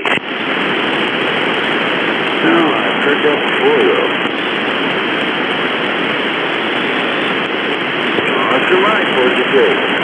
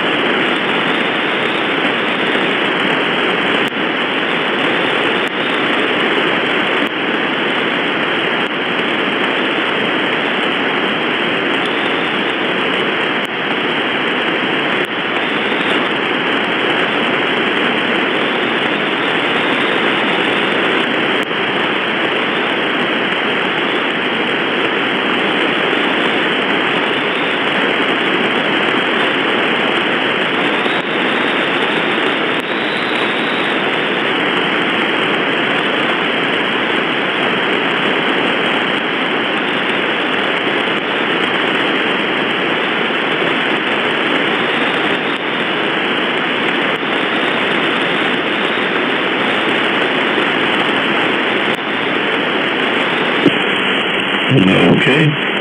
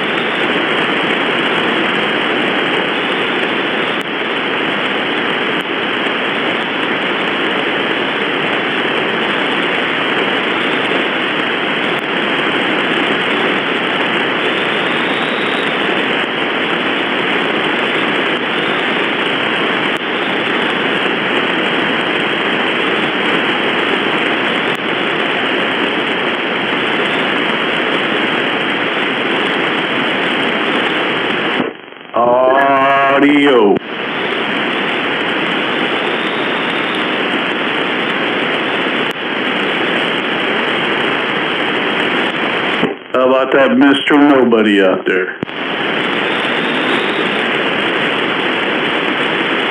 Yeah, how about you shut the front up? Okay, I'll do that. Okay, I'm gonna do it too. Oh, yeah. The man in the white hat. Kicking down the dusty trail, no doubt. Okay, we might take it to our favorite channel, too.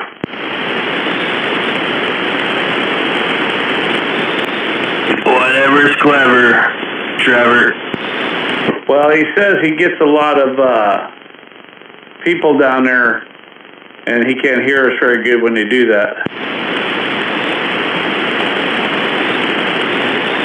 I'm going to give him a call real quick and see if he can get on. Alright, let me know. I know I gotta go to bed pretty early because I got a doctor's appointment at 6. You alright? No, I've had an appointment to fucking just go in for a regular checkup deal for like 3 months. Get around there, Lord, so take Don Margo answer up there in the trees. We got some guy to climb the tree and put an antenna up there for his gate. I think that's him. How about a contractor?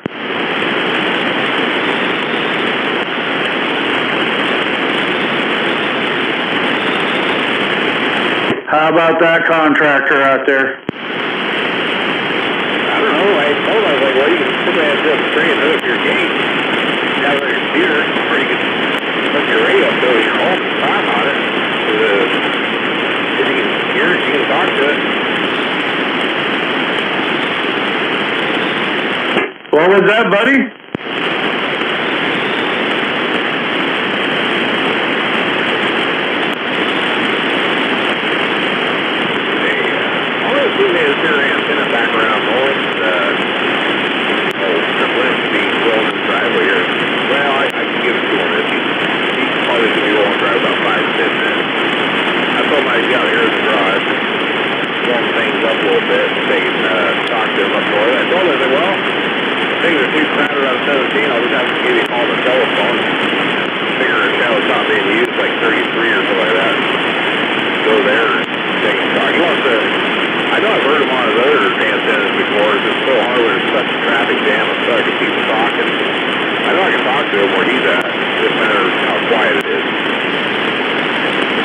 How about a contract? I hear you out there.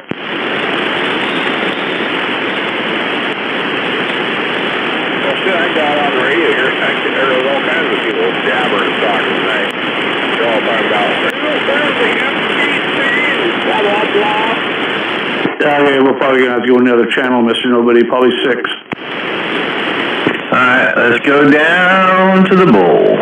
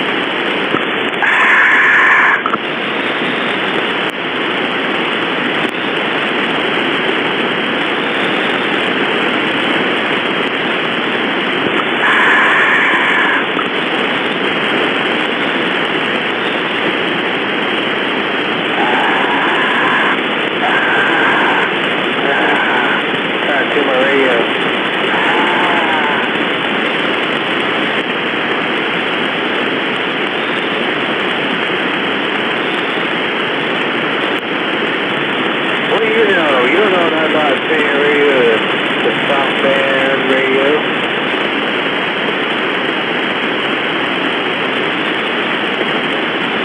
No, you don't. This is the new liberal way of senior radio, on the lip band.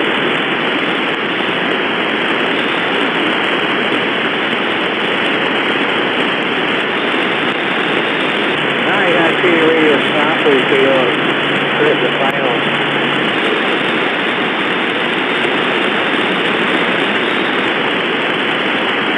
Who's that out there? Oh, shit. Who's that out there? I don't know. Somebody's actually trying to get a hold of you. So I was like, who is that?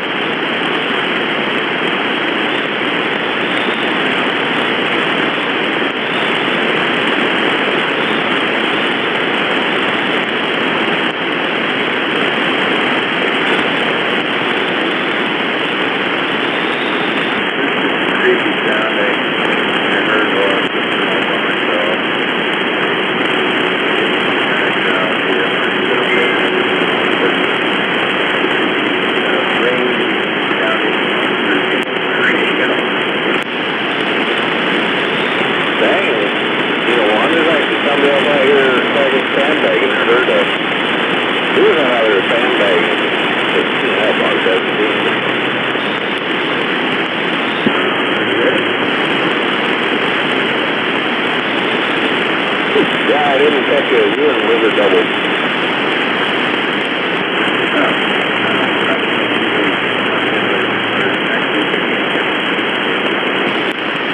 Yeah, actually I can't hear you, but you and liver keep doubling.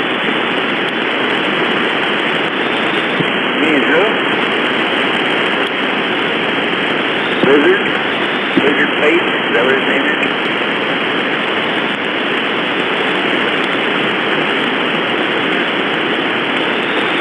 Yeah, who's out there, fire?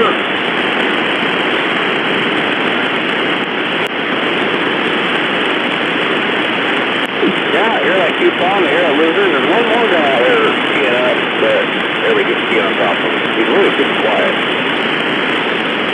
Well, I guess I should just get up in the microphone. Yeah, there you go. You got the microphone, you jumped up 2 pounds.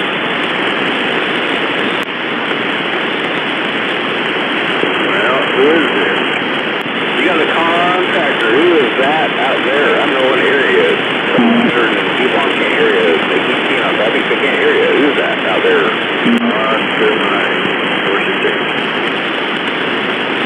My name is Mossy Rock. Oh, yeah, Mossy Rock? I think it's Central Handler. Who's out there, Mossy Rock? Oscar Mike. 426. 426. No, I didn't catch your handle. 468. Oscar Mike 468. Oh, Oscar Mike 468, is that correct? Yeah. Oh, copy that. Oscar Mike 468. Yeah, and I got a copy here. I'm down along with you. Got the old Needle 1 Lizard Base out there teeing up, keep on teeing up. And I'm apparently on the area. I'm actually pointing south out here on the side of my beam. No doubt. Out there in Mossy Rock, making a trip along with you. Longview. How's that even possible? I got a hill about 90 meters. I don't know, another 800 feet above me. I'm 800 feet off the valley floor. What am I doing? Just ricocheting through the valley, back around it, and down the lake, and over the dam. How the hell's that going on? Yeah, your signal is bouncing off the mountain, and off the valley. That's a very short tip.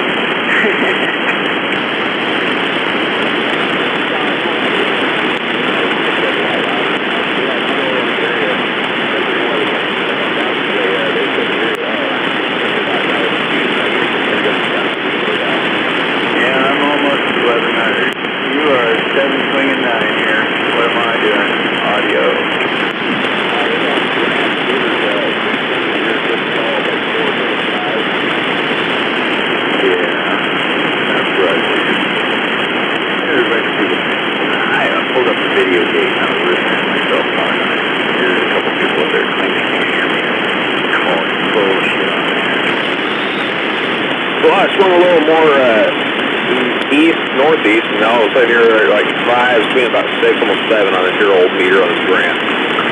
Yeah, but that's all you, right? I mean, front to back. What? 80 on that beat. I can't remember. It's that 4-element, vertical, 4-element, horizontal. I can make those shooting stars. Yep. I'm going to be putting together 2 Moonraker beams. Marrying the booms together.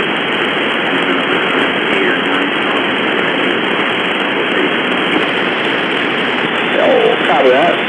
Oh, man, no, I heard you out there. Like I said, I can hear you. I hear like really break the static, and then got my beam swung around a little more way, and all of a sudden you're just booming in right there. But yeah, there's some guys there in Longview. I don't know if they can hear you. Audio. How about that Longview? You get a copy? I got an Anycon 6, and I'm speaking through it Turner +3, and I'm on Entron right now. I've got tower and beam up 3. So, copy that. Hey, Mr. Unit 1, do you hear him at all? Oh, Unit 1's out there. Do you hear I got Moss Rock at all?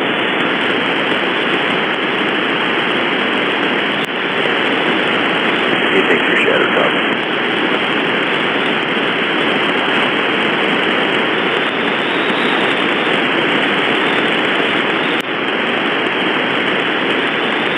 Someone talking, but that's it. That's all you hear.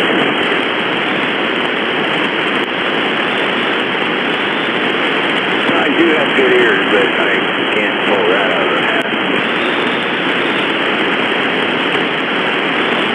Yeah, Unit 1, he can hear you, but he just can't quite pull you out of the static. He can definitely hear you. It's pretty impressive. You're trying your stick's not running any power, and he's able to hear you up through Moss Rock. Oh no, Lizardhead. That guy's psycho. Kind of scary.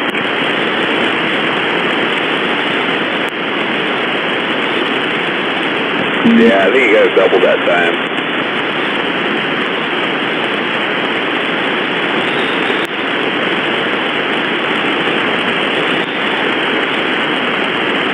Now, can you hear me this time? I've tried to talk to you a few times.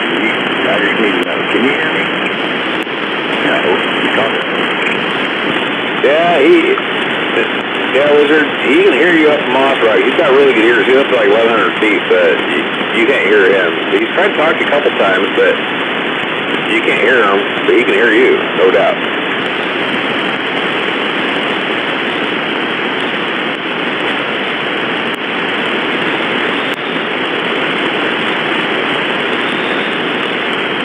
Hey, Monster Rock, I've been ringing tonight. What was your handle again? It was 468.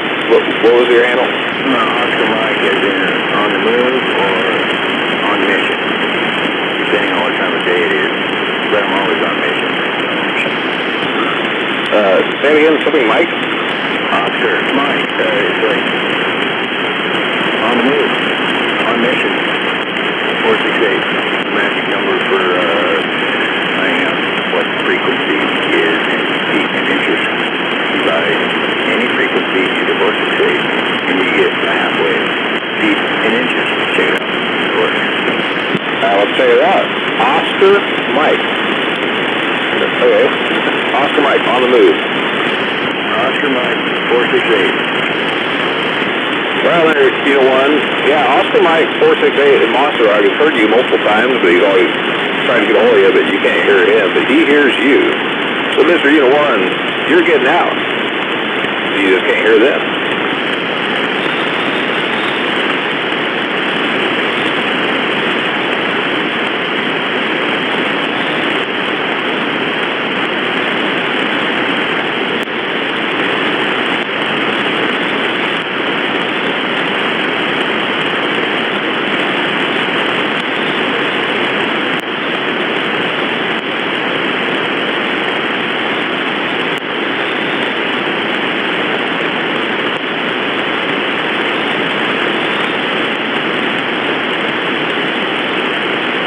Well, there you are. I'm about to shut her down too and call it a night. But yeah, that was kind of really like, yeah, Oscar Mike up there in Mossrock, he hears you. He's heard you before.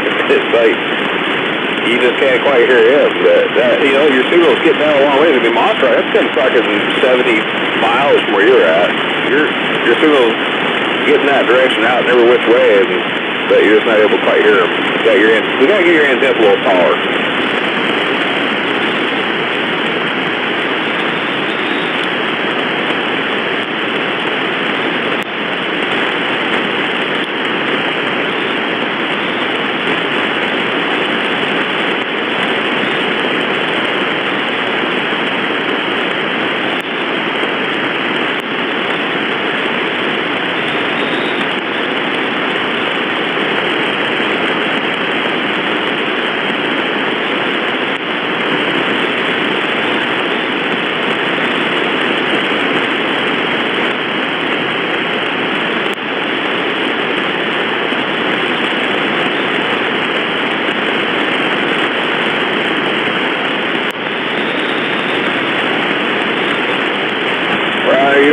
Catch another night out here. I talked to truck driver, Triple M, up in back on today. He's heading home. So I think I can actually talk as far as I can get there. If I can measure which one was when, I think I can hear for the time. Yeah, the funny thing is, I was just talking to Triple M on Channel 6 before I came here to 17. I was talking to Triple M. He was back at his house there, and then Mr. Nobody, he was up there, he's in Graham, talking to him, and we were up on 6 there having a little conversation for quite a while there. It was actually pretty quiet, but yeah, no, Triple M, he goes up and down the I-5 corridor, Longview, back up towards Selma, and back and forth a couple trips a day. And a good friend of mine, I've talked to quite a while here, a few years now at least. Yeah, he's a good guy. I said, next time we pass through here, I always have to read him on. It's not rolling, Plenty of call. He got by Highway 12 there on I-5. He did, and he got through for a few hundred yards, and then he was down in the hole, Yeah. You ever make it down here Longview much? No, I don't have a reason to go down. I don't like to drive any further north than Longview. Oh, I got you. Yeah, we usually, it's been a few months because hunting season, the winter and stuff, but we usually try to catch up about once a month here at Longview for lunch, usually around like 2 o'clock. And we haven't done it a few months because hunting season, but usually during the summertime, about 7 or 8 months out of the year, we'll catch up one time. And, sometimes we have about 4 or 5 of us show up, sometimes about 6 or 8 or 10 of us show up. That one time we had like 20-some people showed up one time, but we usually try to catch up about once a month. So, yeah, we want to take and try to catch up some of us down this direction here one of these days. We got the Christmas holiday coming up here pretty soon, but I'm sure sometime here in the next month or two, we'll be trying to put together another, lunch meetup. We'll all catch up, have coffee, have some food, bullshit, shake hands, meet each other up. So if you want to do something like that, then I'll give you my cell number. You can take and put me your phone there or text me, and we'll coordinate from there. Yeah, I'll tell you what, the easiest way to do that, so you don't have to pass your number out over the telephone, is just send me an email and I'll shoot you my phone number. You can do it that way. My email is Oscar Mike 468, and spell that with a C, M-I-C like a microphone. Oscar Mike 468@gmail.com. And I'll shoot you my phone number. Oh, copy that. But you said you got Triple M's number, right? No, I do not. Oh, well, shit. Tell you what, I'm not worried about numbers. I don't really care. If you got it right on, I'll give you my cell number. You just shoot me a text. I'm out here in the garage. I ain't got nothing to write on. I'd probably forget to email you, but I'll give you my cell number. I don't really care. Ain't nobody out here doing it. I'll give my cell number out in the middle of peak hours. Everybody's fucking talking trash, and ain't nobody fucking harass me yet. Nobody's trying to chase you. All right, go ahead. Yeah, 360-751-3241. I've had the number for about 22 years, so it ain't going nowhere. Who am I talking to again? Got the old contractor down here in Longview, Washington.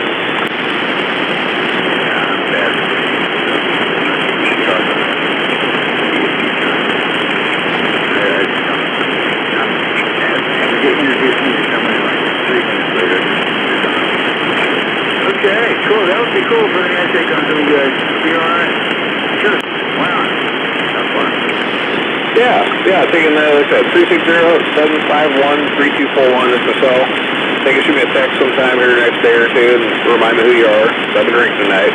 Probably going out smoking weed. And next time we're going to set something up for a lunch and catch up. Like I said, sometimes like 4 or 5 of us, sometimes about 8 or 10 of us. You know, we just kind of we'll throw something up last minute. Like literally like a day or two before, we'll just say, yeah, we're all going to meet up a Saturday or Sunday. We'll catch up, have some coffee, hang out, bullshit, talk radios.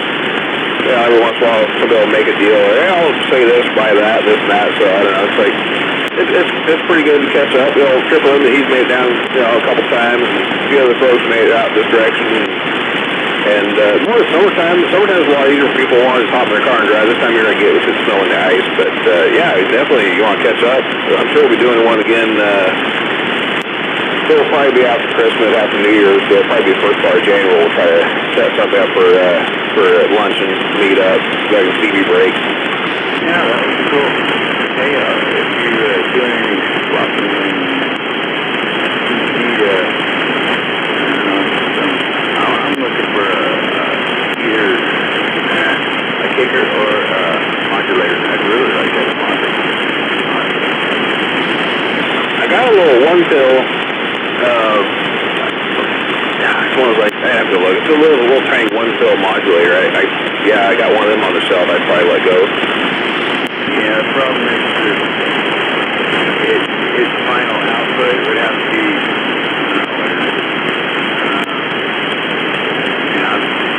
it's quad 6 is putting out like 2,900 by itself. I don't know if I can drive it that hard. Oh no, the little one-pill modulator I got is like this little 4-watt radio, and it modulates, kicks you out about 40 or 50, so you can run it into like a kind of like a low, easy like high drive amplifier. So. No, right on, man. I'm gonna shut her down and get the house. Yeah, I got my number. They can shoot me a text, and I'll put you my old phone book there. And I'm sure here in the next few weeks after New Year's, we're gonna try to get together and have a little something. Get a bunch of locals here, catch up, hang out, have some lunch, and shoot the shit, talk some crap, and talk radios, and go our separate ways. It's pretty straightforward. We just get together, hang out for a couple hours, and shut her down. Yeah, that's my number.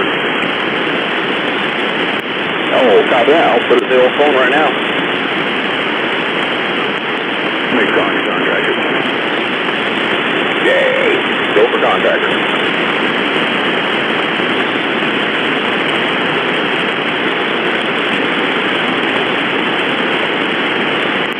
Got a 5108 for sale. He's actually talking to me.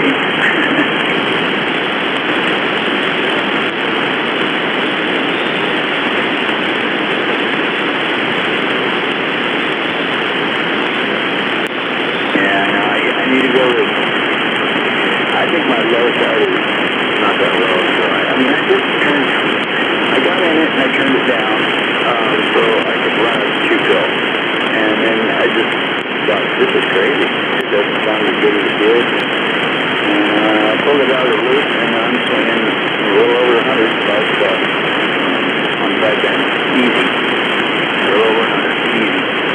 So I always thought I could find some sort of a modulator, but something I could, I don't know, it'd be nice if it was a high drive, but I can get in the radio and turn it back down if I have to. If I get the right modulator, or amp would work too. I don't want another 2-pill. It has to put out 200. Never mind.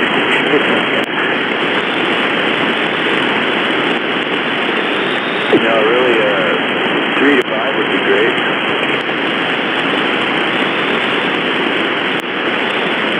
I have a Alamo here, and she got burnt fuse, but it's very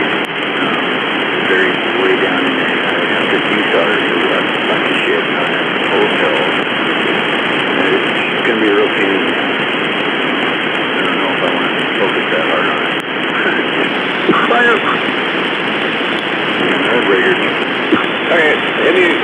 know your CV handle and your numbers. I just spaced it off. I'm not good out here this time of night stringing. Come up, Oscar, Mike. OSCARMIC 468. Oscar Mike 468. Copy that. I'm going to put my phone right now. Yeah, who was it talking to with out there? That's you, Bill. No, he's not answering.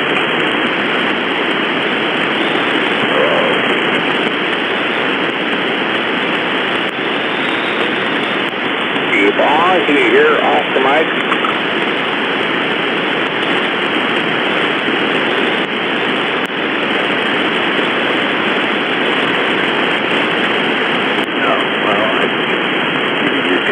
Are you the person I was talking to? That's good, Bill.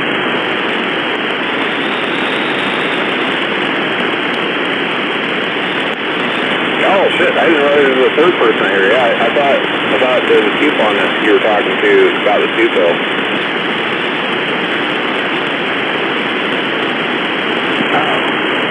Why not? I thought I was talking to him. I guess he was talking to you. Okay. Well, shit, coupon. How can you not hear Oscar Mike? Oscar Mike can hear you.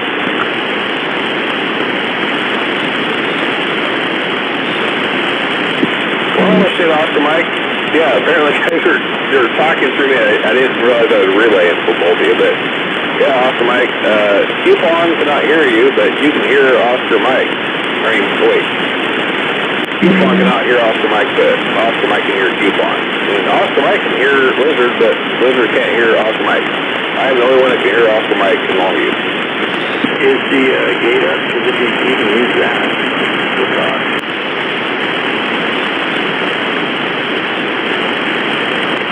Yeah, his antenna is like 20 feet off the ground.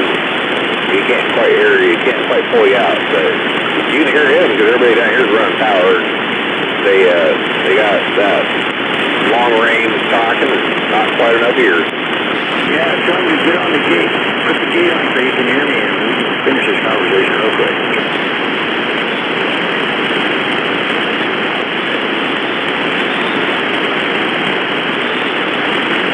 Yeah, whose gate are they going to listen to on the internet there, or YouTube? 45 kilos. I'm trying to pull it. Yeah, just go to YouTube, go to 45 kilos.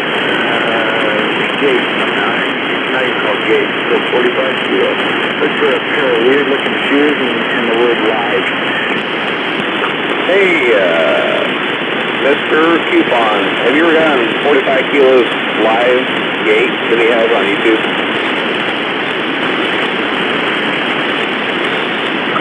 Oh man, if you have your internet phone there, you can pull up 45 kilos gate and you can hear who you're talking to. You can hear him, or no wait, he can hear you, but you can't hear him, but you can hear him on 45 kilos gate because 45 kilo has good ears. So you can hear Oscar Mike on 45 kilos gate, and it's about a 5-second delay, and you can talk back and forth through his gate on your radio. That's right, there is about a 5-second delay.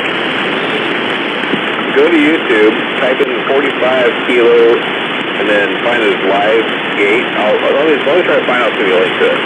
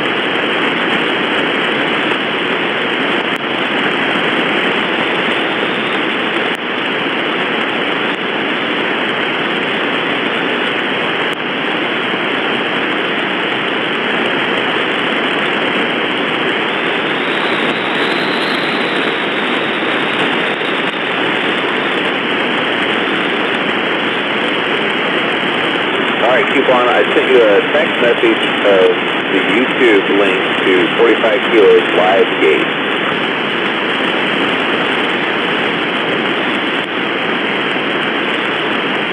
Wow, I can hear people on here that I can't hear. Isn't that weird? Yeah, I hear me. There's a delay, but you can hear me.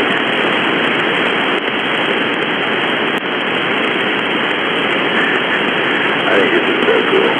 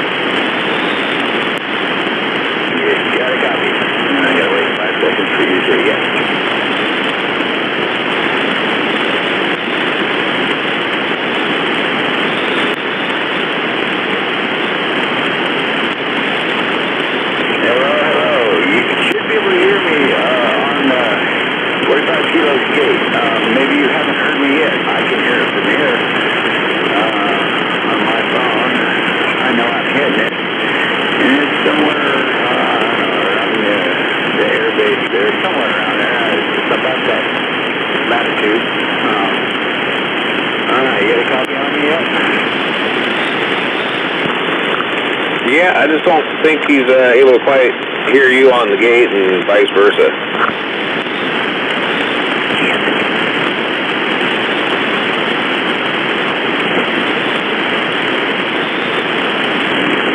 Is he talking about me? Yeah, call my handle. I don't know if you're talking to me or not. Or you're talking to contractor. You can hear yourself on the gate.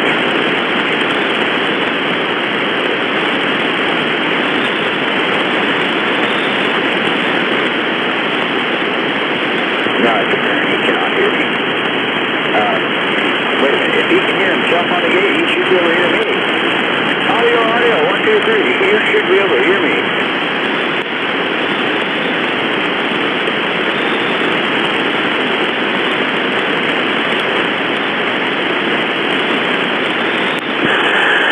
Yeah, I think the gate's got quite long latency. Not really. It was going, yeah. Just as you're coming off the seat. Oh, never mind. That's about 3 seconds. I just missed myself earlier. Oh, shit. Check that out. Check. Get solved. Check that out. 6 swinging 7 pounds on the old 45 kilo gate. Ain't nobody out here listening beside us.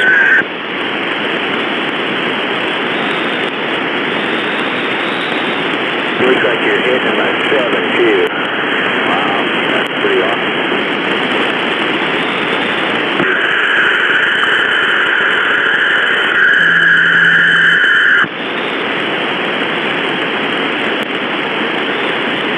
All right, we'll get out of there, Mr. Keep On.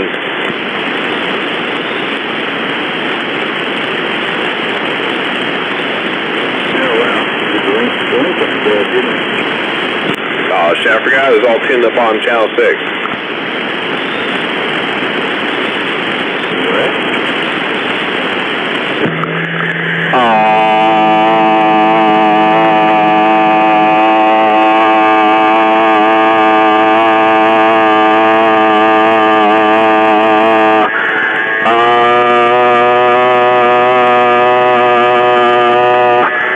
Check.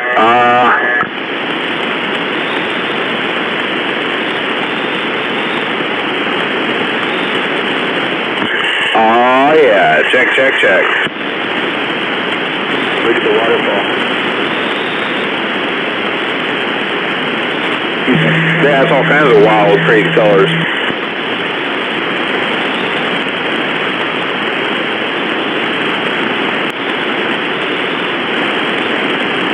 How'd you do that? I didn't hear it come over my radio.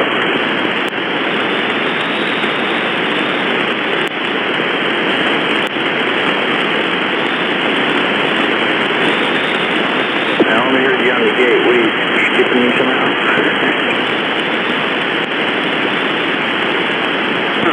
No, I'm pointing like due north. I guess I could swing her back around a little bit there. You're all right.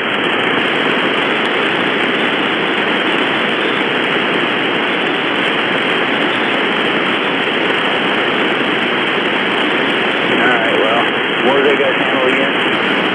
I guess handle coupon. He's down in Longview. No, I was thinking he was up north. Well, shit. That's not gonna work. Yeah, I thought he was up north. No, he's down in Longview down here, down the lowlands, about 15 feet above sea level. Yeah, see, I thought I couldn't hear anybody down there. That's right. Apparently I can. Yeah, you can hear him. He's kicking out 100, 200 watts or more. I don't know. But his antenna is about 20 feet off the ground. Yeah, getting it up to 30 helps a lot. The base of it. Yeah, I'm cheating. My beam's at 91 feet, roughly, and I'm on top of 1,000-foot hill, so I'm cheating. Yeah, well, it's not much cheating if you plan it that way.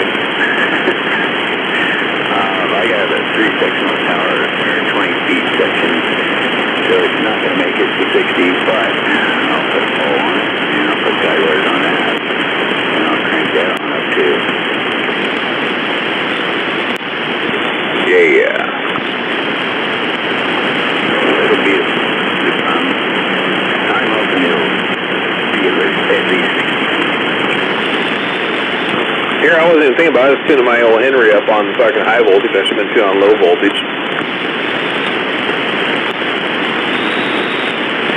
That screwdriver's wet. I may have it not to tune radios and run very good. Yeah. I don't know.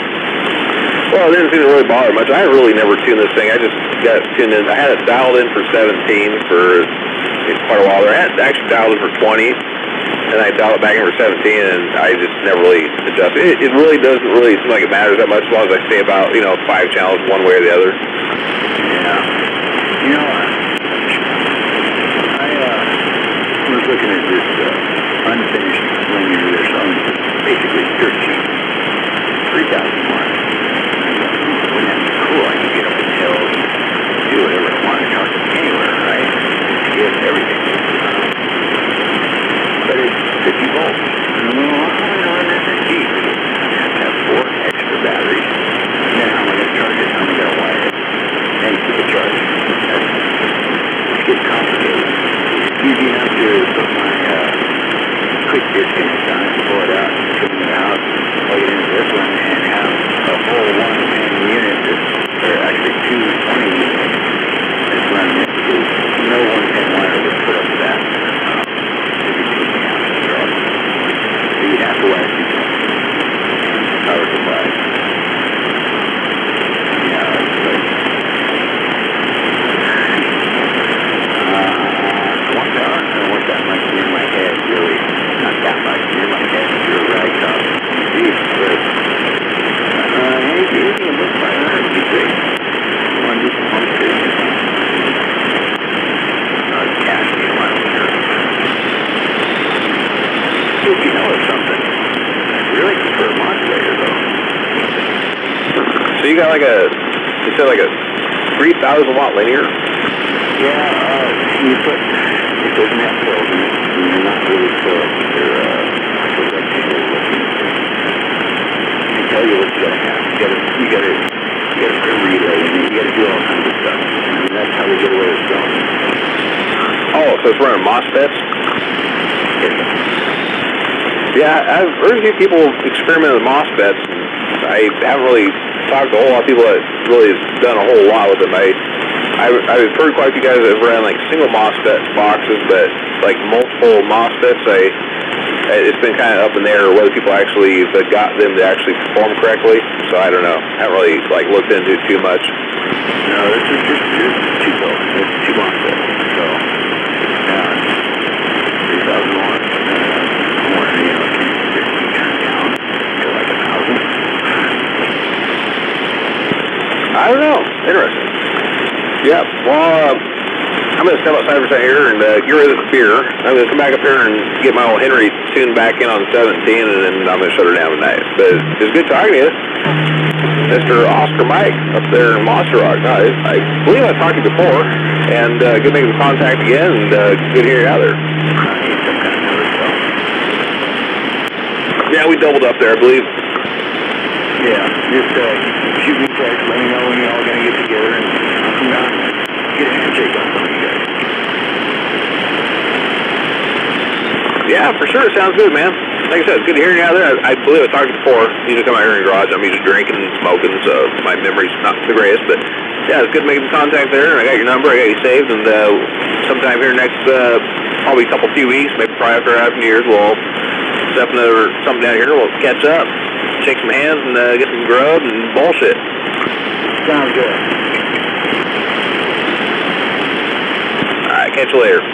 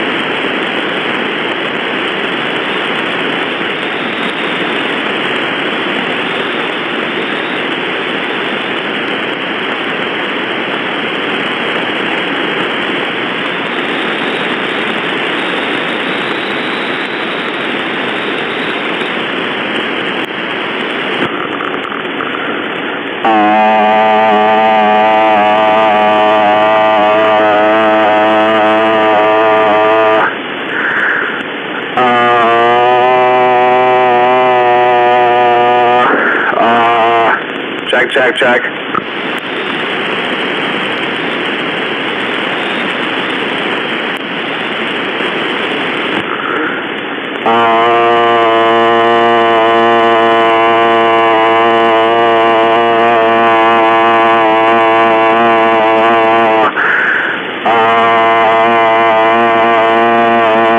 Check, check.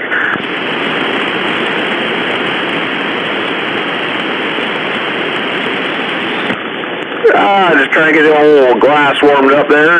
Get her tuned. I tuned her up on channel 6, and then I think I come back up here and get her tuned back on 17, where I spend most of my time. And it's really, really touchy trying to get her just peaked right out there. But I think I got her dialed in. It's swinging a little over 2K right there.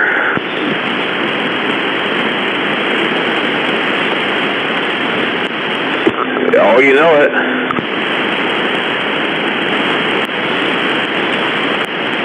Yeah, that's my old Henry 3KA 1978 technology, no doubt.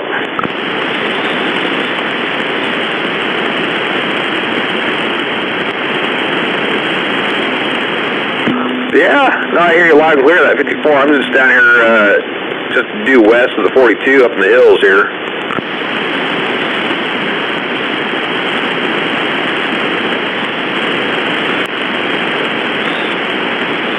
Yeah, the tubes are pretty well used. I got 3 more on the shelf, just backups. But no, I don't really ever tune her up to the other channel. I was down to 6, and I was like, went and tune her up down to 6, and I was like, oh, shelf. Tune her back up where I spend most of my time at, here on 17.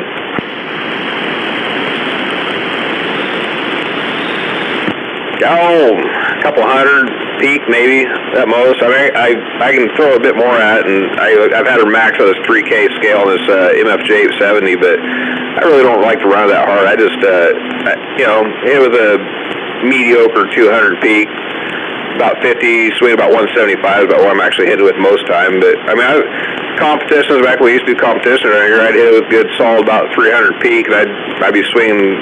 It would pretty much bang out this 3K scale on this meter, but yeah, I was really beating them up though.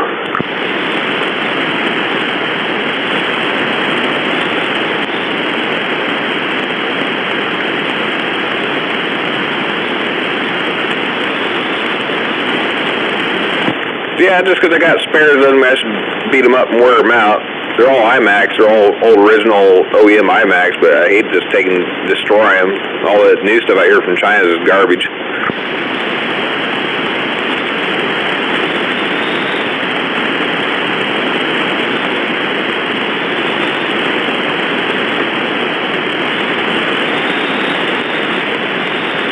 Well, shit, now we don't even do the competitions hardly at all here anymore.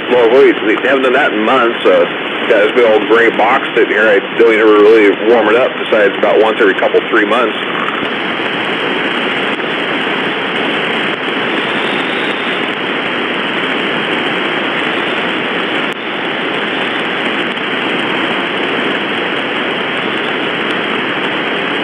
Yeah, if you're pulling in at 54, that must be that new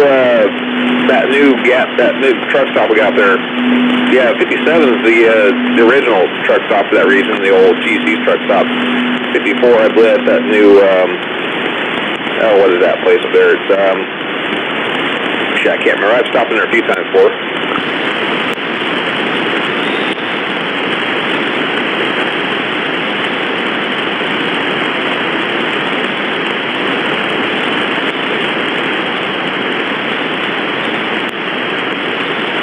They had diesel there for $4.54 a gallon for a bit there, and GC's dropped their prices down trying to take and compete, and eventually after a little bit they crept their prices back up. They're still lower than most places, but yeah, I'm kind of glad they didn't just keep it stupidly low forever, because it was beating GC's truck stop up, and they've been up there for fucking forever.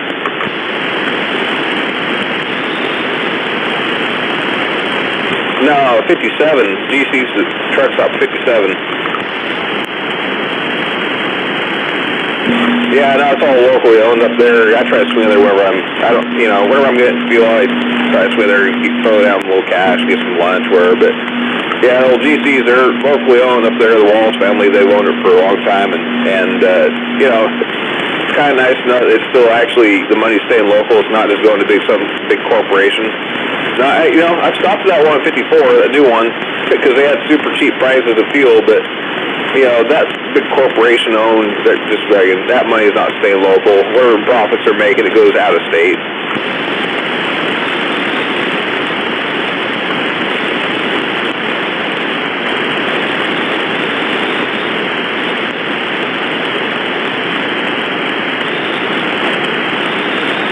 Yeah, you go up there at 57 in GCs, coffee's free when you get fuel.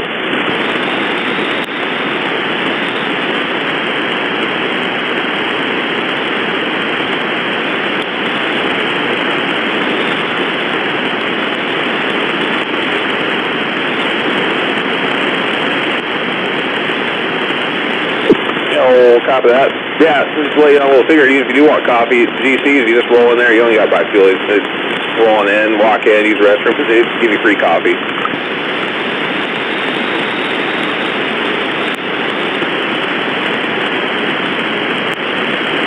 Alright, catch you later, good talk, I guess. Got the old contractor in Longview, I'm shutting her down, so I'm calling that.